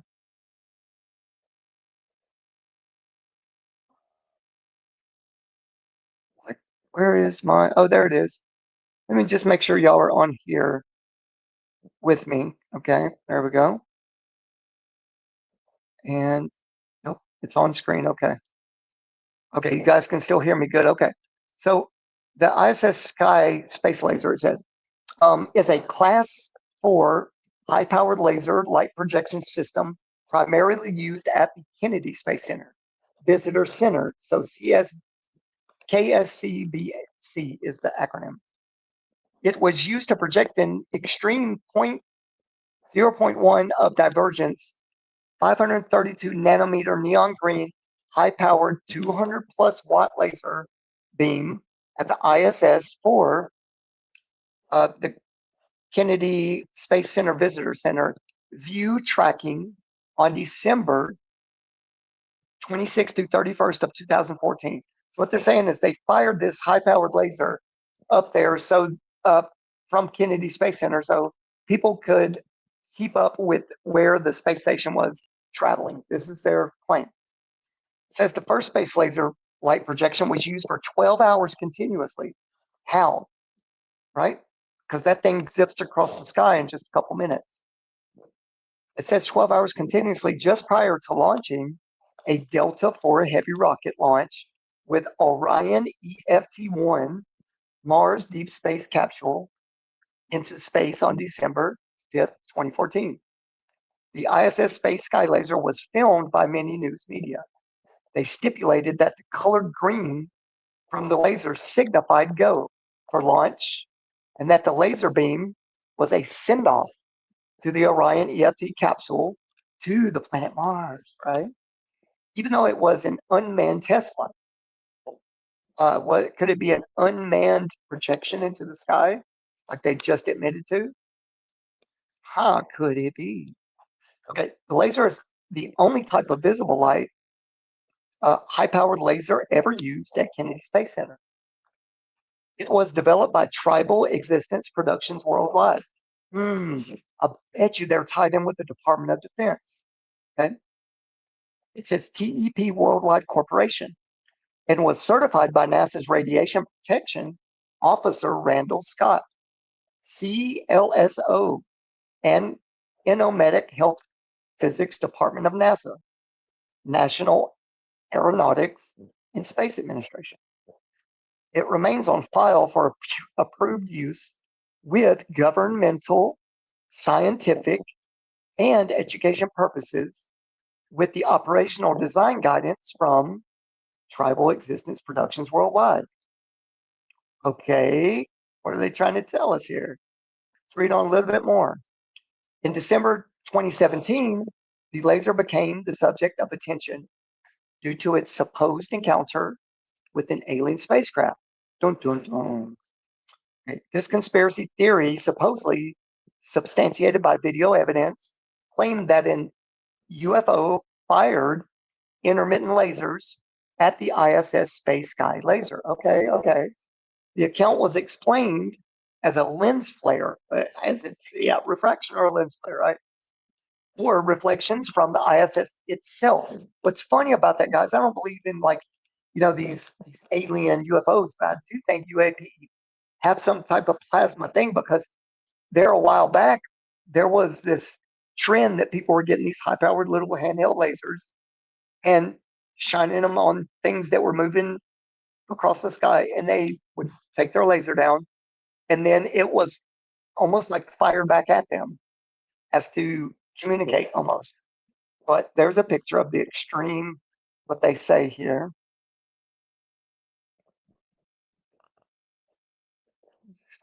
Okay, the FAA reported that many civilian commercial airliners viewed this event hundreds of miles away from the Space Center. All right, we'll leave it at that for now. But when I drop this in my posts, okay, when I'm done with this research, so once I'm done reading, or actually I can do it right now. Let me take a break from talking. I'm going to give you guys this so y'all can follow along at your own pace. And if you don't want to be here anymore, I understand, and it's a long session. So, do with this information as you will. Let me go to, I'm not used to doing this on my laptop all the time. Let's go to more actions. Here we go. Nope. Let's do the sidebar. Just excuse me 1 second, you guys. Exploring subterranean and no, this is ISS project portfolio. There it is. Aha. Gotcha. All right. Share conversation. Copy link. This is coming right at you guys. I'm going to put it in my post section. Link copied. Okay. I'm going to come over here. Excuse me 1 second. I'm going to go to, this is right here. Let me go to my posts. All right, I'm about to link it for y'all. This has got all the links, right? The rest of what I haven't read yet. So click share.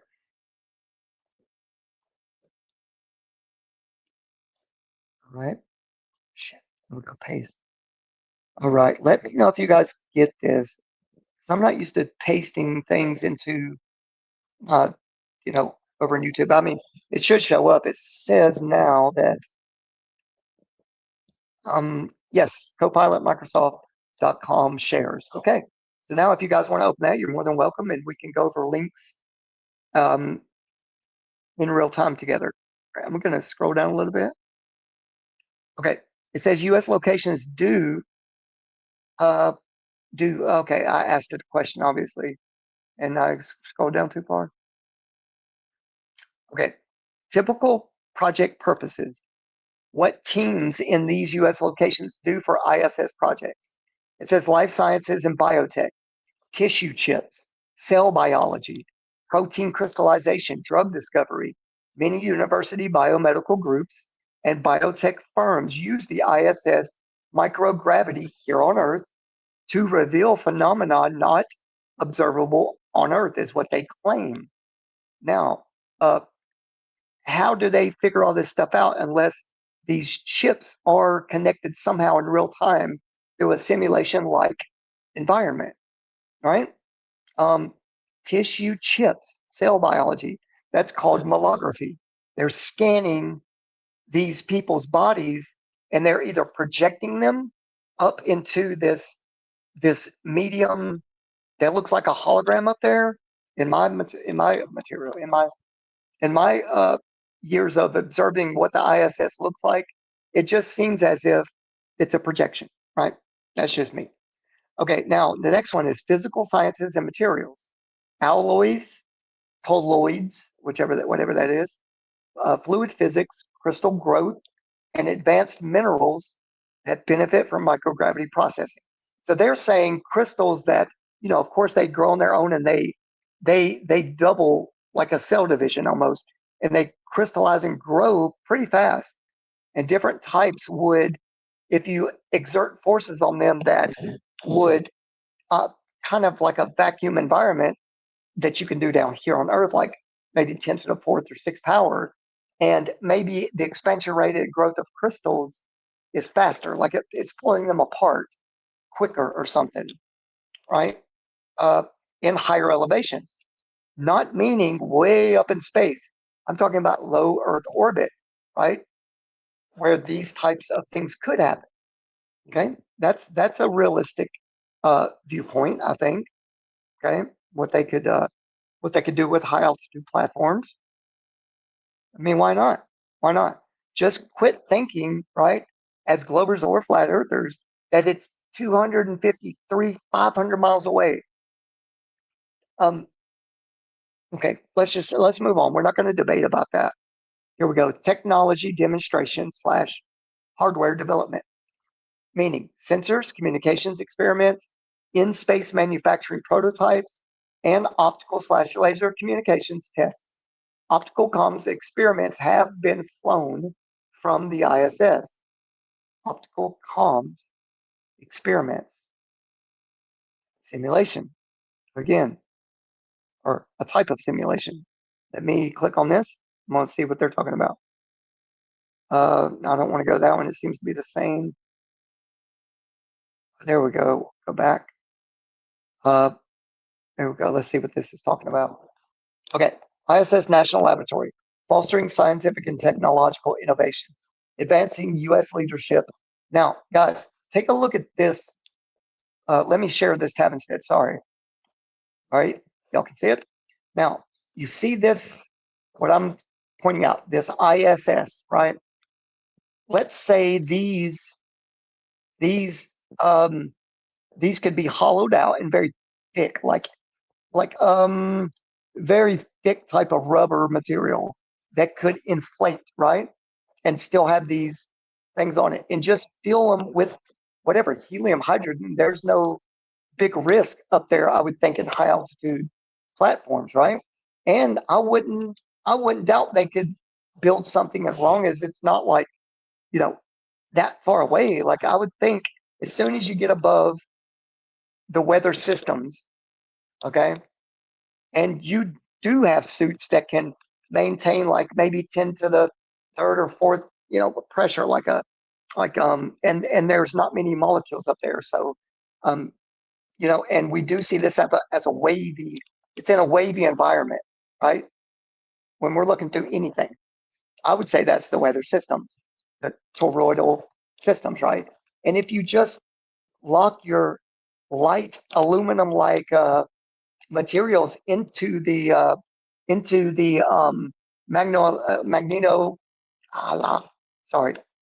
electromagnetic forces, where it's really, really cold up there, and we've seen it down here. So if we see it, they can do it down here with pretty heavy magnets, right? And why can't they do this with shooting a certain frequency through these metals and quantum locking itself, right, around this, or inside this toroidal spinning spinning toroidal weather systems, that translates from the stars down. I'm just rambling now, but I'm trying to make sense of this. I know it's a lot of information. Okay, let me see what they said down here. Space station research, technology. We go down one. Not saying NASA's telling the truth, guys. So just bear with me, okay? Just let's not use immature tactics on our thought processes of trying to condemn each other. Let's build each other up. All right. So anyway, here you guys can see this is the link, okay? This is one of the links. Let's move on from that. See what they say. No, it's just the same stuff. Okay, remote sensing and Earth observation. That sounds interesting. All right, let's scroll down a little bit. And I'll scroll back up just a bit. Okay, remote sensing / Earth observation. Experiments and payloads that use the ISS vantage point to collect Earth science data, collaborate sensors, or validate remote sensing hardware. Okay, education and STEM outreach, STEM, that's the acronym. Classroom experiments, student payload programs, and workforce development initiatives managed by university and nonprofit teams. The source for portfolio purposes and program focus, ISS National Lab, project portfolio, and NASA research pages. There's 3 links right there. You guys can click on later if you want. Okay, number 2, operations breakdown. Most important to least important from the ISS National Lab activity. And when they say National Lab, they're talking about the ground stations, okay? Number 1, science integrity and payload safety. Experiment design, verification, flight certification, crew time allocation, and adherence to NASA safety standards. That's the highest priority they claim. Number 2, mission enabling logistics. Integration, manifesting, launch return scheduling, up mass and down mass planning, and ground support. Let's go on down to number 3 here. Okay, outreach education, K through 12. Priority levels reflect ISS National Lab mission to maximize Earth benefit science while keeping crew and station safety central, meaning they got to make sure their harnesses and their microgravity blue screen techniques are the top priority. That's what it's saying. Number 3. Excuse me 1 second. My location breakdown.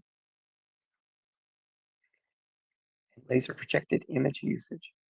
Note, the ISS portfolio lists many U.S. cities as the organizational locations for project PIs, institution or companies. What's PIs? Oh, projected image use. Okay. Projected images, intuitions, or companies. Institution or companies, my bad. Below, I group representative locations from that list and summarize documented or typical activities tied to ISS projects, organizing their concrete, project level evidence for every single location must be confirmed in the portfolio entries themselves. I cite the portfolio as the master list and add supporting program level citations where relevant. And there's 9 different links there on number 3. Okay, I'm not going to go to all of them. I'm going to keep going with this because it may take another 15, 20 minutes. So read out. So appreciate y'all being here with me, man, and sticking in there, wanting to learn some of this. And like I say, if you get burnt out, you can always pick up later. Okay, Piazza. Okay, Albuquerque, New Mexico, and here's what they got listed for it. Let me go down here. Okay, purpose: university and national lab materials, sensor research and development, and some biomedical instrument teams have ties to New Mexico institutions. Materials, optics, remote sensing. This does have to do with radio waves, microwaves, lasers that you can and can't see. So keep that in mind. It's not just talking about, these projected lasers that you can see. Okay, historical notes. Regional research centers, e.g. Sandia / University of New Mexico collaborations, have long-standing space research and development links. Specific ISS projects from Albuquerque appear in the ISS portfolio entries, and there's a link there. Okay, now lasers/projections. It says no documented use of high power lasers or ISS projects based in the public portfolio. Now, Ann Arbor, Michigan. Let's move on. See what they say about lasers. Okay. Oh shit. Close. No, don't do it. Excuse me while I go up. This thing jumps so quick. Okay, the purpose in Ann Arbor, Michigan. This is another ISS national laboratory, right, on the ground. Keep that in mind. Now, university biomedical and tissue chip groups use ISS for microphysiological systems and cell biology investigations. There's 2 links. Now, historical notes. University of Michigan groups have been active in space biology/biomedical experiments. Check portfolio entries for project specifics. And there is a link for that. Lasers, not typically a center for high power laser projection in ISS work.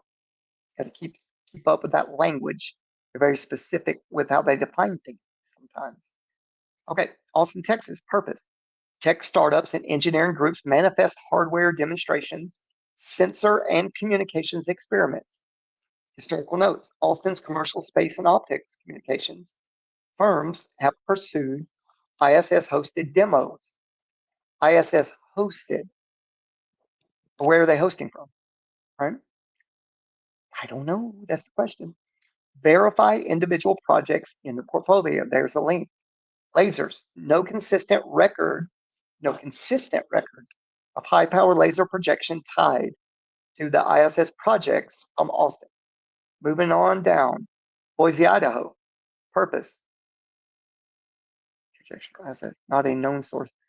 Sorry, okay, Baltimore. I skipped Baltimore on accident, but there's quite a few here. Okay, Boise, Idaho. I'm just going to read the main things so we can skim through. Y'all are more than welcome to jump back on this. But yeah, okay, Boise, Idaho.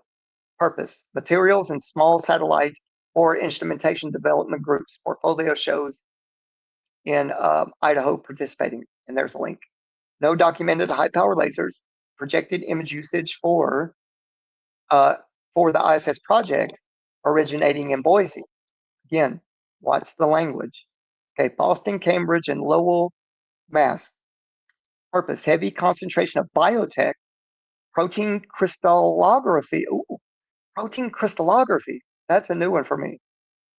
Oh, I haven't been, okay. I'm about to dive into that, guys. Okay, tissue engineering. Why are they doing these kind of things up there, right? Like if they're up there in some different environment, microgravity, like what are they doing? Tissue engineering and protein crystallographies, like of biotech, heavy, and it says heavy concentration on these. Tissue engineering, guys, this is some creepy shit what they're doing. Okay, in the name of science, like through NASA, right? In the ISS. Okay, and optics/laser communications research from universities and companies. This is the high altitude platform, locking in place with platforms and you as a node. These long terahertz, shit, man. Like to keep your location and what you do, it's feeding into the cloud and your digital twin and these companies that are not only in the outskirts of like Antarctica or the north, they're also above you, so you don't have access to all this. And I think it's a backup plan. It's a fallback plan. Or when this thing is reset, then they have, come out of their little bunkers and it's all, or your all your energy is being drained for the usage of whatever their purposes are. All right, here we go. And these are just my thoughts from my research. Okay. Excuse me 1 second.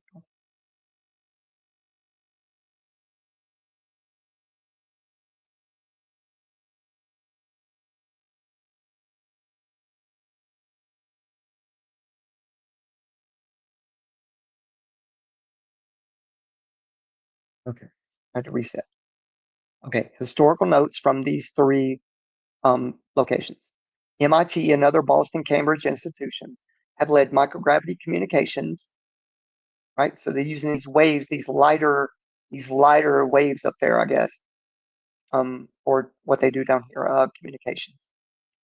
Led microgravity communications and materials experiments. Academic teams in Boston area. You scroll down. Images, here we go. Sorry guys, every time I click down once, it jumps too far. Okay, that's what I just got through reading. Materials. Academic teams in Boston area appear frequently in the ISS portfolio. So these Boston, Cambridge, MIT kind of institutions are listed more frequently than most, I guess. And there's two links. Lasers. Boston area labs lead optical communications research, while the ISS has flown optical comms experiments. And look at the e.g. Illuma T. So it's an acronym, ILLUMA-T. Comms experiments. Those payloads are programmatic and not projected image shows. See optical comms experiments on ISS. And there's a link here. I'm curious of what they say is what they consider laser projection in the sky not being projected image. It's only comms is what they say. All right, I'm going to share this tab. Hopefully y'all are still with me. All right. Liftoff for space lasers. Now, that looks like a pretty official picture. And I would say that's just high altitude footage. It's not like ISS footage, guys. Don't let this fool you. But it is a badass official looking picture. And I think that things might be lighter when they talk about lighter things in the south. I think what they're trying to hide is the literal, when you start getting up super, super high and you have things that can project or push, that weight is going to be less and it's going to be easier to push up on at a certain point, right? That's my thing. So optical technology is set to transform communication from Earth orbit and beyond Earth orbit, all right, low Earth orbit. Although problems on the ground still need ironing out. This is in 24 Optics and Photonics News. In December 2023, a payload on the ISS known as Illuma-T began exchanging modulated infrared laser beams with a geosynchronous satellite some 35,000 kilometers above it. Okay, I would think 35,000 inches maybe, or like 35,000, yeah, anyway. Okay, the experiment was designed to show how data, in this case, high definition video and photo of pets, can be replayed on the ground at high rates and without delay from spacecraft in low Earth orbit. That's what I've been studying, guys, about this in real time projection simulations that they've got going on. I mean, it's brilliant, like they've got the high tech, bro, and they've got the advantage of using this for us or against us. All right, so I'm going to leave this for y'all as well. I'll read this last paragraph. Illuma-T is the latest in a series of experiments NASA has conducted to put space-based laser communication through its paces, both for robotic and human spaceflight. It means there's people not in some of these very fast traveling things I've been looking at in the sky. Okay, operating at optical frequencies, laser links can provide bandwidths that are orders of magnitude higher than those of conventional RF communications. The terminals used to send and receive messages generally have lower size, weight, and power. It's called swap requirements than radio equipment. And because signals are transmitted in low, narrow beams, they are far less susceptible to interference and eavesdropping. Okay, I'm going to leave that there. And let me go back over to my research. Denver, Colorado. Purpose, remote sensing, Earth observation instrumentation, and aerospace companies conducting tech demos via ISS manifestations.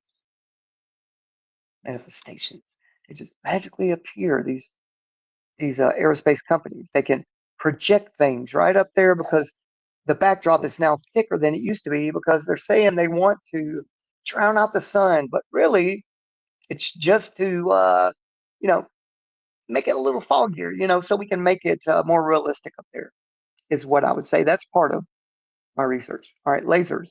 No routine use of high-powered lasers for ISS-related work. From Denver, listed publicly. Okay, Fayetteville, Arizona. No, Fayetteville, Arkansas. I'm sorry. Dude, it's been so long since I've been in school. I forget my state's abbreviations. All right, let me go back up. Okay. And I'm coming back to the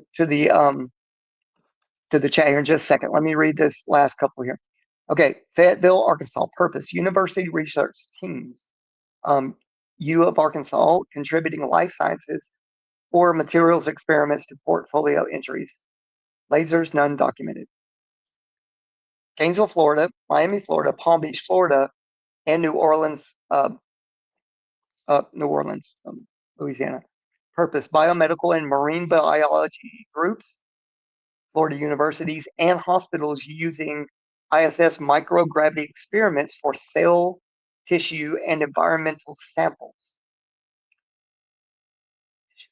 So what are they doing? Putting them under, what is it? They just mean the vacuum machine they got. I think when they say microgravity, like they have the ability to create this microgravitic, atmosphere. They're just talking about what, vacuum? Because in low Earth orbit, supposedly it's much different for them than higher up, where the vacuum starts to, rip everything apart. Okay, historical notes. Florida institutions often partner with launch space industry organizations.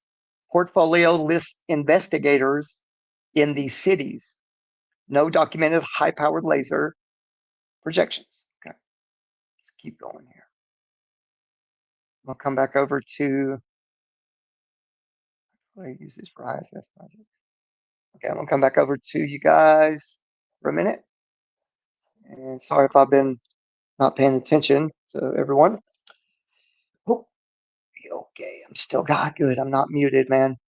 So going on 5 hours, I am pushing through it as best I can. And it's going to start merging. I'm just going to skip through the rest of these cities.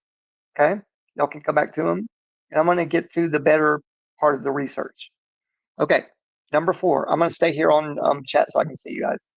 Number 4, known use of high-powered lasers or large projected images related to ISS. Optical communications experiments from ISS. NASA and partners have flown and tested optical laser communication to and from ISS. For example, experiments demonstrating modulated infrared laser links and high rate downlinks. So they're bringing this stuff up and then they're bringing it down. Why don't they just use some type of, mirror system like they always talk about, and save some money and just shoot this, optical communication laser up and let it shoot back down instead of, and I could be reading that wrong. There's a link there. Okay, those are laser communication terminals and experiments aboard spacecraft and satellites, not public sites. Okay, they're leaving us out of it. Oh, I'm sorry, not public high-powered laser light shows. No, I said that. Light shows aimed at the sky from ground sites. Oh, sure, they're going to push that out there. Maybe they're telling on themselves. Okay, the Illuma-T experiment and other optical comms demonstrations show that ISS is used for laser communications research. Laser communications research, whatever, if I just think they've got a web up there already, right? Covering everybody like the internet. All right, here we go. Kennedy Space Center laser projection events. There are documented instances of high-powered visible laser projection at what they told us was only one time. Now they're saying there are other instances, right? Documented instances at this complex. Class 4 green laser projected in the sky for visitor experiences. I think they may have just showed their hand that, this is what they're using, except it's not a green laser. It's other lasers being handed off in perfect sequential time, right, from other cities. And we're just doing our part as the U.S. to make this look realistic as possible, right? As soon as this high-powered laser, gets to the horizon, there's another one that picks it up and just, it doubles up, and then one cuts off and the other one just continues without lag. I think that's what's happening. Anyway, all right. Documented, blah, blah, blah, which has been reported in independent sources. That is a ground-based public display system and is distinct from ISS ground lasers, looks like what it says. It's, damn, this thing skips so much. There's number 5, but I want to finish number 4 for y'all.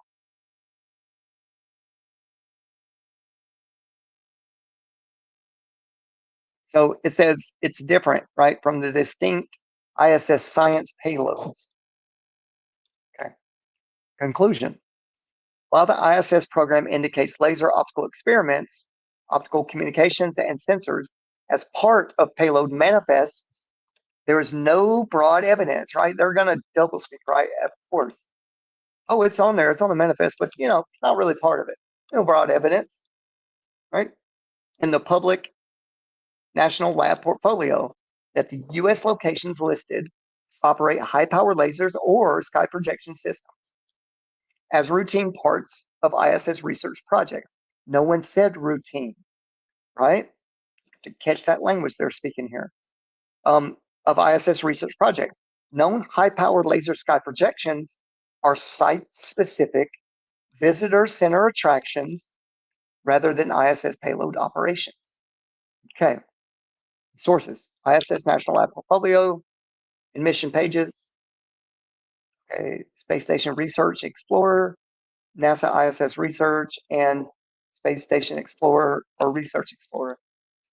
MIT Lincoln Laboratory coverage of space, optical communications, and reporting on KSC laser projection system. All right, number 5. Here we go. Scroll down a little bit. Come on, back up.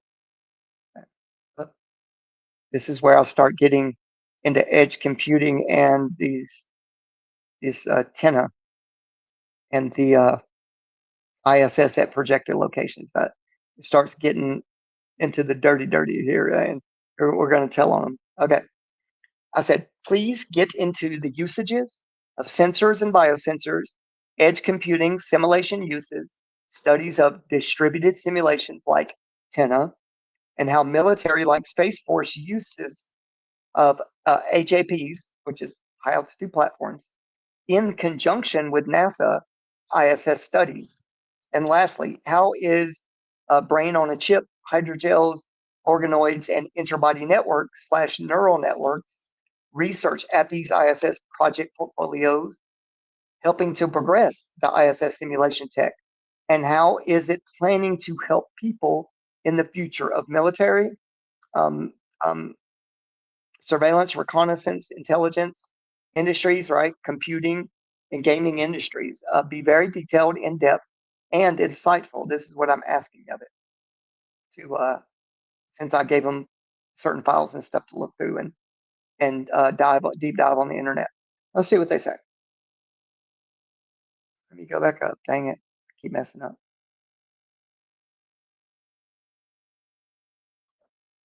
Up a little bit.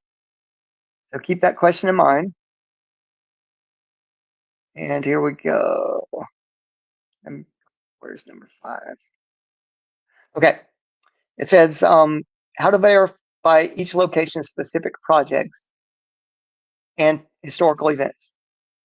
It says visit the ISS National Lab Research Project Portfolio page and filter or search by location to see each portfolio entry tied to a city. Every project entry includes investigator, organization, description, and often publications or press links. And then it goes on to talk about, the Illuma T and the documented optical and laser experiments on, in certain optical communications payloads they send up, how they do that. Is it real? Is it simulation? We've got to be more on part, do our part with asking these questions, right? And doing deep dives into each question, right? Okay, I'm going to move on to the answer of my question. Come on up. Come on up. Almost there, guys. Bear with me. I'm a handy capable. Okay. So edge computing on ISS and at project locations, on-station constraints and edge roles, limited downlink bandwidth, latency, and crew time make edge compute essential for pre-processing image stacks, running initial ML interference on biological assay images, say images. Oh, shit. There's my, sorry. I pressed the wrong button, y'all. Let me go back. Press this. Sorry. I clicked right off of it as soon as I looked away over at the chat. Okay. There we go. And okay. I'm gonna make this big. So I'm gonna leave the chat for a minute and I'm just gonna read. I gotta make this a little bigger. So it's going to minimize the window of StreamYard. Okay. So I will be right back. Okay. Maximize. Okay, go up. Up. Dang, I went all the way to the bottom almost.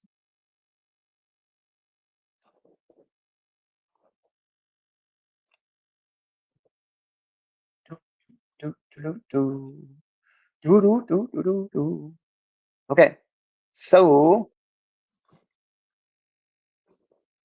continuity of purpose and one more time. Dang, dude, I'm like, this is more research than I realized I did. Jesus. Okay, so Lord help me. Scope and approach. All right, and I told it to break this information down. Next section of where number 5 is. Scope and approach. Number 2, number 3, 4. There's all the cities. 4, 5. Okay. So it says number 5 is, okay, moving down, direct primary pages. Of course, there's links for each one, but I'll skim through them. ISS National Lab project portfolio, the master list of projects and locations has a link, like I say. ISS National Lab overview and history. MIT Lincoln Laboratory overview of ISS optical communications work with Illuma-T reporting in the Kennedy Space Center laser projection system. Okay, sources and links. Oof. Says proof, but can we ever prove anything really? We do? No, for sure. I feel like, okay. Okay, networks. Go back up. Sorry, guys. Trying to be as careful as I can with these. Clicking this mouse. Okay, edge compute essential for pre-processing. Okay, typical edge functions in ISS projects.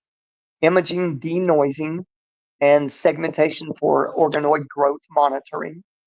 Anomaly detection on electrophysiology traces. Sample prioritization for return to Earth. Real-time instrument health monitoring. And these functions enable distributed experiment orchestration, right? And permit higher autonomy for complex bioassays on orbit. Okay, next, impact on simulation and downstream industries. deploying ML/edge interference for biological sensing in constrained environments creates reusable frameworks for tactical and ISR, which is surveillance reconnaissance systems, intelligence systems, and it says deployed sensors that run onboard interference to reduce bandwidth. And for gaming, efficient on-device AI for physics or agent behavior. Now, we're still talking about, these industries that the ISS supposedly has an impact on. So I think they're long ahead, right? And they're just slowly releasing the stuff that they are testing up there. But they're also going to tie us in once they start mapping our eye movement, holography, stuff like that. When gaming becomes more of a affordable, augmented reality, only with a headset, right, and takes you somewhere else with you thinking you're still in, right, your norm reality. I think that these types of technologies, like it just said, it's things that the impact that's happened on simulation and downstream industries, right? Which I mentioned gaming. I asked about gaming, right? Okay, edge pipelines developed for ISS payloads, mature software stacks, inference models, and certification processes that translate directly to ruggedized, low latency developments in defense and commercial markets. Sources: portfolio instrumentation notes, organoid experiment descriptions that reference onboard imaging and limited downlink workflows. And there's two links there for you guys to check out. I'm trying to scroll. Okay, distributed simulations. TENA, HLA, and NASA architectures. TENA and distributed simulation theory. TENA is a Department of Defense sponsored architecture for interoperability among ranges, simulations, and test assets. NASA and aerospace groups have studied TENA, HLA, and DIS, and middleware trade-offs, like we talked about last night, and middleware trade-offs for distributed space simulation and test beds, right? So these guys are interlocking just to benefit each other and try to keep us out of the loop about projections and simulations and the ground stations, right? The laboratories down here. And they're trying to make us think that high altitude platforms aren't that much of a topic, right? And what they're doing up there isn't much of a topic. Only organoids and organelles, like these, they're reproducing these cell tissues, and there's all these weird experiments up there, right? To come up with all these next level simulation.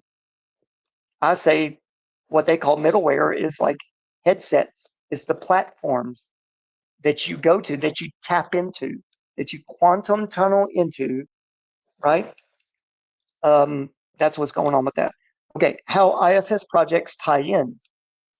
ISS research and operations use distributed simulation and modeling for mission planning, training, and verification. Examples include hardware in the loop, which is HIL testing, of experiment avionics, closed loop control, emulation of on-orbit procedures, and multi-site virtual test events that link ground labs with flight controllers and payloads. These distributed events rely on interoperable middleware and Federation services akin to TENA, HLA, to reflect real ISS timing, where that comes over your head, right? These guys are beam steering, and they can beam steer the brain interface, right? If they have the right kind of brain interface middleware, they can shoot you up there if you got the right amount of money, right? And make you feel as if you're looking down on this simulated or even real-time pictures of Earth. right? You can play out your fantasies with these types of next generation technologies. On-orbit procedures, distributed crew interactions, and environmental models. It says that distributed events rely on interoperable middleware Federation services akin to those. Okay, let me scroll down a little bit more. Okay, I asked about hydrogels and all that. Okay. ISR and tactical. Okay, lab portfolio. All right, I'm gonna skip down a little bit. Here we go. Okay. High altitude platforms and cooperation Space Force, NASA ISS intersections. So, who owns the high altitude platforms, right? Who's in control of that, right? Our president would say Space Force, right? And NASA. That they're all, they merge together. But I'm asking, this AI, where do they intersect? And how is the cooperation between them? Right? Okay, here we go. What high altitude platforms are used for? HAPs, long endurance balloons, airships, or solar UAVs operate in stratosphere, serve persistent intelligence, surveillance, reconnaissance. Keep that in mind. Communications relays and regional sensing. The Space Force /DoD routinely deploys HAPs for tactical sensing, high altitude platforms. For tactical sensing. Guys, what do they have up there that is sensing everything and is sensing the presence of other technologies up there? Like these small, what they call CubeSats are tiny, but they all have this interconnected, right?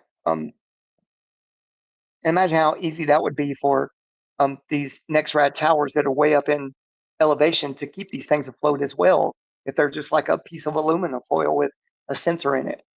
Got to think about think the exact opposite of how they show you these balloons and satelloons look with heavy payloads. Think the complete 180 of that. That's where I think the realness is. Okay, I'm not trying to take up for them. I'm just giving you my research. Okay. They regional sensing routinely deploy HAPs for tactical sensing and experimentation. Recent Space Systems Command press releases document DoD experiments delivered to ISS and emphasize partnerships to expand warfighting relevant science. There's 2 links there. How the high altitude platform interface with ISS/NASA activities. Okay, HAPS provide a flexible near space test bed complementing, excuse me, let me itch my head there. Test bed complementing ISS experiments. They can host downscaled sensor prototypes validated by ISS microgravity results. For example, radiation tolerant prototypes validated by ISS microgravity. Oh, whoops, went up. For example, radiation tolerant biosensor packaging or optical communications terminals, okay, and serve as middle nodes, right, or middleware, what they just told us about. They're just their languages, I want you to think that it's not just, they are able to create these immaculate kind of simulations up there, right? Interconnected.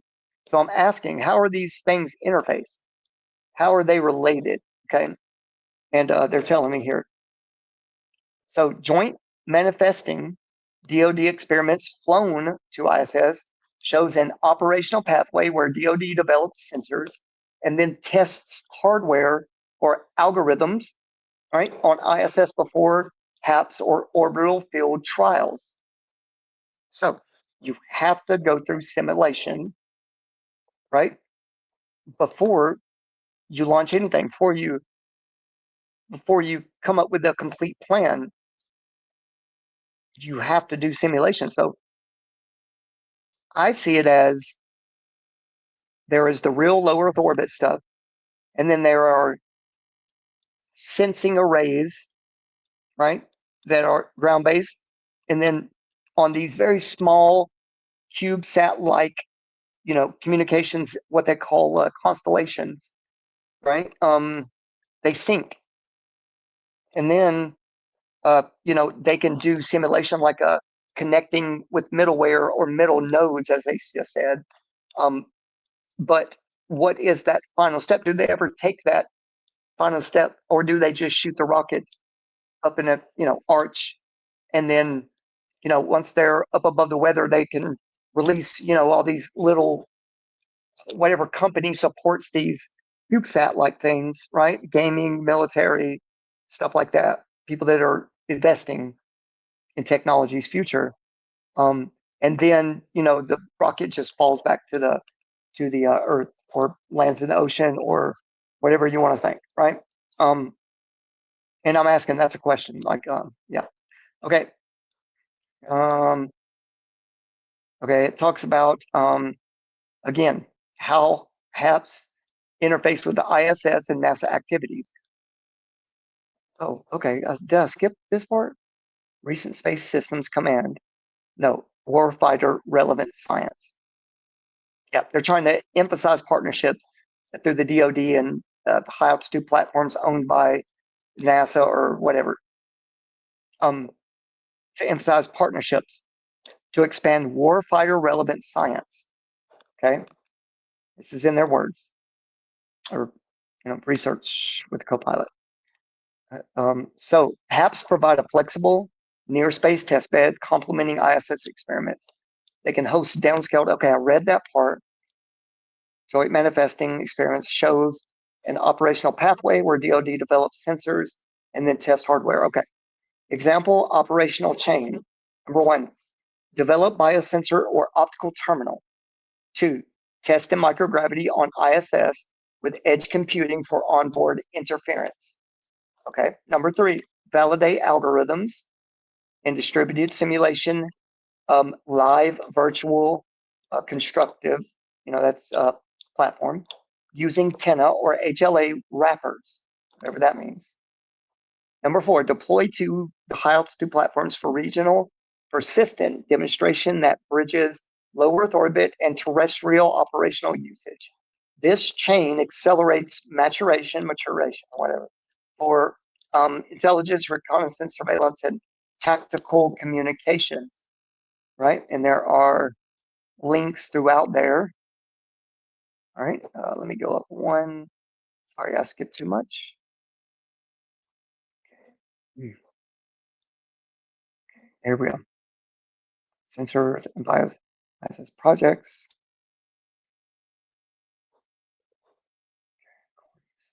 Board ISS physiological monitoring. Okay, let me just go up just a little bit. This is I'm transitioning here in my research. Okay. Now, military like Space Force. Okay, that's where I went before. Let me scroll down one more time. Edge computing. Okay, I went to that. Distributed simulations and NASA architectures, went through that. Cooperation Space Force, NASA, ISS intersections, just finished that. Okay, now let's finish this. Move on here.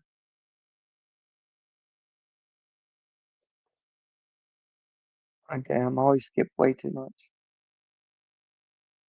I'm getting back to it, you fellas. Just bear with me. Okay, and latency connectivity. Power cooling. Okay. Yeah. Okay. So how edge computing on Earth differs from edge computing on the ISS. The principal contrasts. Okay, it says I list the most obvious technical differences, explain why they matter, and give concrete operational consequences. Number 1, environment and hardware robustness. Remember, what is the difference? My question was between edge computing on Earth and from up in the ISS, right, away from the Earth.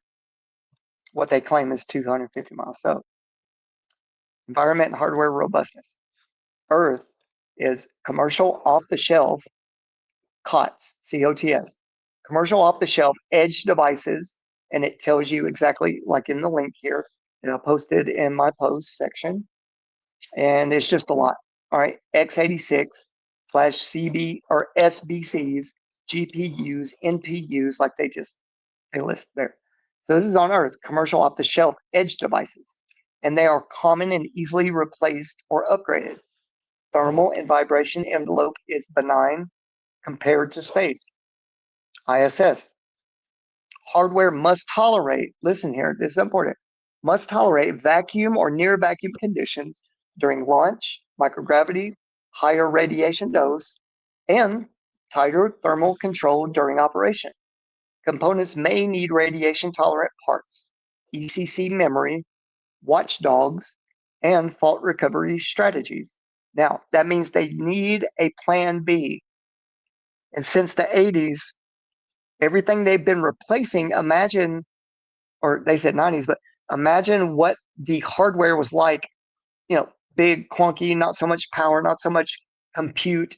And so I'm going to skip a little bit, but what I did is I asked this guy on here, my little research partner, Copilot, I said, give me a list of things that have been, since an operation, replaced, right? The model name, number, right? And different, let's say, obvious evidence that would convince me, right? So, like I said, here in a second. Okay, communications and bandwidth. They got wired or wireless local networks with high bandwidth to the cloud. ISS is intermittent or routed links to ground, direct line, or via TDRSS, limited downlink bandwidth quotas, and potential cost per bit. I would look that up if I were y'all. TDRSS, right? Okay, consequence. Heavier reliance on local pre-processing to avoid sending terabytes of raw imagery. Prioritize compressed telemetry or local decision-making is essential. That's the consequence of having this stuff. Latency and connectivity characteristics. Earth is local loops can be sub-millisecond. Cloud RTTs, typically tens of milliseconds. ISS, raw line of sight, light time to ISS. It says negative 400 kilometer, 400 kilometer, I don't know, per second maybe. Oh, it's only a few milliseconds one way, but operational routes almost always go through ground or GEO relay infrastructure, TDRSS, producing more latency and additional jitter. Connectivity can be unavailable for Windows or have variable qualities. Consequence, control loops or simulation federations that assume low stable latency will fail unless designed for these patterns. Local onboard autonomy or predictive algorithms that I guess are required for real-time control. All right, let's get out of this, move down.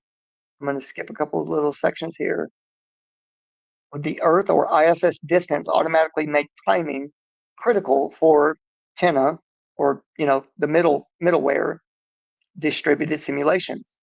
Short answer: distance alone does not automatically break TENA or a distributed simulation, but the practical communications routing, latency, jitter, and intermittent connectivity between ISS and ground do impose major constraints on. Let me make sure I don't go too far. So this is talking about, how we always ask, like, at the top of the atmosphere versus Earth, like there's a time difference, right? These atomic clocks or cesium, whatever. Yeah, you know what I mean? Like the oscillations, they go by that. Well, let's see what it says exactly. Damn it, come on now. Work with me, baby. And latency specifics, direct, yes, that's line. Okay, directed links. No. There we go. With Earth distance. Sorry, guys. Let me go back up. You know I am handy capable, so it takes me a second. I wish I could just cast my screen from Copilot, right? Instead of y'all having to read along or hear me yap so much, you know. I'm going to read a section and I'm going to jump back over to. Damn it! I went too far again. I'm going to jump back over to chat. Security and policy constraints. Okay, here we go. I'm just going to go just a little bit now. Don't move. Okay. Would the Earth and ISS distance automatically make timing critical for TENA distributed simulations? Right? Okay. Distance alone does not automatically break it for a distributed simulation, but the practical communications, routing, latency, jitter, and intermittent connectivity between the ISS and ground do impose major constraints on distributed simulation, performance, and semantics. You must treat the ISS endpoint as a high latency, potentially high jitter, intermittent federate in any TENA HLO federation. I don't know what that means, but there are constraints, it seems. Detailed explanation and implications. Time management in distributed simulation. What would they require? This middleware type of technology. Distributed simulation frameworks like TENA provide time management services to ensure casualty and consistent ordering across federates. Y'all have to look that up. I don't know what a federate is. There are two typical modes: conservative, which is blocking time advancement, conservative time advancement. A federate must wait to ensure no future message will arrive that would violate causality. Okay, that was the word, causality. This requires knowledge or bounds of network delays and can stall if latencies are large or unpredictable. Okay, optimistic or time warp execution. Optimistic execution. Federates proceed speculatively and roll back if late messages arrive. Rollback requires state checkpointing and can incur heavy overhead if rollbacks are frequent. Requires state checkpointing. State check. Okay, I don't know exactly what that means, but those are the two states it has to. TENA's backbone needs to be basically how it operates. All right, I'm going to skip on down a little bit where I ask it some more. Okay, I said, how often are pieces of ISS hardware software being changed out because of the space environment being too harsh, quote unquote? Put together a comprehensive list of parts that are changed on a normal schedule and reasoning. Then list parts of hardware that remains original 1970s and 80s, but still needs to be changed because of strong space weather conditioning, right? Lastly, list part names, year manufactured, and new parts that replace original outdated parts, and what needs to be built in order to accommodate the changes.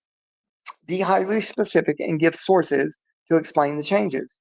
Give links that can show these changes over time, e.g. official list from NASA or the parts/systems that are replaced on a regular annual basis and announced to public. So I kind of went deep with that question, right? So it says, overview, below I list hardware and software items that are regularly replaced or upgraded on the ISS because of normal wear, degradation, or the space environment, right? What they call quote unquote space. Long-lived / legacy modules, and subsystems that trace to earlier programs. Part names, what replaced them, and what must be designed or built to accommodate, right? Every paragraph that references program facts, quote unquote, or dates is followed by a primary source link for verification. So this is what I'm getting back from AI. Now let's see if they're telling the truth, because they didn't tell the truth about They didn't know I was going to drop documents on my other research about, the 11 facilities that were built in the name of Project Moonblink. But when I did that, then they were like, oh yes, there were, but they stopped using them in 66 after they built them all. That there was no interest, so they just left them alone, right? Okay. All right, all these have links, guys, after what I just read, right? NASA International Space Station assembly elements and update notices. There's a link. National Academics Review of Long-Term ISS Operations and Recommended Updates. There's another link. NASA Lessons Learned, LLIS, on the ISS computer hardware upgrades. There's a link number 3, NASA Parts Selection List and Parts Assurance Guidance used for flight replacements, number 4. And number 5, reporting on aging ISS hardware and space suits that documents replacement pressure and modernization needs. Yeah, they're going to use the same spacesuits, right? And then just make upgrades to them. Man, that's crazy. General summaries of ISS maintenance and assembly history. Yeah, okay. All right. Number A, or letter A, components routinely changed on a schedule. Why? Cadence and examples. Okay. So I'm going to let you guys do that. It talks about this part. There's a table here. There's a table that it gives a long list and explanations and dates. And I mean, whatever. It's all there. Just look at it and check into it yourself. See what you think. All right. B, legacy modules, equipment, and classes of parts most sensitive to space weather / aging. So it's talking about legacy modules. Equipment is original assembly era. So it lists everything, guys. It's very in depth, right? So just look into it. I did all the research for you. Check into it and see if it's just lying to me, right? Because I catch it in little things here and there, but I don't know. I did a lot of research with this and come up with a lot of very intriguing, real results that you can't fake on different subjects, right? Okay, C is specific part examples, manufacture and launch era if documented, what replaces them, and design changes required. There's that. A C. D, what needs to be built, and come on down. It's okay. E is how to track official replacement announcements and historical change logs. Where to look. It gives you a long list of links and things to go look at. All right. That was E. Okay. So it changes. I said merge the official operations of Operation Moonblink and cross-reference each claim of every project they performed and how the infrastructure is still in operations in space. This is where they go into telling me that there's no record in NASA or ESA or Roscosmos Space Force or ISS National Lab archives of any official program called Operation Moonblink. And I forgot to put the N, right? So I had to readjust. And I said, where'd I go? Let me go back. Sorry. But I had to put in the N for it to recognize, right? Like it didn't know already. Clarify what exists officially. Okay, let me scroll down to where I corrected myself. I said, sorry, it's called Operation Moonblink. And then it goes into what it is, okay? And I've put documents in here for you guys as well. All right, so it says if I'm in a fringe or alternative narrative, I can help you map each claim against verified, blah, blah, blah. So I've corrected myself. It says Project Moonblink was a NASA contractor study of 65 to 66 performed by Trident Engineering Associates under Goddard Space Flight Center. Contract NAS 5-9613. Its goal was to design a Moonblink detector and a ground-based lunar telescopic color surveillance program, right? To investigate reported transient lunar phenomena, quote unquote, TLP. It says brief, localized color changes or flashes seen by astronomers on the moon's surface, right? Okay. Moon surface. The October 1966 final report describes the instrument concept, observing procedures, and the motivation for historical reports of changes near the crater Linnaeus, which is Linne, and other sites. And there's links for you guys there. Okay. Okay. Project Moonlight. Okay. The core instrumentation and operations, ground-based, not space-based. So it had to, I pushed it on this topic because I thought they were talking about the detectors were in low Earth orbit, right? And they were somehow coordinating these, and they seen flashes, they would alert the ground, but it's not. Moon blink detector. It says an optical system using synchronized color filters and a blink, quote unquote, comparator. COMPARATOR, comparator, to make subtle color changes stand out as alternating flashes to the observer or the camera. It was meant to improve human or photographic detection of transient color events on the lunar surface. There's two links.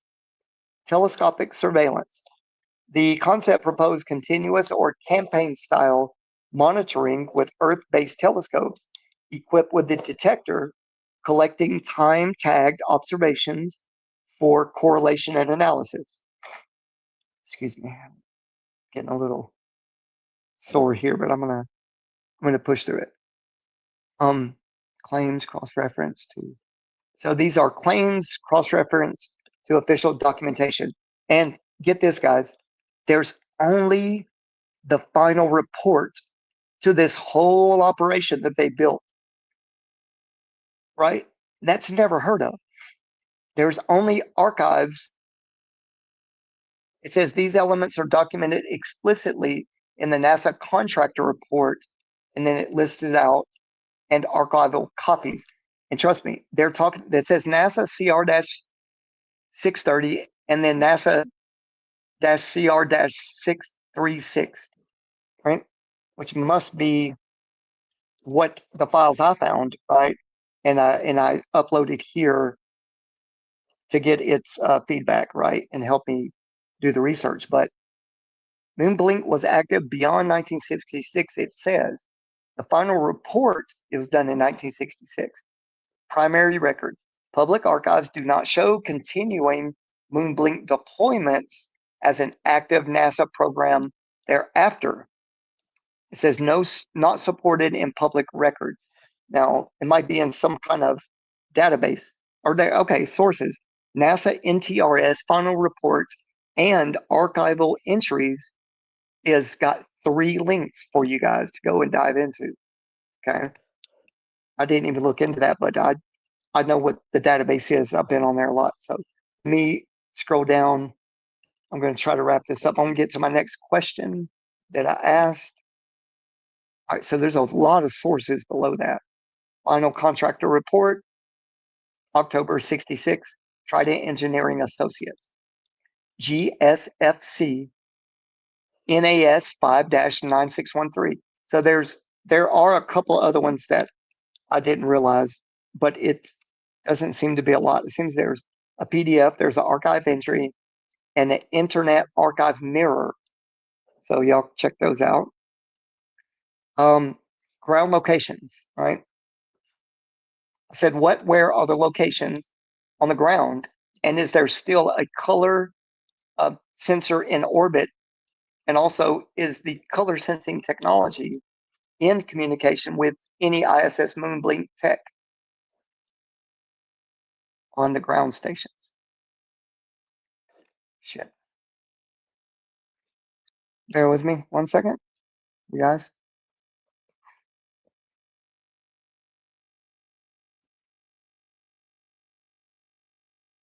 Okay. Yeah, 4 is still here. All right. All right. Y'all are still down riding with me. Okay. And I love you guys, man. Y'all are awesome. Whew, boy. Your abdomen's on fire. Oh. Okay, it seems like this is where I'm gonna have to end it tonight. Unfortunately. Ooh, I think I just overdid it, you guys. Fuck, that hurts. Says, great set of questions. Let's untangle them carefully because Portfolio and Project Moonblink are very different programs, and I finally figured that out. I'm going to scroll down. Is there a color sensor or no? Communication, precise answer, sources are down below.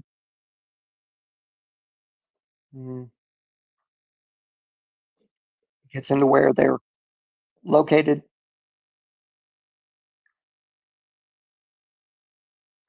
Okay.